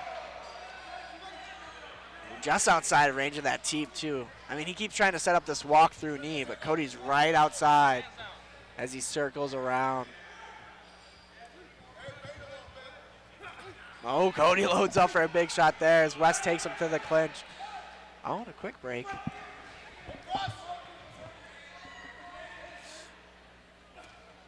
Big right body kick there from Cody Coles. Wes tries to come back with one of his own. Got a minute left in the round. Man, I Check want to see there, Cody go but back up to the against right the side of the cage. body. Hey, it happened within the last minute of the last round, Yeah, too. You that's might true, see it yeah. here. He's setting it up Happened to at be. the 30-second mark. Oh, tries to enter in with that there. I mean, the body's still there, but at this point, it really doesn't matter. Cody's just fighting a nice, smart fight. He's getting the rounds in. He's getting the rounds in here. Oh, with a big right elbow across the face of Christian West. There it is. Another one. At about the same time. It is. My God. Is he watching the timer? Another left It body might have been kick. 4 seconds off legitimately. As Same He's result. going right back into it. Final 10 seconds. He's going to do the same thing. Why is he waiting till the last 10 seconds and working down to the Directly body? to the body again. And that is it. Round number 4. With about 2 Cody seconds Coles left, Cody gets the victory. proving to 2-0 in his professional record. Cody Coles. Claymore Coles. You love to see it. Getting a huge pop from the crowd. What an awesome performance out of Cody Quarles. Man, that was nasty. He is making a presence here in the professional circuit, and it's going to be fun to continue to watch him progress up there and be tested as he is making work, some would say.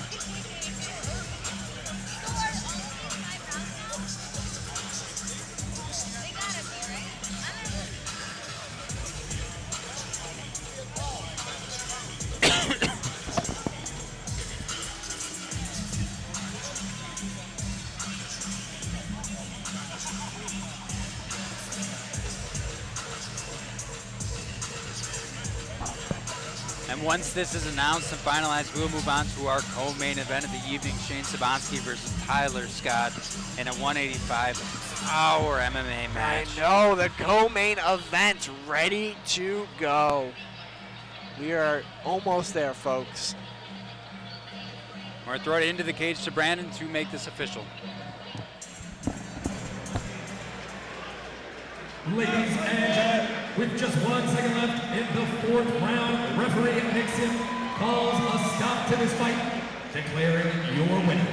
By TKO! Cody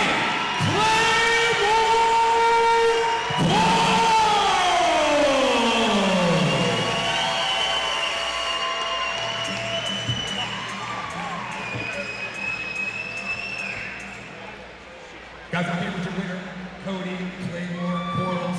Hey, Claymore makes a lot of sense after watching you fight right now because it's just quiet, calm, controlled, and then all of a sudden, you just explode with crazy attacks, doing devastating damage. I tell you what, it's only your second fight. You're fighting a taller guy with 5 fights more experience than you, but you seem so composed in there. What do you attribute to the composure you have so young in your professional career? My coach Avery. Ever since I started fighting, I've never really had fight nerves. Even when I'm in here, I'm not nervous.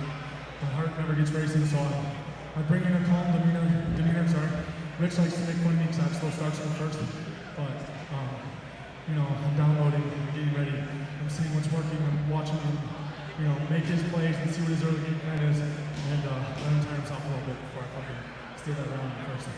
I'll tell you what, that was one tough opponent because you were laying it on him, but he was still coming back with hard body kicks, even into the 3rd and the 4th round. Was there a point when you knew there's writings on the walls, beginning of the end, and what were you trying to do to try to really put him out there in the end? Well, I mean, we and myself, because we're trying to talk about this, I thought the whole camp that was more of a matter of time of when I could get into him and get inside, obviously without being too aggressive because he was just training in Thailand. So we're very cautious of the elbows that he hit with today. Cautious of the head kicks. Obviously he's going to be a big kicker coming from Thailand. So our whole game plan was just dressed around that. And for me, at least my mind, it was like, yeah, I might not win the first, I might not win the second, but I'm going to get him. I'm going to win. My targets will fucking get there, so I'm going to win with everybody, but It seemed like a matter of time after that first round. You were landing some heavy right hands. I heard some of your coaches saying, don't get greedy, and you remained patient, and you just kind of methodically picked them apart after that. You thanked your coaches already. We know how much you appreciate them. Anybody else you want to thank for this victory here tonight? I know you got a lot of people in your team that support you throughout fight camp and through your whole career, really. guys saying all for me. I'll be real quick. Rich, thank you so much. You're the best. He's put on this beautiful show at the Compass Arena. Shout out this system. Excuse my language, this venue has been fucking amazing. There's been a great amount of fights. I've been doing my best to stay focused and not watch the TV the whole time. Thank you, my corners, my coaches, all my teammates, and obviously my wife for setting everything up for me. Jackie, you're the best. You're everything ready for me every day. You're looking at me like, okay. And then one specific shout out would be Turok. Because Turok's a smaller dude. He's about 155 and he's training me every day. I came in this camp at 210. So Turok, you're the boy. Shout out my sponsors, guys, on there, Watch Guys Babes. Thank you, Rio, Super Home. And Fatal Tabares for some apparel, dropping a thing at the end of this month. So get ready to get your fucking shirts. There we go. This is good on the mic as he is in the cage. Ladies and gentlemen, Cody Claymore Quarles.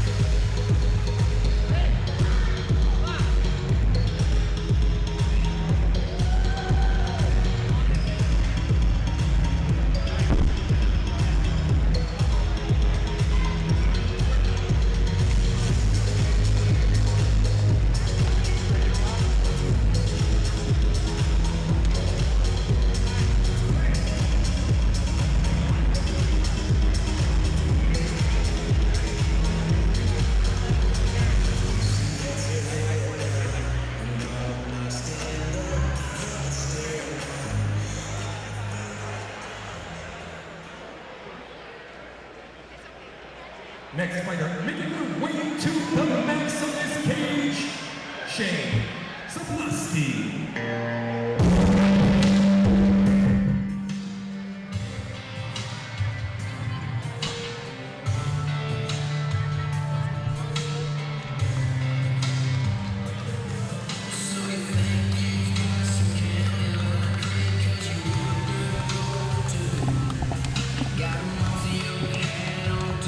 Ladies and gentlemen, we are back live at the Compass Arena in Willowbrook, Illinois for Maximus 19, home of greatness. And it is time for a matchup that has become one of the most anticipated fights of this entire card. Tyler Sugar-Free Scott versus Shane Sobnosky. Two proven finishers, two veterans of the fight game, and two men with completely different paths that have led them to this moment tonight. Let's start with Tyler Scott. If you have followed Maximus Promotions recently, you already know exactly what this man brings into the cage: violence. Scott comes into tonight with 10 professional victories, 8 of those wins by knockout or TKO. Every time this man steps into the cage, he fights with bad intentions. Maximus fans will remember his performance at Maximus 18 against Oral Fisher. He had main event spotlight, pressure on his shoulders, and Tyler Scott did what he does best. He walked forward, broke Fisher down, and scored a first-round TKO in 4 minutes. That performance announced loud and clear that Tyler Scott is becoming one of the faces of this promotion. But standing across him tonight is a man who has just seen about everything this sport can throw at you. Shane Sobnosky, an 8-win veteran with 5 knockout victories of his own. Sobnosky has spent years fighting tough competitors across major regional promotions and under some very bright lights. And when you look through his resume, there are moments that remind you exactly how dangerous he still is. Back at LFA 134, Sobnosky shocked a lot of people when he stopped Jared McLaughlin by first-round KO after overwhelming him in the fight. That's the kind of performance that shows you Shane Sobnosky can absolutely change a fight in an instant. He's been battle-tested in organizations like LFA, Fury FC, Cage Combat, and more. He has fought through adversity, fought ranked opponents, and survived the kind of fights that harden a veteran fighter mentally. Coming up next into the cage will be Tyler Scott. Now we can. And now his opponent, making his way to the Maximus cage, Tyler Scott. Now we got Tyler Scott coming up here now. That's what makes this matchup so compelling. He's the surging finisher, the Maximus knockout artist, the hometown pressure, fighting. He's got all of that riding momentum tonight. Across from him will be Shane Sobnosky. The experienced veteran who has nothing to lose. He's got real knockout power in both hands and his feet. He spent years proving he's willing to walk into hostile environments, trade fire with just about anybody. It's a classic collision of momentum versus experience, and stylistically, this fight feels explosive. Scott wants pressure, Sobnosky wants counters. Scott wants chaos, Sobnosky wants to drag him into dangerous exchanges and test whether that aggression can hold up under veteran composure. One thing is guaranteed is that these two men do not get paid by the hour. The crowd is here at Maximus 19 can feel it. The energy inside the Compass Arena is rising because everybody knows this fight has the potential to end suddenly and violently. Coming up right now is Tyler Sugar-Free Scott versus Shane Sobnosky live at Maximus 19. And Shane Sobnosky's bringing in an 8-7 record. Tyler Scott 10-5. Two pros have just been in there with everybody at 185 pounds. Dominion MMA versus Harbinger Grappling. I mean, you're going to hear this Dominion crew just like last time in the Piazza. I mean, when we were in the Piazza, that place was small. We got the Compass Arena a lot bigger, but you can still hear the roar of the Dominion crew. It'll be interesting to see if like the Dominion crowd will be louder than the Maximus crowd for Teddy. Oh, yeah. We will see. Or even that last fight with Cody, I mean, you hear, Cody's, again, been a big veteran here on the stage, and you hear the roars. Which I was a little confused. I thought the last fight for Tyler Scott, I thought that was his retirement fight, but I guess I was wrong. I thought he looked really, really good. I don't know. It would suck to go out on that type of. I don't know. I guess it would be good to go out on that. I don't know. Yeah. I see both sides. Or maybe just presented with the right opportunity. Yeah. Whenever you see like the gloves come up, I feel like most of the time you see it on a really bad loss, but I could be wrong. Yeah. But back to Brandon to make it. One more moment to thank some of our sponsors: Clean Eats Kitchen, Amerden Construction, Select Roofing and Gutter, Fragos Culinary Kitchen, the U.S. Air Force, Rufus, Mike for Fight, and Casey Rios Funeral Home. And now, this is the final MMA fight of the evening and the co-main event of the evening. Introducing first, fighting out of the black corner, he stands 6 feet 1 inch tall, weighing in at 184 pounds. He comes into the night's bout with record 8 victories, 7 defeats, representing Harbinger Grappling. Make some noise for Shane the Entertainer Sobnosky!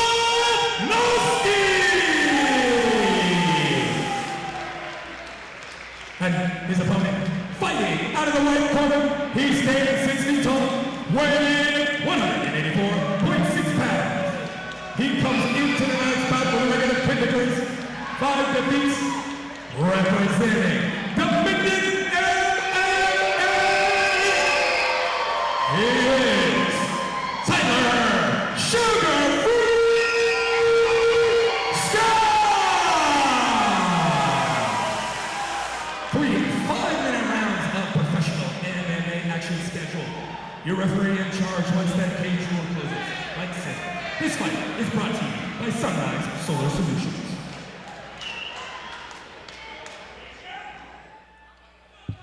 Here we are, the co-main event of Maximus 19. I thought it would never come, but here we are, an MMA event of Tyler Scott versus Shane Sobnosky. I don't see this one lasting long. Neither do I. These guys, proven veterans, ready to go at it. Man, I'm excited. Shane Sobnosky's movements. Oh, He is, yeah. I think it's the, what are they, what's the mustache and beard combo? What do they call it? There's a name for it.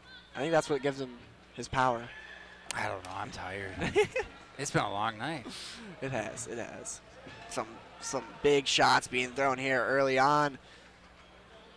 Sobnosky does have some funky movement, though. I like it. He's kind of getting in, getting out. He's not just standing in front. It'll be hard to figure out a little bit. Yeah. Tyler Scott, though, waiting, staying patient. Big right body kick there lands as he's trying to enter. Ooh, that'll be dangerous if Sobnosky keeps reaching for that kick as they end up on the cage over here by on the single leg now, though. Getting his big He got the takedown. Lands in a not the best position, but working towards it.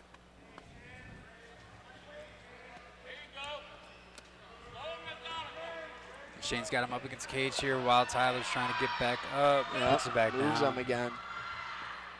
Nice elbow. 12 there. to 6.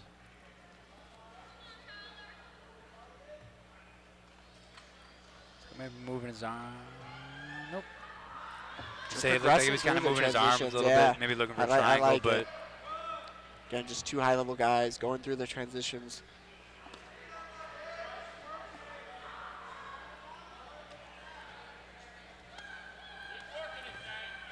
As Tyler Scott works his way back up, Shane trying to keep him down. Oh, and Shane Sobnosky here gets on some side control here. Working with great control time here as Tyler Scott tries to work off that cage.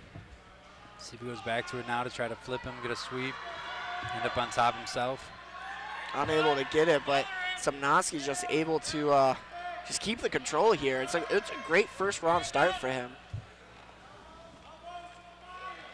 Trying to secure that up. Looks like he might be going for an Americana. Ooh. Gives it Not up to many strikes being control. thrown here, which, I mean, you really see the difference in, like, amateur MMA. They're always throwing a lot of strikes, but like you're saying, the positioning is what really matters. Yes. What will win you this fight. Trying to trap that arm again. Heavy going over for an arm. Tried to. Oh, it gets to the other side. To the other side. So that was a nice little transition. Tried to get that submission attempt. Wasn't able to get it. Instantly right back into side control.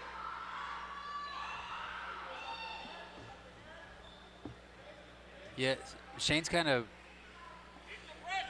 he's keeping the pressure, but it's not like he's just keeping him here. He's continuing to look for submissions here. He's looking for both these guys Americana a couple times. Yeah, their transition and the defense of Tyler Scott as well. And he's throwing some strikes there from the back, which is making Sobnosky have to kind of move in a different way that might help Tyler Scott. And Tyler was trying to push the arms a couple times to go for a triangle, but the cage was completely in the way.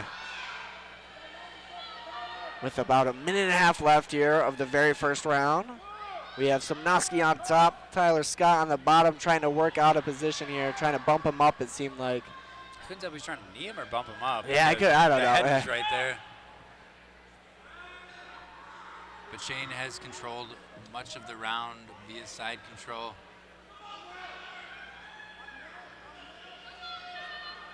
He's had a couple opportunities to just jump into mount. Yeah, no, he likes the side control. I think maybe most of his, like you said, he's trying to work into these different submissions. I think this might be where his favorite submissions are. North-south here now.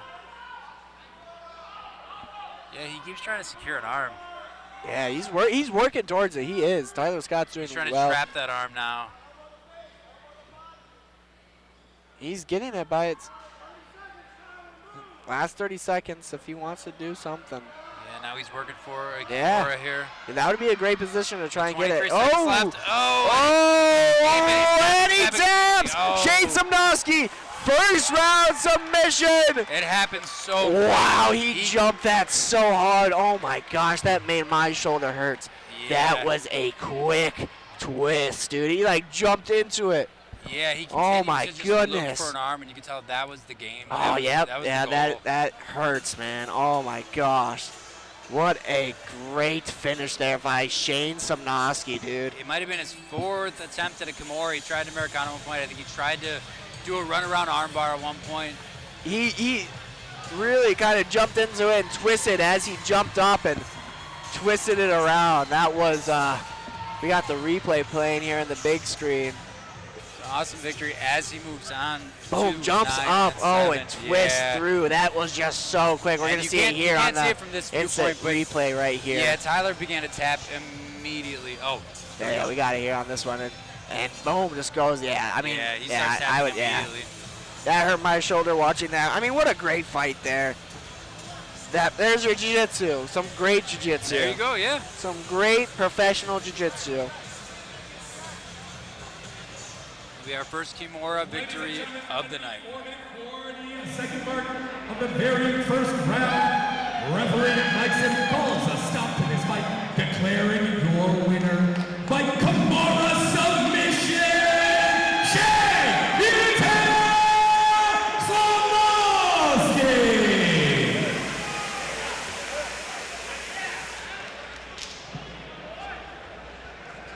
I'm here with your winner, Sobnosky. Shane, obviously you felt like grappling was going to be a strength of yours against him. Was that the game plan, to just kind of take him down, work on him, and then get the submission in the end? Well, I came to entertain, so I stood up a little bit. But once I got on the ground, I'm like, nah, we ain't going nowhere, big shot. But it was freaking awesome. I've been on a fun ride, fight lost streak. I'm just happy to get back in the wins. Hey, congratulations on that W here tonight. When you took him down, did you realize pretty quickly that you were going to kind of be able to have your way with him until you were able to find that submission in the end? Well, he was tapping and kept hitting me. He kept hitting me from his back. And not doing all the technical stuff. And I just waited, and I just started cooking. And finally, I finished. It was a vicious war to finish him there. You got 16 fights under your belt now. You've been in the game a long time. What are your plans moving forward? The fight next month? I don't know. Bring me out, boys! Well, we'll bring you out next time. We're back here in September. Guys, let's hear it one more time for your winner, Shane Sobnosky.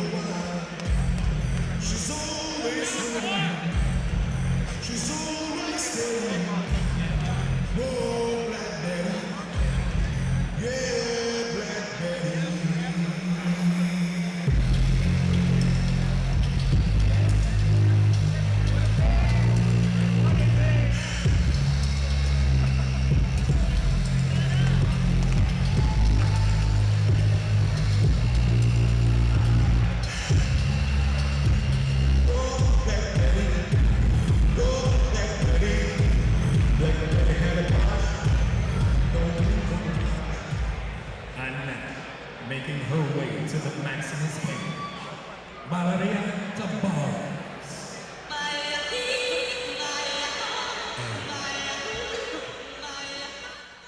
We are here. It is time for our main event of the evening. Tonight, inside legendary Compass Arena under the bright lights of Maximus 19, two rivals step back into the fire with unfinished business. 1 year ago, these two girls collided in an amateur Muay Thai championship battle, pushed both of them to their limits. It was an awesome fight, hard-fought rounds, relentless pace, technical brilliance, and it was all over. Theodora Mandala walked away with the victory, but not without a fight that left that entire building at the Piazza demanding to see it again. Yeah, you're right, Bob. Now the rivalry returns. Bigger, more dangerous, and more meaningful than ever before. Because tonight is no longer about amateur titles, but tonight is about legacy. Both women make their professional debuts here in the main event of Maximus 19, and what makes this matchup so compelling is how perfectly their styles combine. Teddy Mandala, composed, technical, calculated under pressure, a fighter who thrives in the chaos without ever losing her structure. Across from her, just walking in, stands Valeria Tabares. Relentless pressure, savage pace, and the kind of forward aggression that forces opponents into deep waters. Her opponent, Theodora Mandala. And here comes Teddy Mandala. They know each other. They have shared rounds of violence, and they've already tested each other in this ring as Teddy continues to walk out, but a rematch will change everything. The nerves are different, the stakes are higher, and in a professional Muay Thai fight, every strike carries consequences. Here comes Teddy now. Will Teddy prove the first victory was no accident, cement herself as a superior fighter once again? Or will Tabares rewrite their story, avenge that loss as an amateur, and announce herself to the world with a statement victory on the biggest stage of their career? This is Maximus 19, this is Home of Greatness, and this will be the main event of our evening. So both women come in having fought each other as amateurs for the title that Teddy defended over and over again. Both making their professional debuts with 0-0 next to both of their names. And what I hear is the last event when Emilio Tabares fought is that their coach wanted this fight. The coach said, we are ready for Teddy again. Valeria wants a rematch. So I am prepared. I'm ready to see what Tabares has cooked up back in Mexico for Teddy here tonight. The last fight was super close. It wasn't like, it was close enough to where I wanted to see a rematch right away, kind of like what you're talking about.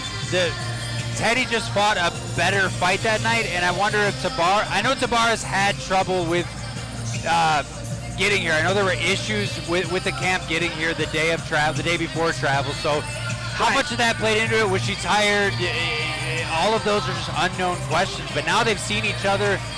They know what each other, and they're both making their professional debut. So how does that change things? Are they both in their heads about going from amateur to professional? We're going to see right now.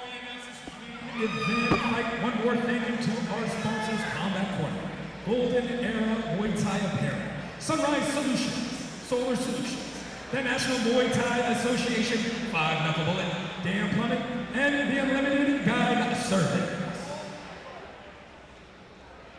And now, the gloves are tight, the lights are bright, and it's time to fight! This is the main event of the evening! 5 3-minute rounds of women's Muay Thai in the 108-pound division. Introducing first, fighting out of the black corner, she stands 5 feet tall, weighing in at 108.6 pounds tonight. Makes her professional Muay Thai debut, representing Kings and Priests Muay Thai. She is Valeria Tabares. And her opponent, fighting out of the white corner, she stands 5 feet 4 inches tall, weighing in at 109 pounds tonight, also making her professional Muay Thai debut. Representing Maximus Muay Thai!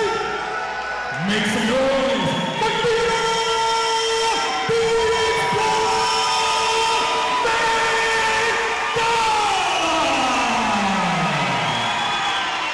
Five 3-minute rounds of pro Muay Thai scheduled. Your referee in charge once the bell rings next in.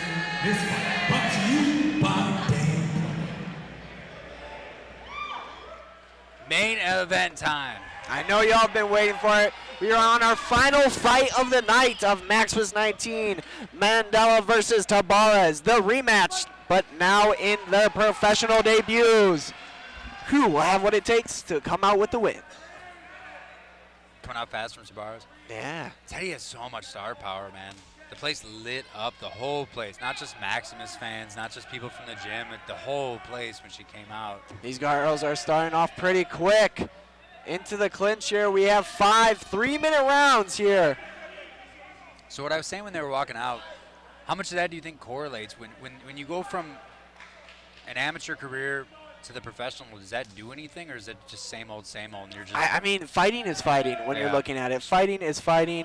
I mean, both these girls have fought, I mean, somewhat under these professional rules. Teddy mostly fighting without shins and headgear already. Now we're just adding in elbows, which she's fought in Thailand before. And back in Mexico, Valeria Tabares fights like this all the time. Yeah, constantly. Yeah, so, I mean, I think it's just going to be like any other day. Once they're in there, it's the same, yeah. Yeah, well, I mean, fighting is fighting, and I think they're just going to go out there and we'll see what tricks Valeria Tabares came with to have this rematch, and if Teddy can do what she did last time and come out with a win here as she applies some pressure, which is what she did very well of last time to secure her victory. Ooh, big elbow there by Tabares, slips in. Because the reality is, it's not like Tabares got destroyed in their last fight. It's not like she's trapped in her No, it was head. a great fight that they both had. And obviously they liked it so much that they wanted to run it back. She's doing pretty well, Tabares, getting in and out. She's scoring a little bit more power in this first round, I would say. Ooh, like that big kick that just hit the glove of Mandala. Had some power on it. Ooh, there's that spinning back fist. Again, we have 5 rounds of this, so no need to have to. Ooh, big left body kick by Tabares going over the stomach of Mandala. And there's another big head kick. Ooh. Power in it. I mean, Teddy's really coming forward and applying that pressure, but Valerie's doing really good scoring off that back foot when Teddy enters. It's like they fought before. Yeah. Ooh, big right hand there by Tabares. It just makes Teddy miss. Which, the stakes are a little bit different here. They were high last time with a title fight on the line. And like we were talking about, it was a close fight, and you have to beat the champ to be the champ. But now the slate is clean.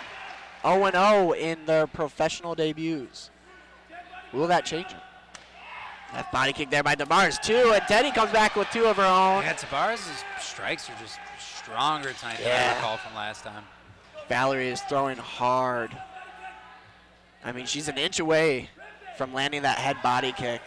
Or sorry, head kick. Head body. There's our first round. Great little feel around from these girls. But yeah, I can agree. Valerie Tabares has some great power behind those kicks, as well as some of those hands. And she's kind of waiting for Teddy to enter in before she hits her. And she's doing pretty well with that. Because Teddy is very known to have that non-stop pressure of going forward, going forward. I think what Teddy has to change up is cut off the ring, lateral movement left and right instead of just forward. As we saw Tabares doing that. Right, yeah. And she did really well. She would back up, slipping out. hit her, then go off to the left Yep. and make Teddy miss, which those little scores is what can make the difference. Which can also frustrate your opponent when they're not where you want them to be. Oh, 100%. I mean, you just hit me and I try to hit you back, but I missed. Yeah. That is not going well in my book. But here we are, round number 2. Yeah, those are. It's the same guy. Yeah, I know. Yep.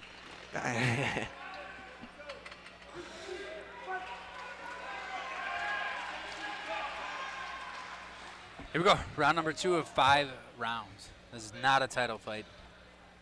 Just a nice standard Muay Thai. Traditional Muay Thai, really. Teddy lands a right body kick. Keeps away Valerie while she's trying to counter back.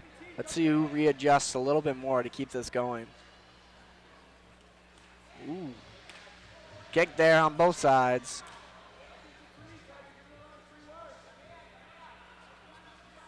You can see the experience kind of coming from both these girls. Again, like you said, it's their first pro debut, but they had countless experience. Ooh, big right hook there by Tabares. A lot of experience coming from the amateur side.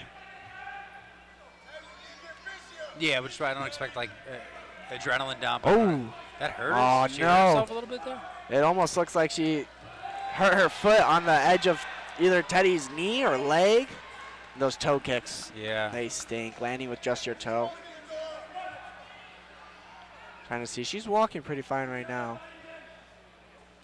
She is, but Teddy's doing what she does best, which is kind of pressuring, pushing, and Right, Tabares kind of stuck. Just but kind of waiting. She's waiting a little bit more. I normally don't. We don't really see Teddy wait as much, but she's kind of waiting, and either waiting for Valerie to miss, like she just did, and try and score, or just taking a breath. Yeah, you can hear Teddy's coach in the background kind of telling her to put some She has numbers together. Tabares against the cage.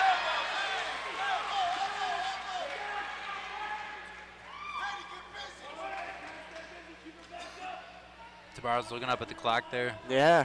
Is there going to be some fatigue setting in, or is that just trying to the figure clock, it out? yeah. Yeah. I mean, I've done that before, but I was really tired. I don't know how much time is left. Yeah, were you 3 minutes in? I have no clue. Yeah. Tabares switching stances here. Kind of just a waiting game here in the second round. Ooh, big left body kick, but Teddy comes back of one of her own. Gets her against the cage. Getting there in the clinch. And quickly broken up as they're back out here. Teddy's trying to take control of that center of the ring here that we kind of see as Tabares stopped moving left and right and now is just moving back as they go kick for kick. We found Tabares doing a lot better when she moved left and right, but now kind of just moving back and scored on more. She's done that in this round. Yeah. That looked great in the first round. Yeah, it worked, which is... Oh, big kick on the back of Tabares and another kick. 2 kicks there as Teddy teeps her away. Nice little flurry there to end the round for Mandala. Great end of the round for Teddy. Yeah, I mean, like you're saying, or what we were saying, Tabares in the first round was doing great with her footwork, going left and right. But this time, she was really just moving back and allowing Teddy to do what she does best, just walk you down and score, especially when your back is against the cage. Yeah, it would be nice to see her do that again. That was working in round 1. Yeah, we'll see. Why she abandoned it. We'll see what kind of happens in this third round. I'd almost go to say could be a round apiece. I feel like I do give that second round to Teddy. That first round was a little bit closer.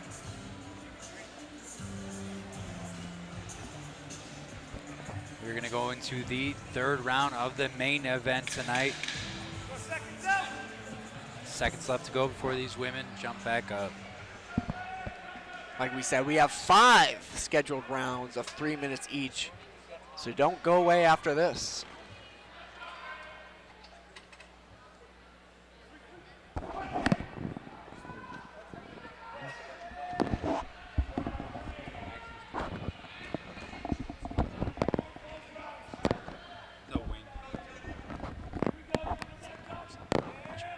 All right.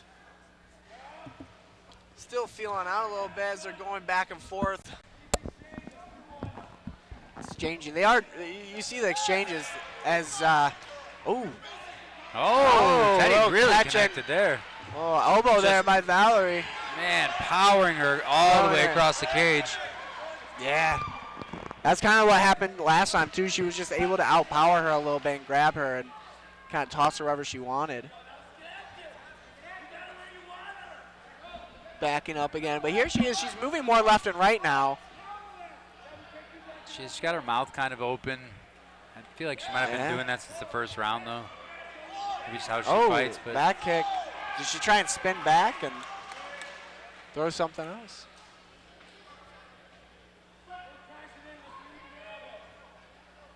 She looks a little, let's say a little frustrated maybe is the right word. I mean, she's just not setting, Tabares is not really setting up her kicks. She's kind of just throwing them out there. She kind of set them up a little bit more. I feel like she would find more success. Kind of like Teddy will just throw out a jab that doesn't really mean anything, and then will throw the kick. But not that time, she just threw the kick. As Tabares there, that movement is what's helping her, but as soon as she moves right back into that cage is when Teddy's going to pounce. Yeah, once they get up against the cage, Teddy just kind of stalks her. Just kind of lets her go and throwing that punch kick combination there. For Tabares, the unfortunate thing is anytime that this is happening, Teddy's winning. Yeah, she's just controlling this ring right now, letting her go wherever she wants. As Teddy continues to stalk her down the cage.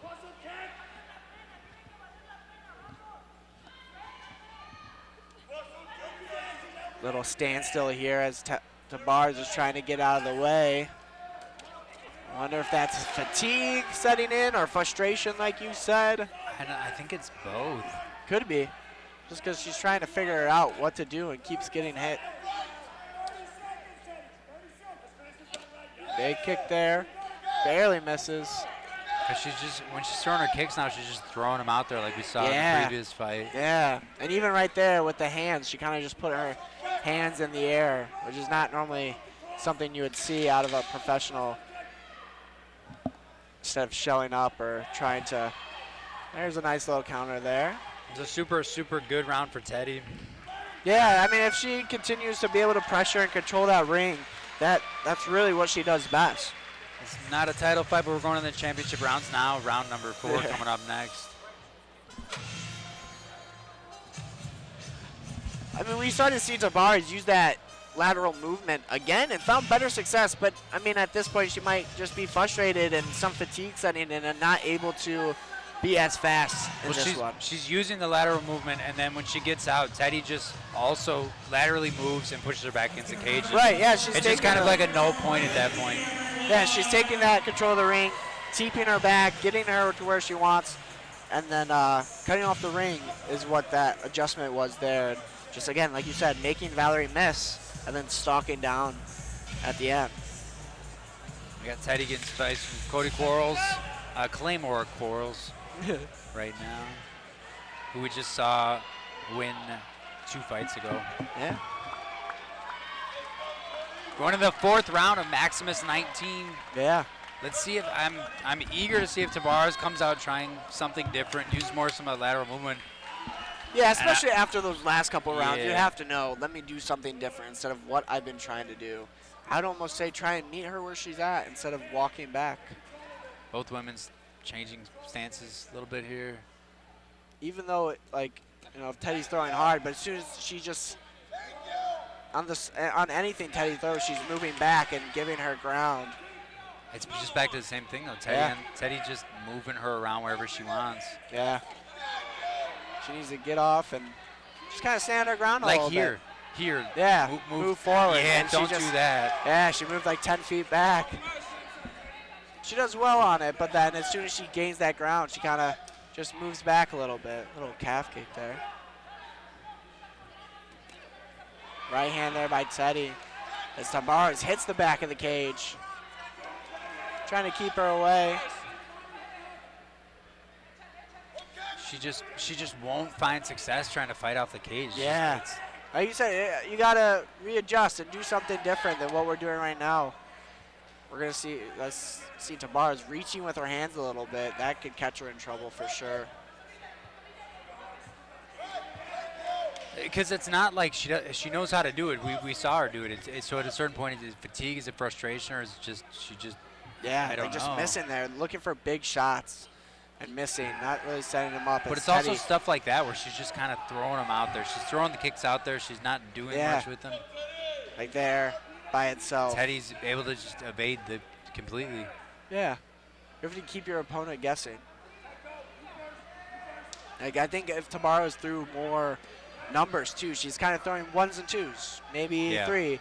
But if she kind of continues the pressure and throw 4, 5, 6, 10, it would be way more success rate for that.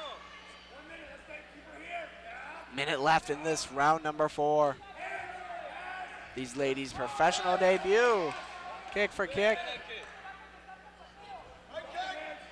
Do you want to see some more volume out of Teddy, or are you kind of liking this pace here? I mean, with it, she's really just controlling. I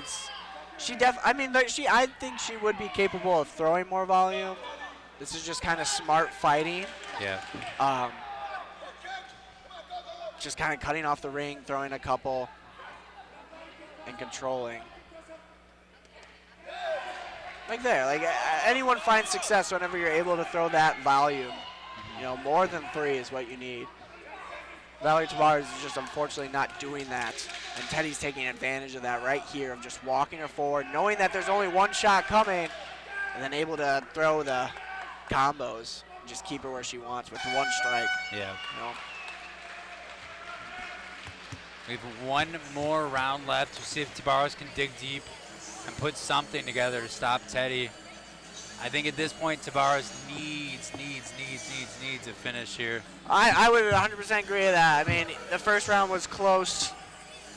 Yeah, you could give it to whoever, and then 2nd, 3rd, 4th right there goes to... It's all Teddy, yeah. For sure, controlling the ring.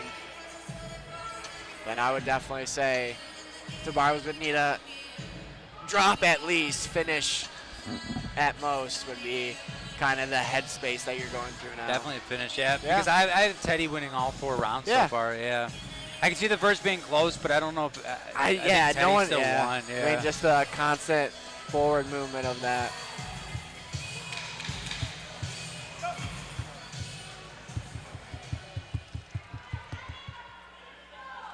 Here we go. Final round of Maximus number 19.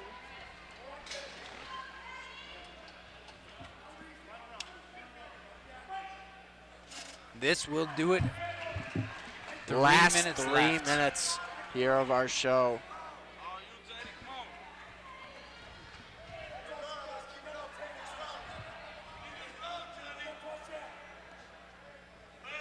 And Teddy's corner is saying they need this round. Yeah, I mean, it's always, I know, you always got to have that thought of, you know, especially you guys haven't dropped each other yet. There's no for sure in the scorecards. You could think you're winning, but what if a judge is thinking the whole opposite way? That would be the worst way to lose. You think you're winning the whole fight, and then the cards don't say your name. Teddy trying to put on some more volume here against the cage. Yeah. As the corner of Teddy is, you know, wanting more, go. See the volume, especially here in this last round.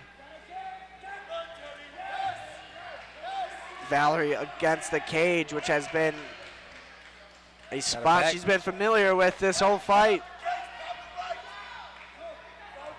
Ooh, jab lands there for Mandala. Couple kicks there. Teddy again pushing Tabares against the cage. Yeah, Tabares, it's just a frustrating position to be in for sure. You're trying to push forward, trying to get these shots out, but just nothing's working.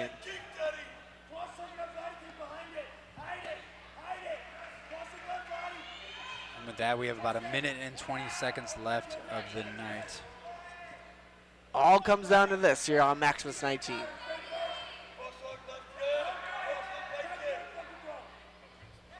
As you kind of seen all. Big Ooh, right Tabares hand. connects there though. And last minute. As the crowd tries to cheer her on.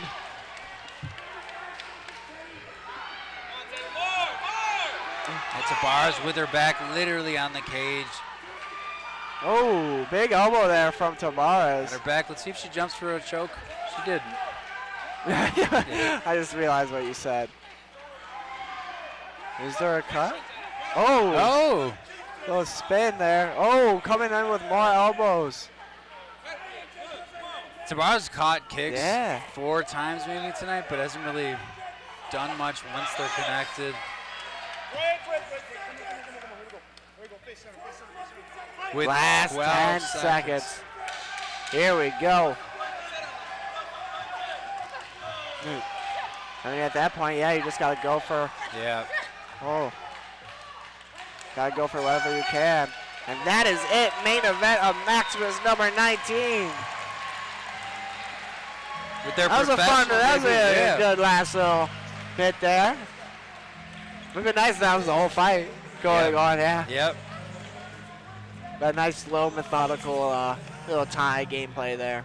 It would appear, by all accounts, that Teddy did enough to secure the victory. Right. You never know, but I think here you might know. That is true. It was unfortunate. There were ways that Tabares could have gotten the victory, but definitely. I mean, she found good success in that first round. She was doing well, and then Teddy just readjusted to that, was able to come back with stuff of her own. But, I mean, right at the end of the last 30 seconds, Tabares hit Teddy with some nasty elbows. I don't know if it cut her or not. But I don't believe that it did. No? Teddy looked good in there. No? It was a very good fight, very good professional debut. We will obviously see more of Teddy, most likely in September. Yeah. Keep that going.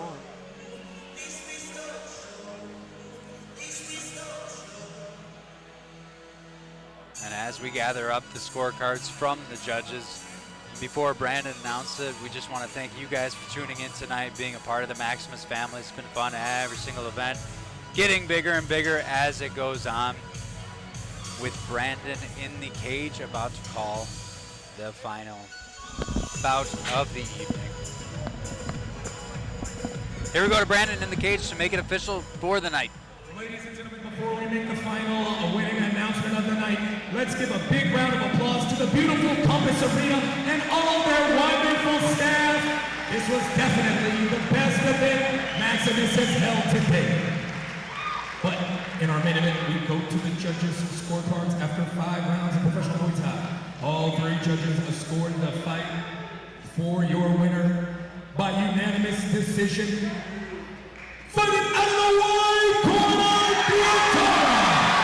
Here's Mandala!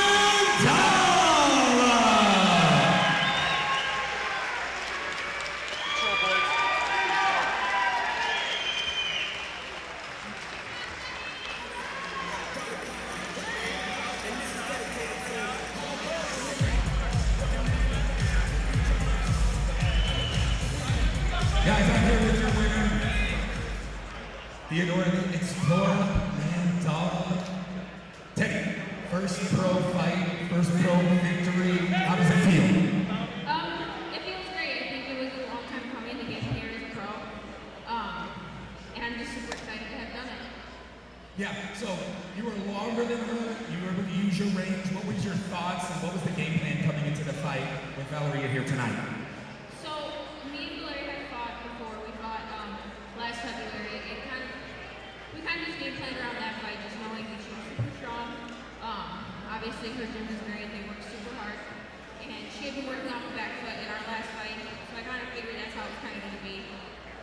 Circling the cage around and working off the back foot. Now, I don't know if you realize, but you're a huge inspiration to a lot of little girls out there that see you in your main eventing the biggest Maximus show of all time so far today. Any words of inspiration to maybe a little girl out there sees you in here doing this, being the main event, doing your thing in here, anything you want to tell them about maybe wanting to pursue this sport themselves? Wow, it just makes me so emotional just because I remember being that young little girl. I remember looking up to all these greats now I see her in one championship and glory and all that stuff, and it just really touches the heart because I remember being that, and the only thing I can say is just to keep fighting, keep going. No matter what gets in your way, you're stronger than you think. Don't let anybody tell you you can't, because you can. Well, I'll tell you what, Teddy, you looked up to those women. Now you are one of those women. Let's hear it one more time for your main event winner, Theodora the Explorer Mandala!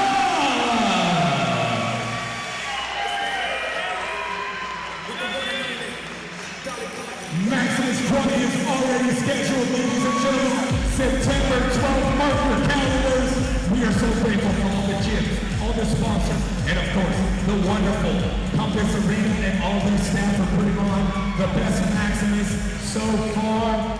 Ladies and gentlemen, please get home safe. We thank you so much from the bottom of our hearts, and we'll see you next time, September 12th at Maximus 20!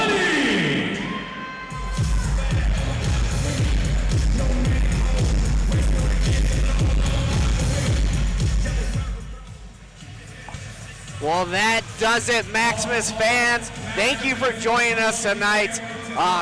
Man, what do you feel about that Maximus 19? First time here in this Compass Arena, Bob. The Compass Arena is awesome. This is so huge. This is next level. It's been great. We saw knockouts. We saw submissions. It was insane. We're going to be back for a little bit of different action June 13th at the Piazza for Jiu-Jitsu matches, super matches, maybe a little quintet. And then for Maximus 20, we'll be at the Piazza September 12th. Yeah, got a jam-packed rest of the year for you folks.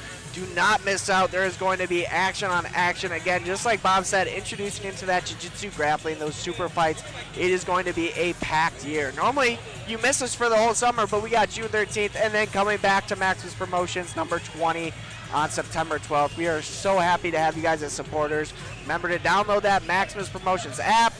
Go on the the review. Leave us a review on our Facebook and continue to love and support us as we love and support all you guys. And as Maximus 20 gets closer, I am sure that we will see more professional debuts from a lot of these fighters we saw tonight in the amateur division. We'll also see more professional fights in general. And we'll see if we have some professional titles on the line come June. Coming soon. Awesome. Yeah. We will see you then.